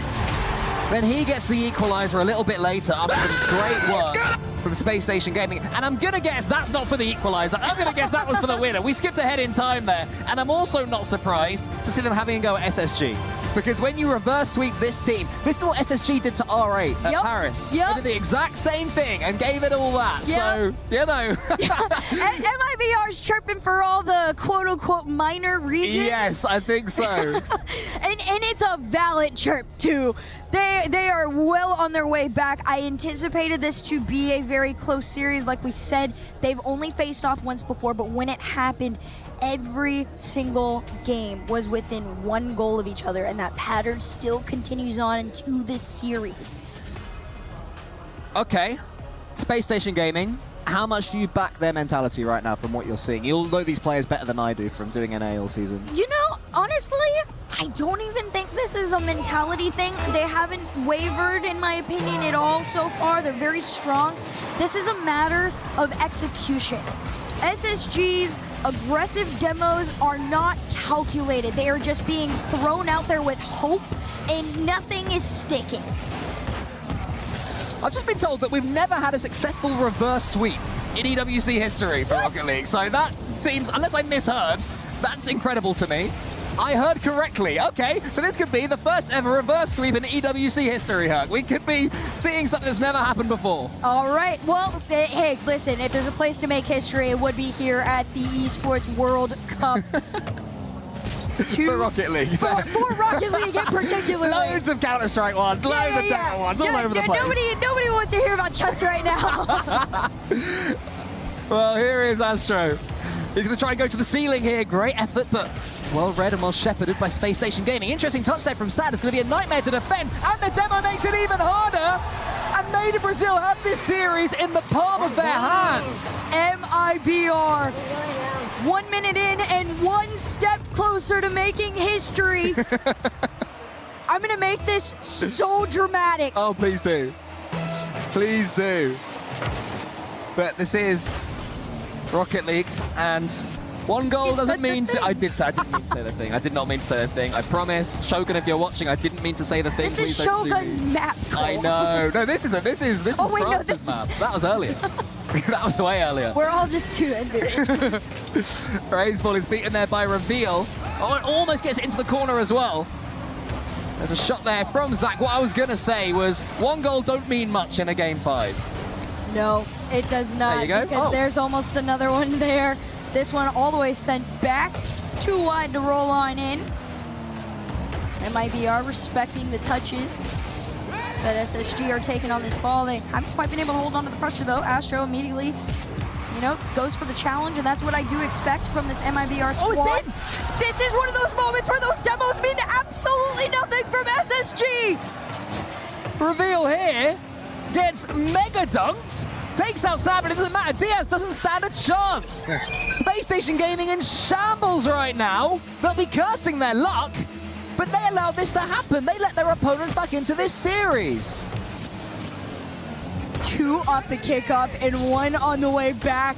Razebull Trying to throw MIBR forward. They're holding on to that 2-0 lead. This is the largest extension they've had against this SSG squad, not even just now, but ever. Razebull holding on. Astro underneath. He's going to have to try and follow for this one. Reveal goes for a nice challenge there, but nobody to follow. It's MIBR on the pressure. All Sad can't quite get the angle to shoot, but Astro's there. It might be going in. Reveal, all-important save. One more against SSG may well sink them. They have to stand tall right this moment because Made in Brazil are going for blood. SSG have to have the strongest mentality ever. You are not going to falter and start going for these panic shots. Zach, a little bit too worried about clearing a path when he needs to be back on attack. Halfway point to this game, though, SSG still trail by 1. Yeah, Zach's continuing to do his thing, still going for these bumps and demos, but Made in Brazil dealing with them comfortably right now. It was more scary a game or so ago, but Made in Brazil has made it through those choppy waters. Here comes Reveal, looking all around him. So much work to do. Only hits the post. A shot comes in. It's saved again. Nothing is going SSG's way. MIBR's defense has now become a priority in these final 2 minutes here. And it's showing. Reveal trying to recover. Here comes Diaz with a shot taken towards net, but everybody from MIBR ready to collect and just play the clock. Flip over 1, down onto the ground, into the corner pocket. We'll see if anybody can take it away. They almost do, but at 50's in favor of SSG. They're gonna catch it. He has the flip. He's over 1, and Diaz is in! What a finish that is! From the 1v1 Maestro! The catch is sublime, the finish is instantaneous, and even after being bumped out the way after, it's not going to be enough. Let's go, we got this. And of course, Rocket League being Rocket League, it was always going to go 2-1 and be as nervy as possible for MIBR. These two have never played a game where it wasn't within 1 of each other. We'll see, though, if 2-1 is the way to go, or maybe SSG is able to pull it back. Zach on the attack. Demo on 1. Diaz around the corner, all the way to the other end. Zach's looking for a center. Nobody's there. They're playing it safe. Everybody calls themselves off as MIBR enter the orange side. Yeah, they're going to have a wave of yellow attack here from Space Station Gaming, but so far they're up to the task. Huge win there from Sad. Every time they beat the ball forwards, it's a massive win for them. Razebull is heading back. Zach will have a chance to go solo here. What can he do? To the ceiling with him, gets the pinch. It's over the top of Razebull, and it's all the way in! And Space Station Gaming have clutched up. Tied game with a minute left to go. MIBR losing a grip on the series, and this is what I was talking about. Their mental absolutely fine. This is coming down to execution, and SSG is doing better. Demo's flying in, left, right, and center. Whoever wins this one will have an almighty pop-off to their opponents. I can guarantee you that one. Keep a close eye on these player cams as Sad and Diaz go in the air. Diaz has woken up again, and that's the difference for SSG. Astro comes forward, though. Here's Razebull, nearly over the top of Reveal. Sad on low boost is just going to play this ball forward, and that's going to be the plan for MIBR. It's low boost for everyone right now, all across the pitch. 25 seconds left of the clock here in regulation. Still tied. Zach into the ceiling, tries to get over to Diaz. He's got a shot attempt, but nothing on goal. It might be here, but Astro keeps them out. Terrifying moments there in the Made in Brazil goal mouth. Razebull gets the catch. Does he have a teammate coming in? He doesn't. He has Sad instead in front of him trying to clear the path, but he didn't have the angle. Now Zach's attempt. Diaz there, trying to avoid Sad. It's Diaz maybe, but it's cleared to the side. Pressure is on, and the ball is on the ground. Overtime keeps you in the upper bracket of EWC. Razebull's going to watch this one and wait just that split second longer. He's got some time to play within his own corner, but Zach takes away from that pretty quickly. Razebull up against Reveal. Diaz with the catch. This is where Space Station Gaming have been so dangerous, when he has control of the ball. Forward comes Reveal. And finally, we're going to see a player actually take control of this. It's going to be Astro. Saw a few demos on the back end from Zach. 1v1. Razebull's just going to clear it out mid. Diaz immediately sends it back 2 up. A big mistake from MIBR. Can they recover just enough in time? But the pressure is still with SSG. Over 1 off the backboard. Diaz enough to collect and pass, but Astro's in the way. Space Station Gaming, that was a real chance. Their opponents had no boost, but they have broken free. Razebull into his own corner, gets it towards Astro, to the opposite corner. Gets it towards Astro. Reveal gets the reset that he won't be able to do too much with, but Space Station Gaming have certainly started this overtime the better. Nice catch. Almost double goal, but he saved goodness! Zach, why would you go for the Psycho there? I can't believe he's got away with that. Would have been one of the craziest finishes in Game 5 overtime history, but instead we play on. How do you hold your nerve here? Here he is, it's Diazlo for the flip reset, gets it, shoots, saved in the bottom corner! This is not the time for ego shots, guys! More psychos, more psychos! Everybody locked in a minute and 30 seconds into this one. MIBR have the pressure with them, but low boost. Zach's gonna send it back. No connection on the touch. SSG still working around with each other to get into the net. Can they find anyone? Raiseball takes control of this one using all of his experience, the Chilean. Diaz sends it high. Astro is waiting. Sad wins that one. It's going to be a chance here for Astro. Can he get the pitch? Yes, he can. It's almost all the way in. What a finish that would have been. But Diaz is able to take it away, at least for now. Raiseball can't get the dunk, and that attack comes to nothing. I'm getting nervous for SSG. They got Diaz pushed all the way up. He finally runs his way back on this. You got to be a little bit more respectful to MIBR in moments like these. Here comes the demo, and it's a slow touch out into that pocket. Can he get down in time? Absolutely, but no boost spawn in his favor. It's a flick to the backboard. It's a catch to the center, but nobody's there. It's a counter all the way to the other end of the field. That composure from Raiseball to pass the ball down to his teammate and know where all his opponents were was massive defensively. It bought them a few seconds, but now Space Station Gaming come again. This might be it. Reveal underneath! Reveal gets the win! Space Station Gaming are the ones who can point at their opponents and say, come on! History absolutely repeats itself with this squad. SSG have done it again. When you thought MIBR could have been a little bit closer, they absolutely get shut down. You can see the joy on the fans' faces, but also the relief. I can't believe they've done that. What a series we have been blessed with there. Handshakes and smiles all around now, but I mean, they all know they have been in a monster 5 games there, Herc. That is arguably going to be one of their most challenging series. This was the closest they were going to fight. These two teams were in that top 12 at the Paris Major. They face off here. You know, there's so much familiarity, and you can see that every time they play each other, they learn a little bit more and a little bit more, but SSG, they have that edge, that clutch factor that has been missing, and that clutch factor seems to be Zach. Wow, what a series. We asked for it, we got it, and I'm standing by with SSG's Zach right now. Zach, that was so stressful for all of us to watch. How was it to play? Yeah, it was very stressful, especially the overtime. I almost owned goal, but yeah, we pulled it out, so. You did. I mean, when I look at your career, it's fascinating because you're only 16. You stepped away from the game to focus on school, and then you came back. Do you just really appreciate these moments more after stepping away from the game? Yeah, like stepping away definitely made me realize how much I appreciated the game and how much I wanted to compete and win. And like these are the moments that I live for, you know.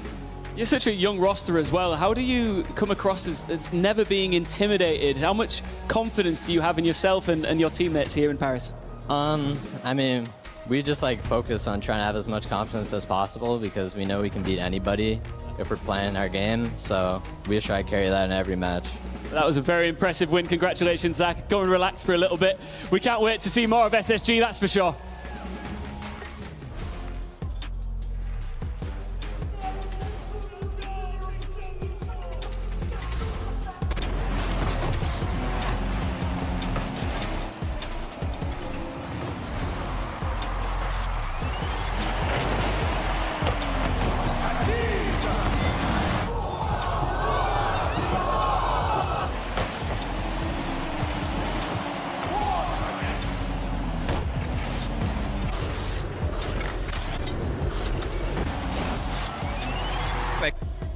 Nice, let's go!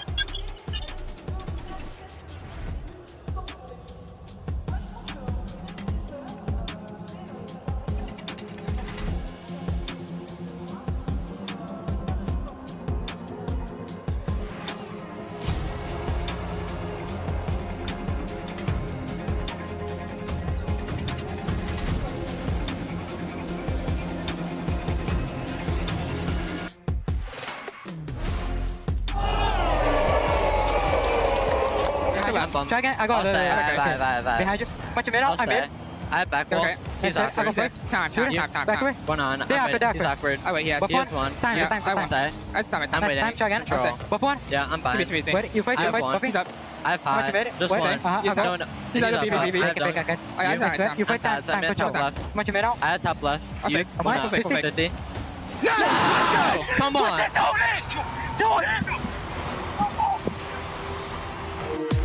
We were there.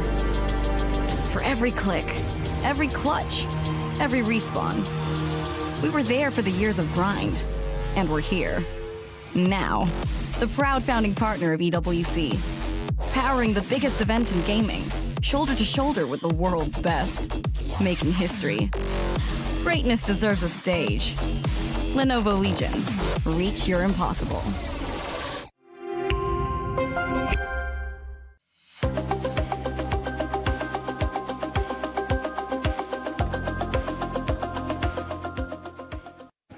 Well, here we are at the Space Station Gaming booth at the Esports World Cup, and my goodness, there is plenty to do in here. We've got boost activations. You can play Rocket League. You can pick yourself up some free Space Station Gaming keycaps if you like those as well. And we've even got some of the biggest streamers in the business. You can see behind us there, The Beef, getting involved. We might actually go have a chat to him. There's plenty to do over here. I've seen The Beef, and I'm going to get involved. What are we doing here, Beef? Get the headset off. How you feeling? He's live on stream. He's feeling...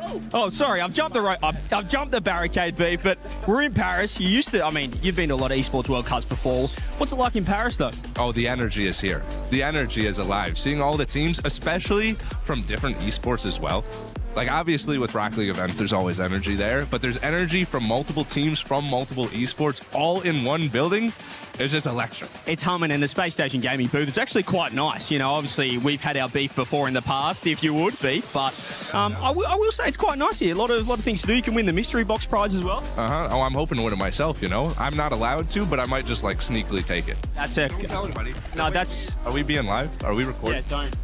Cut that out. Cut that out. Yeah, cut that out. You can't. That's a conflict of interest. I'm pretty sure you cannot get involved. But Space Station, the boys, in terms of the tournament, how do you think they're looking? How confident are you in SSG? I mean, from what I've heard from scrims, they are looking good. They're confident, and we both know the potential they have, right? We've been saying this for like a year and a half. There's been a couple iterations of this roster, but there's always that potential. And this one feels a little different. Am I crazy to say that? I think you're crazy. I think they get absolutely swept. So best of luck with the stream. SSG booth, get involved. See you later. Play is in our DNA.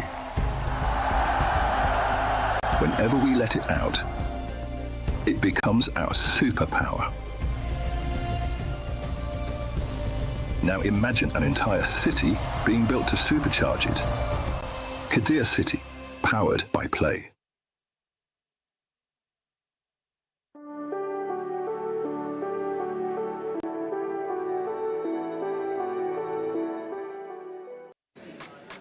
So please, at the Esports Nations Cup, can we win? Because I'm sick of Australia losing. I'm just sick of... Oh, hello. I just got done recording message for Team Australia.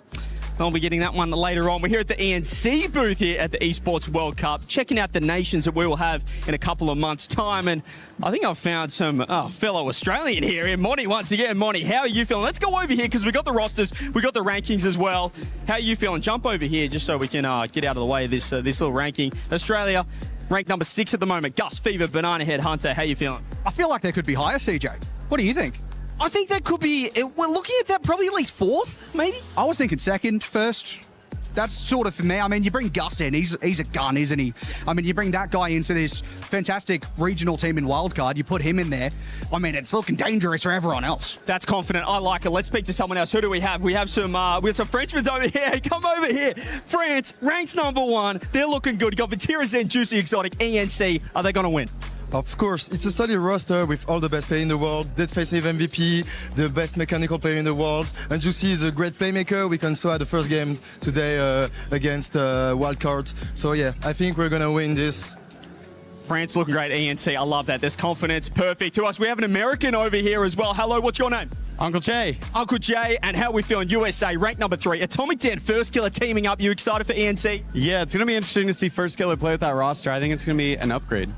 an upgraded roster. We'll see if USA can get the job done. Do I have a Brazilian as well? Brazil, ranked 5th coming into ENC. You've got Swift, Yan, and KV1. Do you like the roster? Basically, the core Furion, but we have a ladder to scale it, and we will reach the top. Yeah. What I'm seeing is the competition is fierce. ENC coming up. We've got the ENC boothers here. Record a message for your nation if you'd like. Plenty of action at EWC, and come on, the Aussies. Let's get the job done.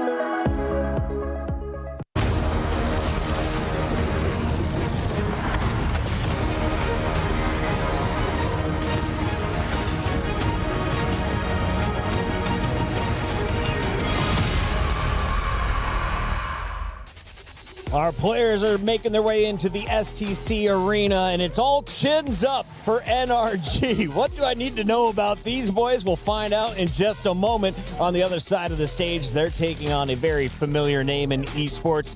Team Solomon, aka TSM, rocking a rookie roster. We'll talk about all this in depth. For now, I want to break it down with our two analysts. We've got Achieves, we've got James Bott. Achieves, I want to start with you. Yeah. Is this a David versus Goliath matchup? Is this a fair fight? How would you qualify NRG versus TSM? Because this is the first match in Group A. Very David Goliath. We've seen a few players of TSM in some live events before, of course, and NRG is a world champion. The reigning world champion. So it's definitely uphill. And now we see NRG is at the bottom of our winners bracket here for the opening matches. If they win, they'll play the winner of Furia or Vitality. Is this a 2-0 clean run into the playoffs expected for NRG? I don't think so. Team Vitality, especially Zen, has had NRG's number. They own NRG. So if it ends up being Vitality that NRG plays if they win this one, Vitality's going to be the heavy favorite. I like that call out. Let's talk about the favorites in this showdown, though. Who's rocking the glasses? Who's got the beard? Walk me through their faces, the Chiefs. They all got their glasses. Yeah, they do on their time. Beast Mode, of course, long time. Atomic and Beast Mode both have really been playing great this season, but Big Dan the man, baby. I want to see Daniel do something today here in day one. That's who I want to see pop off. I think Daniel's got the chops, and I think this is a great match to showcase it to start the EWC off. On the other side of this fight, we have TSM. They are the underdogs. What's their biggest accolade, or what could I know about this squad to give me a little bit of hope if I already voted on EWC.com? Well, they have dominated their region, and they've gotten some good results internationally, and I think Sphinx is the most interesting player for me. He is a born and bred APAC player from Malaysia. He is so mechanically insane, but Catalysm, the German, they brought him in to really bolster this team for this region. Kevin was an addition to the team as well that is from APAC as well, after the rule that they came out with where you have to have 2 members from the region and then one you can have one international Thanks, League of Legends, for ruining it for us originally. So Catalysm was the one they brought in. Kevin, before they had 3 international players, but Kevin came in to be that second regional player for the team. And they've been okay. I wouldn't say this is a situation that we saw from the 5 Fierce Gentlemates. Not quite. But NRG is going to be the heavy favorite. So less than 20 goals in our 3 games is the expectation. We've got 86% of the fans over on esportsworldcup.com/play choosing NRG. They're the world champions for a reason. When they reached that peak, what did you see from them, Achieves? Oh, man. Teamwork is probably the biggest thing for them. They've played together for so long, so much focus on the comms put on when they first picked up Atomic, and it's only improved as time has gone on. We've got 30 seconds till this match. So it's been a while for them. Sorry to cut you off. So, Achieves, I need your official prediction as we're down to 10 seconds each. How many games? Just 3? How many goals? 4 NRG. I'll go 12. 12 goals across the 3 games. That's pretty high scoring. I like that. What about you, James? I'm going to go 13. 13 goals. Give me NRG. Yeah, this one's easy. 3 games. Ladies and gentlemen, if you love Team Solo Mid, well, might be time to pull out your charms, get all your good luck together, send it their way. They're going to need it. They're taking on a juggernaut to open up Group A on our main stage.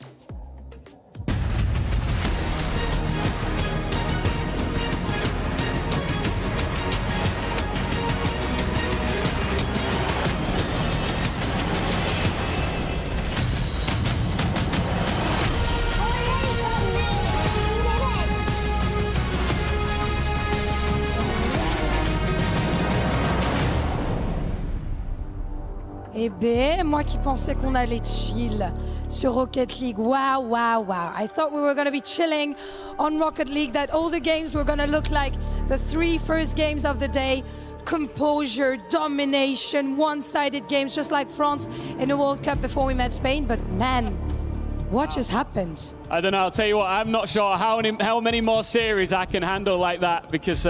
Not at your age. Yeah, it does. Not at your age anymore. It does get harder when you hit your mid-20s. That's for sure. Listen, what I do know for sure is that I do actually want to see more series like that, back and forth. That was intense. Let's see if we can get it again. And who else than the world champions to hit the stage, ladies and gentlemen? It is NRG.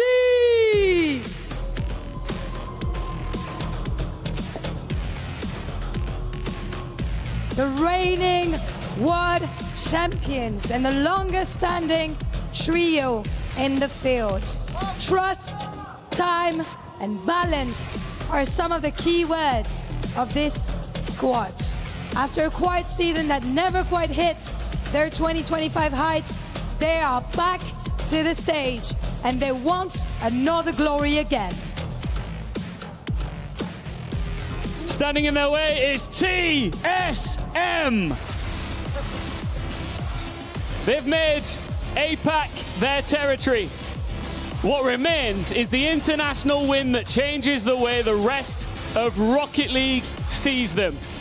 They begin here against the world champions, and this opportunity could hardly be any bigger. A real chance to make a massive first impression in the city of love. Ladies and gentlemen, it is time to pick your American champion as our game starts now.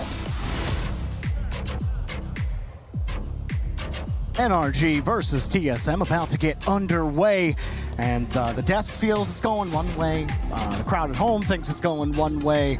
Stumpy, I think both of us maybe think this is going one way, but hey, I mean, Sphinx did some cool stuff in Paris the last time he was here, so who knows, maybe the result could be a little different this time. They almost beat Shop Barbellion, surely there's a chance. I'm feeling like it's going to be somewhat routine for NRG, but that's not to say that Group A won't start with a bang. If you've seen any of the highlight reels that have been posted to social media or that we have shown off on the main broadcast, you will see what TSM are capable of. That is then when they are competing in APAC, their quality of opposition isn't quite as good as what you'll be facing internationally.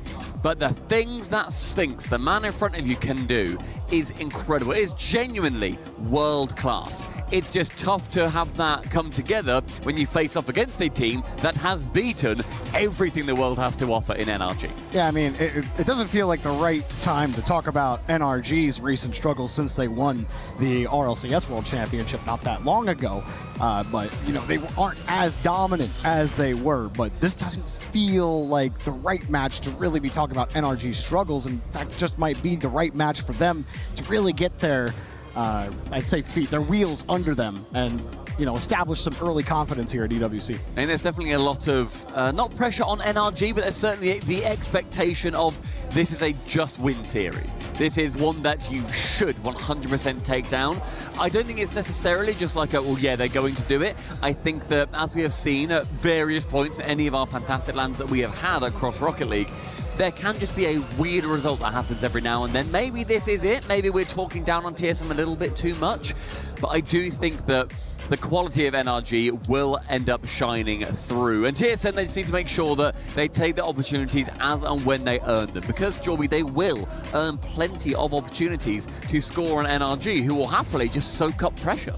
Well, I mean, I think with NRG as well, they're a little more aggressive than they used to be. They're old, like, soaking up pressure selves. But, I mean, on this TSM side, first of all, the vibes are immaculate on this side with Kevin and company. And, like, every time we get them on an interview, they're just, you can tell, they just love playing the game together. And that does count for something. But you talked about Sphinx, his ability, but also Catalysm, name we haven't said too much. His 50 game can really be an X factor to actually help TSM establish a presence in the midfield. So I think it does start with Catalysm. If you want to enable Sphinx to pop off, then they got to find ways to win in the midfield, and it starts with Catalysm as we start game number 1.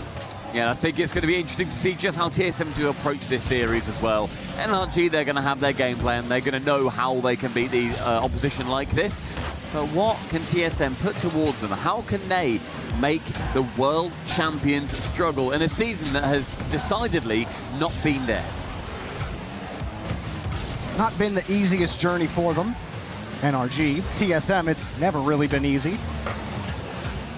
TSM under some early pressure, but the shots are not too threatening. Beast mode up.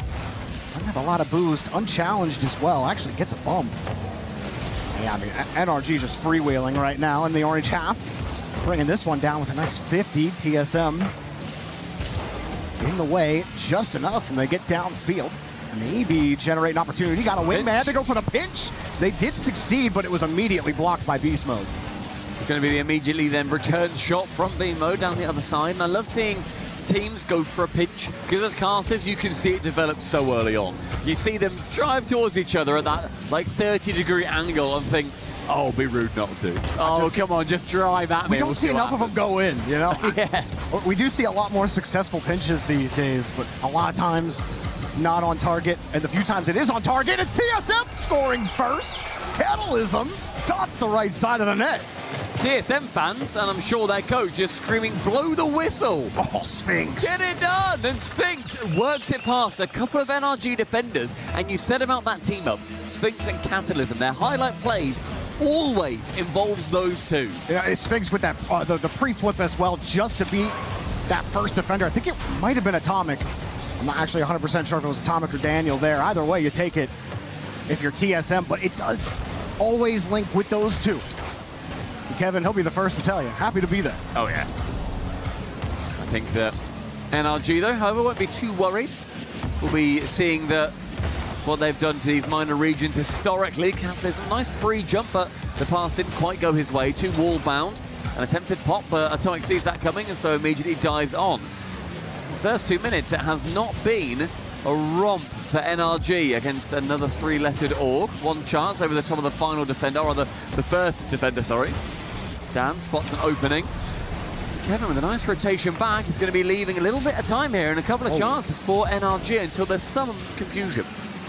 Yeah, a bit of confusion from Beast Mode on how that play was progressing. TSM had a chance to clear this out. Now they're struggling to get by the midfield line. Nice catch and flick, but it's off the bar. Atomic was going for a bump. He connected on the bump as well. Catalysm beats Beast Mode to the ball. TSM might have a break. Catalysm pre-flip, and it's in! Hello. Hello. Yo! I thought there was just going to be somebody back waiting. It's a fantastic bump. Kind of knows, so he just pre-flips. He knows he just has to hit that on target. Anything towards the net and it goes in. Come on. And nice, come on. It does in fact go in. Absolute chill vibes there. Okay. You know, you're up 2-0 on NRG. You'd think the energy be at least a little more excited, but TSM, they've been there, done that against Shopify Rebellion, right? They know that they gotta win a couple more. I mean, they gotta win this game. 2 minutes left, but I love how it's starting for TSM. Catalysm gets another A! Okay, guys, it's up it. It's 3 shots. It's 3 goals. Kata with a hattie. Well, he missed the ball, dude. Mate, it's no problem. We were saying from the off that TSM are the best team in the world. You're right. What am I saying? They were one of the favorites in the tournament. History here, Jordy. Right, Team Solo Mid, historic esports org, historic Rocket League org. I will say, though, NRG, genuinely, just don't count them out. Never count them out. Oh, no, the amount of late goals that NRG do get. Dan's going to try and start things off. Beast Mode chance on target with all 3 waiting. That had to be a lot better to sneak over the line. Yeah, Beast Mode whiffing that last challenge. Now he's kind of just put the duck in the pond there. I don't think that made too much sense, but neither does NRG's play in game number 1. In the final 90 seconds, it has to start here with Daniel towards Kevin, sends him to the scrappy. And these attempted bumps are going to be not quite as successful as NRG wanted. And look at how stressed NRG look on defense. Starting to feel the strain a little bit. I don't think they're too worried with it just being game 1, but it is a best of 5, which serves TSM more than it serves NRG, especially with how they look right now in game number 1. But I mean, some of these goals going in are a little suspect from NRG. Here's a nice give and go. Atomic tried to slow it down, and Catalysm had him red. In the defense, again, just holding firm. Catalysm tries to dive on Daniel. Able to clear it away. Left-hand wall sees him now pop up midfield. Chance, Sphinx, no boost. Someone has to get it on target, but Catalysm, quick return with 100. Now, NRG are getting free touches. They're getting, well, hang on, Catalysm making a 4th. Oh, couldn't quite get it there. Here's another shot way wide of the net from Kevin. Don't mind that. Just gives the control, maintaining for TSM. They don't need to give that ball away. They're up by 3, and they are sitting remarkably pretty. Jorby, in the final 20 seconds, the world champions could be losing a game here to APAC's best. Getting shut out. Atomic looking for a goal. He can't get a bump. Can't get a real quality shot there. And quality is something that is not in NRG's namesake right now in game number 1. None of their shots good enough. And I wouldn't have ever picked a 3-0 game 1 start from TSM here against NRG to start in Group A of EWC 2026. But guess what? New year, new game, new TSM. The way that TSM approached that game is precisely how they need to go forward. No respect ball. Say, oh, Daniel, we're going for it as well. I don't care that you've gone up for this ball. I can beat you to it. And that sheer amount of aggression has given TSM, and I'm going to call it now, the current perfect sweep over the world champions. So that's, okay, that's a game, that's crazy. Technically game correct. 1. Technically correct. That's kind of correct for you Brits, I get it. Thank you very much. No worries. Here's the thing. The shot quality from NRG was F tier. They had so many free shots on TSM's net. That's beauty from Catalysm. Got to put credit where credit is due there, but what we're not going to see is all of the really poor shots from NRG. Beast mode just throwing it into the dirt. Daniel had one where Kevin's covering near side of the net. He has the whole left side of the net open to him, and Daniel just, it wasn't even on target, just another weak shot. So like the shot quality is very questionable from NRG in game 1. I don't expect that to continue heading into game number 2. And Catalysm, 850 points. Absolutely everywhere on the pitch. 5 saves, 4 shots, and 3 goals. Unstoppable. And we identified him and Sphinx as the real main players on this team. And Kevin has to make sure that he's also giving them their space and supporting when the two of them do ultimately go for very aggressive, very flashy plays together. You need to have somebody sitting at home still doing the laundry while you're off gallivanting around in the blue half. Well, TSM going for the fake kickoff for possession, and they actually win this ball.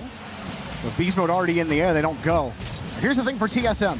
It was not too long ago where they were in a similar spot. The RLCS Paris Major against Shopify Rebellion in the group stage. It looked at times like they were going to take the series. And here they are again in a similar spot. Have they learned their lessons from that series? Can they play a tighter game? I mean, the previous game was played 70% in TSM's half. The amount of pressure that NRG had that TSM ultimately allowed and then caught them as they saw on the repeated counter. That is their game plan. Catalysm knows how he wants to finagle the ball around all of NRG to the backboard. Ceiling is found, but the goal is not as Kevin pops it high yet again. Catalysm too far back, thought maybe he'd go for that, just too far away from it. Now TSM jumping at Ghosts. This one coming up, Catalysm misses the ball. This double tap in beast mode. It took an extra effort, but he gets the job done. NRG's first goal of the series.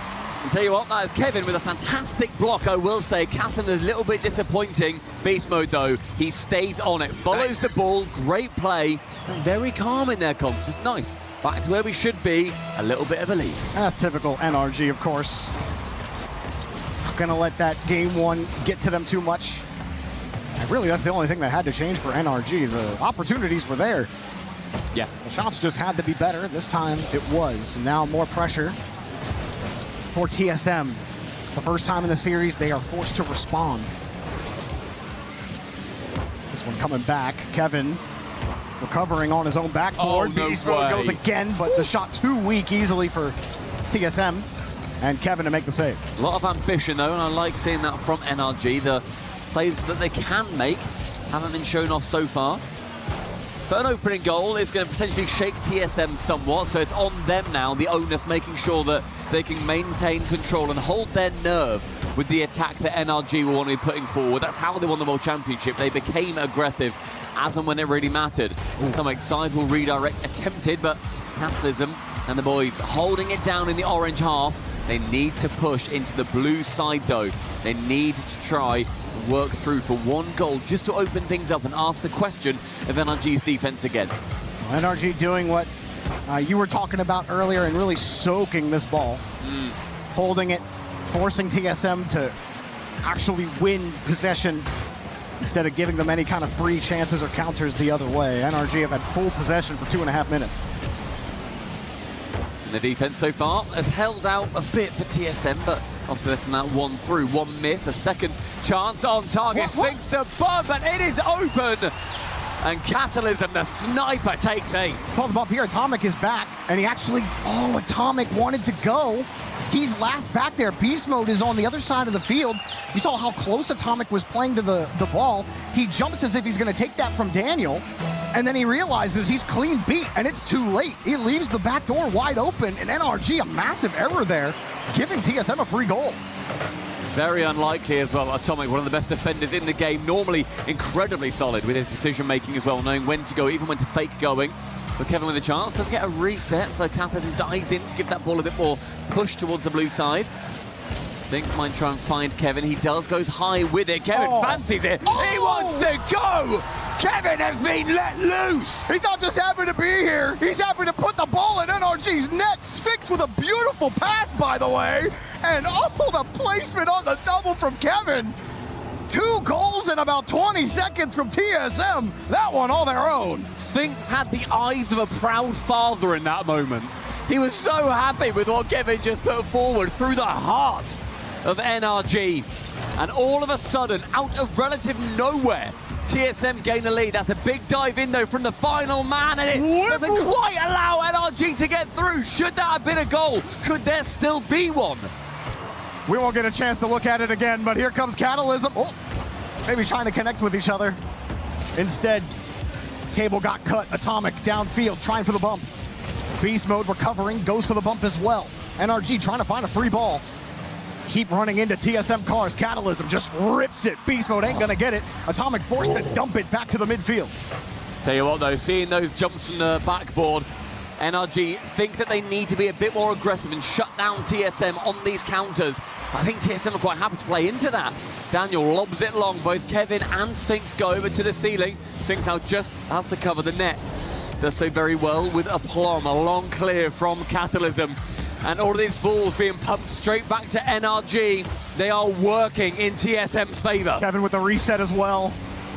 TSM had a bump to open up some space. Nice short touch back to Daniel for NRG. Looking for a goal, otherwise going to be down 2-0 in this set. Catalysm having to chase the ball. Touch out into space. Sphinx was ready, a little far back. Beast Mode wants to go downfield. There's no one back! It's TSM! Catalysm again! He cannot be stopped! As Catalysm, yet again, sees red and makes it rain on the pitch. Oh, and NRG feeling so desperate there. You saw Beast Mode. He thought his team won possession. He turns his car around in midfield and decides to go. Daniel's still third back. Atomic hasn't recovered. But they think they've won the ball, but TSM were all over it. Now Atomic has to make some magic happen here with 25 boost. Fakes the Musty. Gets it over 2, but it's just not enough. He gets lured in. More chance, they do start to develop, but 2 goals in 10 seconds. Can NRG do it with Kevin pushing down the line? A failed chain dash does give Atomic an in. 1 reset, backboard, final touch, good clear from Sphinx. As far as the halfway line, final chance with nothing. And TSM go 2-0 up against the world champions. Is Group A going to start with what would be the most ridiculous upset in a while in any tournament. In a while. What's the last upset that I can remember? I think we can say, tentatively for now, this would be the biggest upset ever. Ever.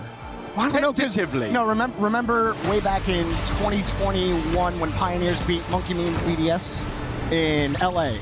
Yes. That was OCE number 2. That's a pretty big This upset. is bigger. This APAC against NA. This is APAC against NA, and if it's a 3-0. I mean, that Catalysm, that's like 130. That's a shoot Kevin with a ridiculous shot, man. It's 1/3 EU. It's 3/3 GOAT. And look at that was that look. Look how proud he is. And Kevin saying, "Come on, Kevin, you got the double." And they just need to keep it going. Look, the crowd can't even believe it. They're like, "Whoa, they're doing it!" 6-1 so far. And an incredible performance. So Daniel dropping a measly 80 points. Tough for NRG to get anything going in that game. They went ahead, bear in mind. They went ahead by that 1 goal. And I was worried that TSM then might leave the door open, slightly ajar. And the Vampires NRG, they struggled to work their way through.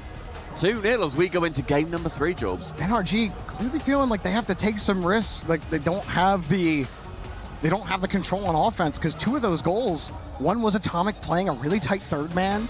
The other one, they thought they had clear possession. Beast Mode, instead of going back to cover, turns upfield, leaving Daniel stranded, literally swarmed between 2 TSM players. He gets demoed. It's a free goal for Catalysm. I mean, like, these are honestly uncharacteristic errors from NRG. Game 1, Game 1 was just poor shots. They had plenty of opportunities.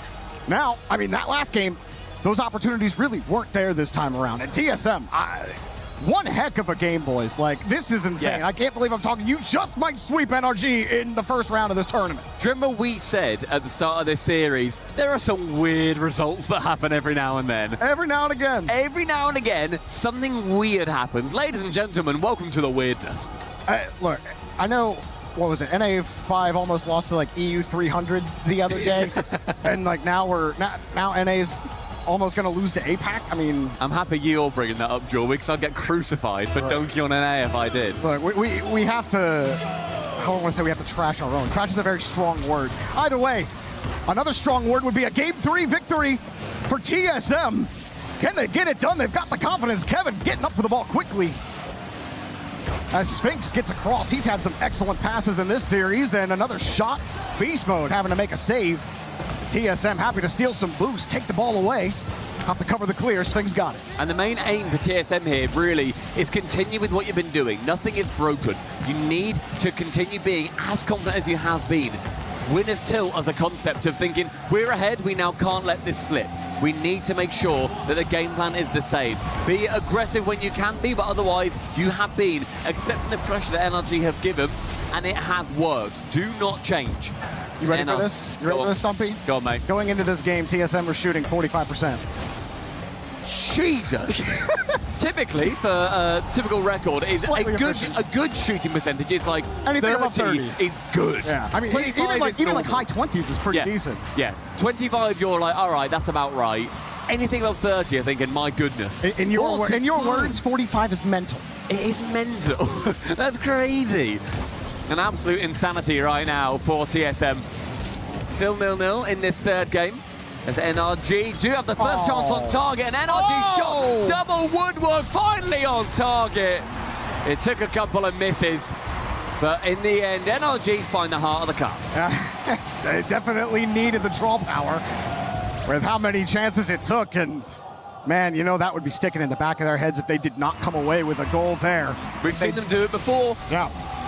Now TSM have to respond. Fake kickoff for TSM. Trying to get some quick control to get the midfield boost, get the challenge. Catalysm in the midfield. Awkward ball for Atomic. Beast Mode there to cover. This great play from Beast Mode. Knew that anything going on that waterfall position is going to be a lot harder to deal with. Sphinx is up already, trying to go for a bump. A very aggressive play. It does scare me somewhat, but they, for now, managed to escape unscathed. Sphinx, great spawn, gets back in time.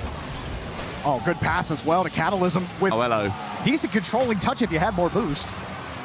Still going to work out for Kevin. Couldn't really do much with the ball. Just slapping it into the corner. It's not going to get too much done, but NRG unable to clear it. Sphinx with a great carry around. Wants the bump. Bouncer denied. by Beast Mode. Sphinx, another good catch. Trying to hold it for somebody. His teammate gets deleted. That's Kevin getting demoed on the play. And Kevin immediately back. Tried for the low 50. TSM still possessing this ball. There's a lot of play in the opposite half, and as a couple of players do get removed from NRG, the defense may well open up. Instead, it's well formed from them halfway through the game, and this 1-0 lead, as we have seen previously, is dangerous for the World Champs. Catalysm leaves it, gives it to Kevin, who is a man-possessed. A great little reset chance for a dunk there. Sphinx lands the control instead.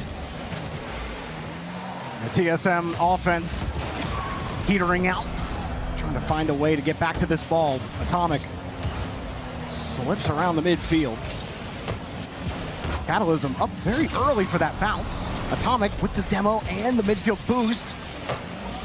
TSM really having trouble getting a quality shot in front of the net. Here's another one cleared out. Sphinx Psycho. Whee! And we've seen Wait, no! You're just gonna let him shoot it? Somehow! With the speed generated, NRG could not read the future. Catalysm can. TSM respond with magic. Catalysm was on top of that ball, but Sphinx, my goodness! Oh, they aren't giving up so easily. As Sphinx, ball bounces away from him. And a clear downfield for TSM with about 1:30 left. Atomic will go. Touch gets away. Corner boost protected by TSM.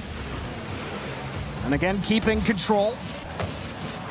Happy to play in the corner with NRG, and they get downfield. Catalysm doesn't get the bump. He gets bumped instead. Not a lot of boost here on TSM's half. Only Sphinx has anything. Everyone else on small paths. 2 commit. 2 gone. But they get there quickly. That's a pass out. Kevin had boost. Maybe he could go. They're going to steal the corner. And nothing there. Catalysm bumps Atomic out of the way. They're creating a little bit of space. Rushing. A bit chaotic here. Yeah. TSM still making it work on the back wall. They've rushed back, and Catalysm can now get control of the ball at long last. Daniel onto that backboard. No touch from Kevin. But Catalysm is going to be there to back his boy up. Backboard found yet again. The bump may well come through, and it is not needed as Beast Mode responds. The second goal for NRG in the final 45. This may well be their lifeline. Finally, Atomic finds a way to get through. He doesn't bump Sphinx, but you see Sphinx have to turn his car. He knew the bump was coming. Couldn't keep his car long across the box. 45 seconds, TSM.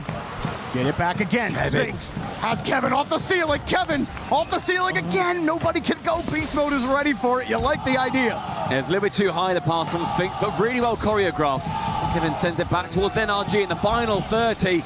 TSM, they've got a couple of game lead, but they'd love to shut it out in 3 to stop those nerves. Up high again. Sphinx avoids the bump. Atomic couldn't get to it. Daniel's next up. And he'll kick it way downfield. All NRG have to do, possess. Waste some time, keep it away.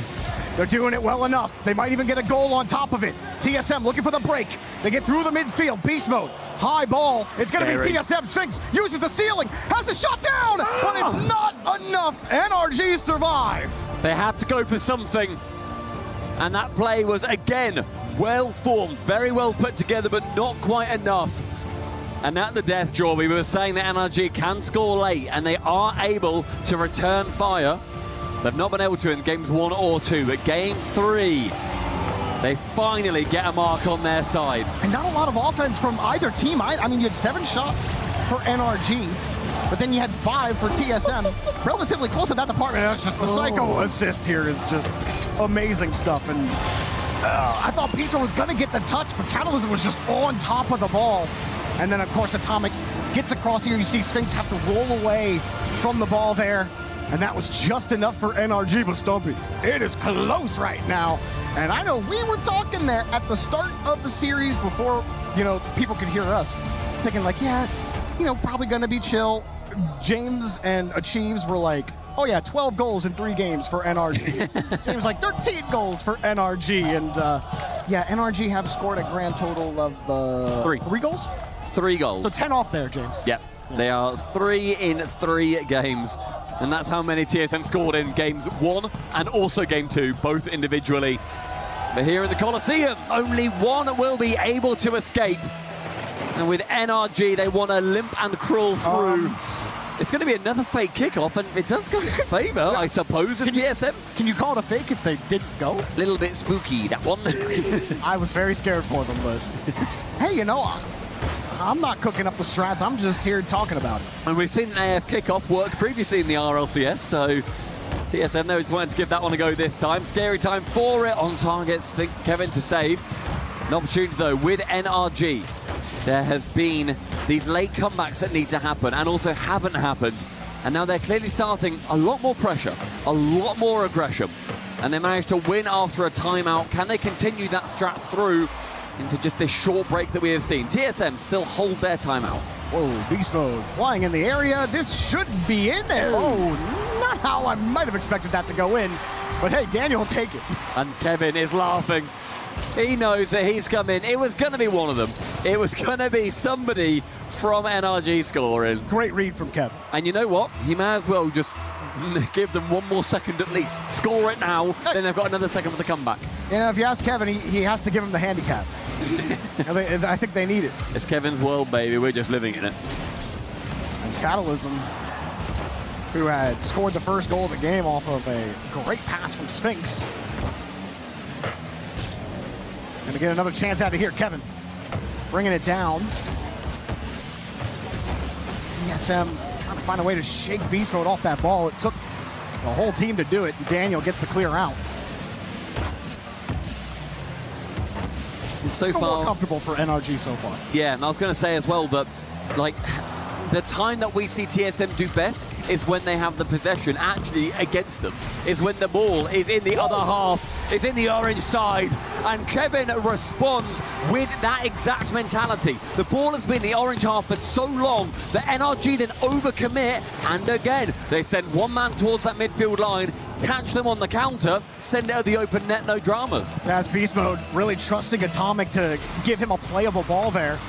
And then he immediately tries to jump, thinks he can get back to the 50. And that style's really been, or that positioning has really been killing NRG. Yeah, it has. They've been caught out on it so many times. It looks unprofessional as well when NRG are being caught out just by shooting on TSM. They can't score and then they concede. But you know, Atomic gets a playable ball there and Beast Mode looks like a genius. And here we go again, double tap! Catalysm almost found a way. He did get it around the defender. Even get a pass here over the midfield line. I like it. Hard stretch for Catalysm. Yeah. That's a good bounce for Beast Mode to get a 50. I'm happy that Catalysm didn't dive on that, just wanted to get any touch. He then shepherds it into the corner. Catalysm, an attempt towards the ceiling. Beast Mode can carry it along though. Now, Sphinx needs to battle against an Atomic who, quite frankly, is running blood in the water. NRG will not go down here in their own minds.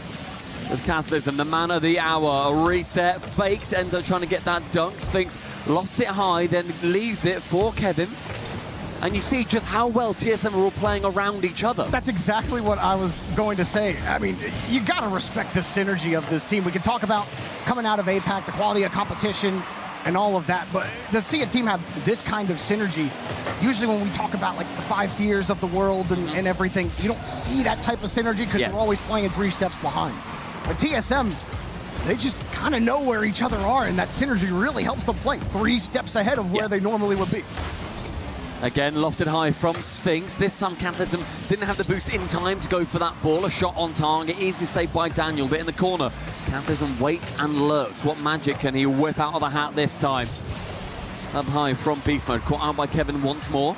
And the pressure, though, is now all of a sudden on TSM. Catalysm has to dive across him. It becomes a bit more awkward as we get into the final 100 seconds. Daniel, last man back, does make contact. Good vision from Kevin earlier. He's not going to get that touch. Up high, Sphinx. It's just going to buy a little bit of time for TSM to get set. Beast Mode beats another defender. You're seeing as well, whenever TSM may not be able to get the ball, they are just 2-footing the NRG man out the sky. They will redirect and go for the bump instead. Beast Mode doing the same now, back to TSM, keeping the pressure going. Daniel is still that last man back. Sphinx into the corner. There's no way you read this! He just couldn't get the power. That is a ridiculous read. That doesn't bounce for TSM, but they're up for it in the midfield. That should be TSM's ball. Kevin off the ceiling with a reset. Had the 50 on Beast Mode. Nobody ready for it. Sphinx, as long as it's away from NRG, he doesn't care how far it kicks away. That read by Beast Mode, good enough. get them right back in the orange half. And a demo as well. Put some pressure on TSM, but good enough to hold on the defensive line. Beast Mode, he flips off the ball. NRG getting back in front of it, and it's another clear for TSM. As he slams it back into the blue half, says, no thank you, you've had enough pressure for now, fellas. And well played there with a back pass. Callison can then dodge the bump from Beast Mode round Atomic. He's doing it all against every single player. Next man in is going to be Beast Mode. And two players from TSM very close to each other. It's going to be a force touch from Sphinx. Pressure can build with Daniel again up high. Who's there next? It's going to be a great bump. Beast Mode, no contact to the floor. It has to go, and it will. NRG a late chance, but overtime earned. I can't believe that somehow that didn't go in. No one on TSM had any boost left, but no one on NRG at the end was ready to punish it. Kickoff, getting back to Daniel. TSM, one goal away from sending NRG to lowers. NRG just trying to force a Champions Field appearance. Here comes Daniel off the ceiling. He won't get a chance at a double tap, and Sphinx will hold. He doesn't have a ton of boost. Eyes up Beast Mode and gets a 50. Good demo. Right back to Daniel. Great 50 rather, not demo. Catalysm now attempting to get it round Atomic, but this wherewithal is just too good. Kevin spots a man midfield, but Daniel is there first. No touch from Kevin to keep it away from the final defender. It's open again. Catalysm is bumped. He got back to it. Forced to make the save. Daniel gets the clear out. Kevin, only 22 boosts. Tried to size it up and bounces away from him. NRG are starved. The shot's on target. Atomic, no boost. Beast Mode's backwards. Daniel tries to get in the way. TSM back. They want the pass. Sphinx turns around. TSM! The upset of the tournament. The upset of the year. Are you kidding me? TSM sent NRG to the lower bracket. The sun rises over APAC. TSM emerge from the heavens to take down the world champions in what is the greatest upset in EWC history. Huh? What? I'm porting back. Didn't have to go too far. RLCS Paris Major. They forced Game 5 against Shopify Rebellion. It looked like they could take them down, and they failed. And you talk to Kevin and Sphinx in the post-game interview, and they're like, honestly, one miscomm, that doesn't happen, we beat them. Next time, we get them. Well, they played the other NA juggernaut, and this time they took them down in 4, Stumpy. They've done everything in APAC so far. All that's been waiting is to see what they can do on the world stage. And against NRG, they do it all. And we're talking about the world stage. How about the EWC stage, where Lou is ready to chat to the man, the myth, the Kevin.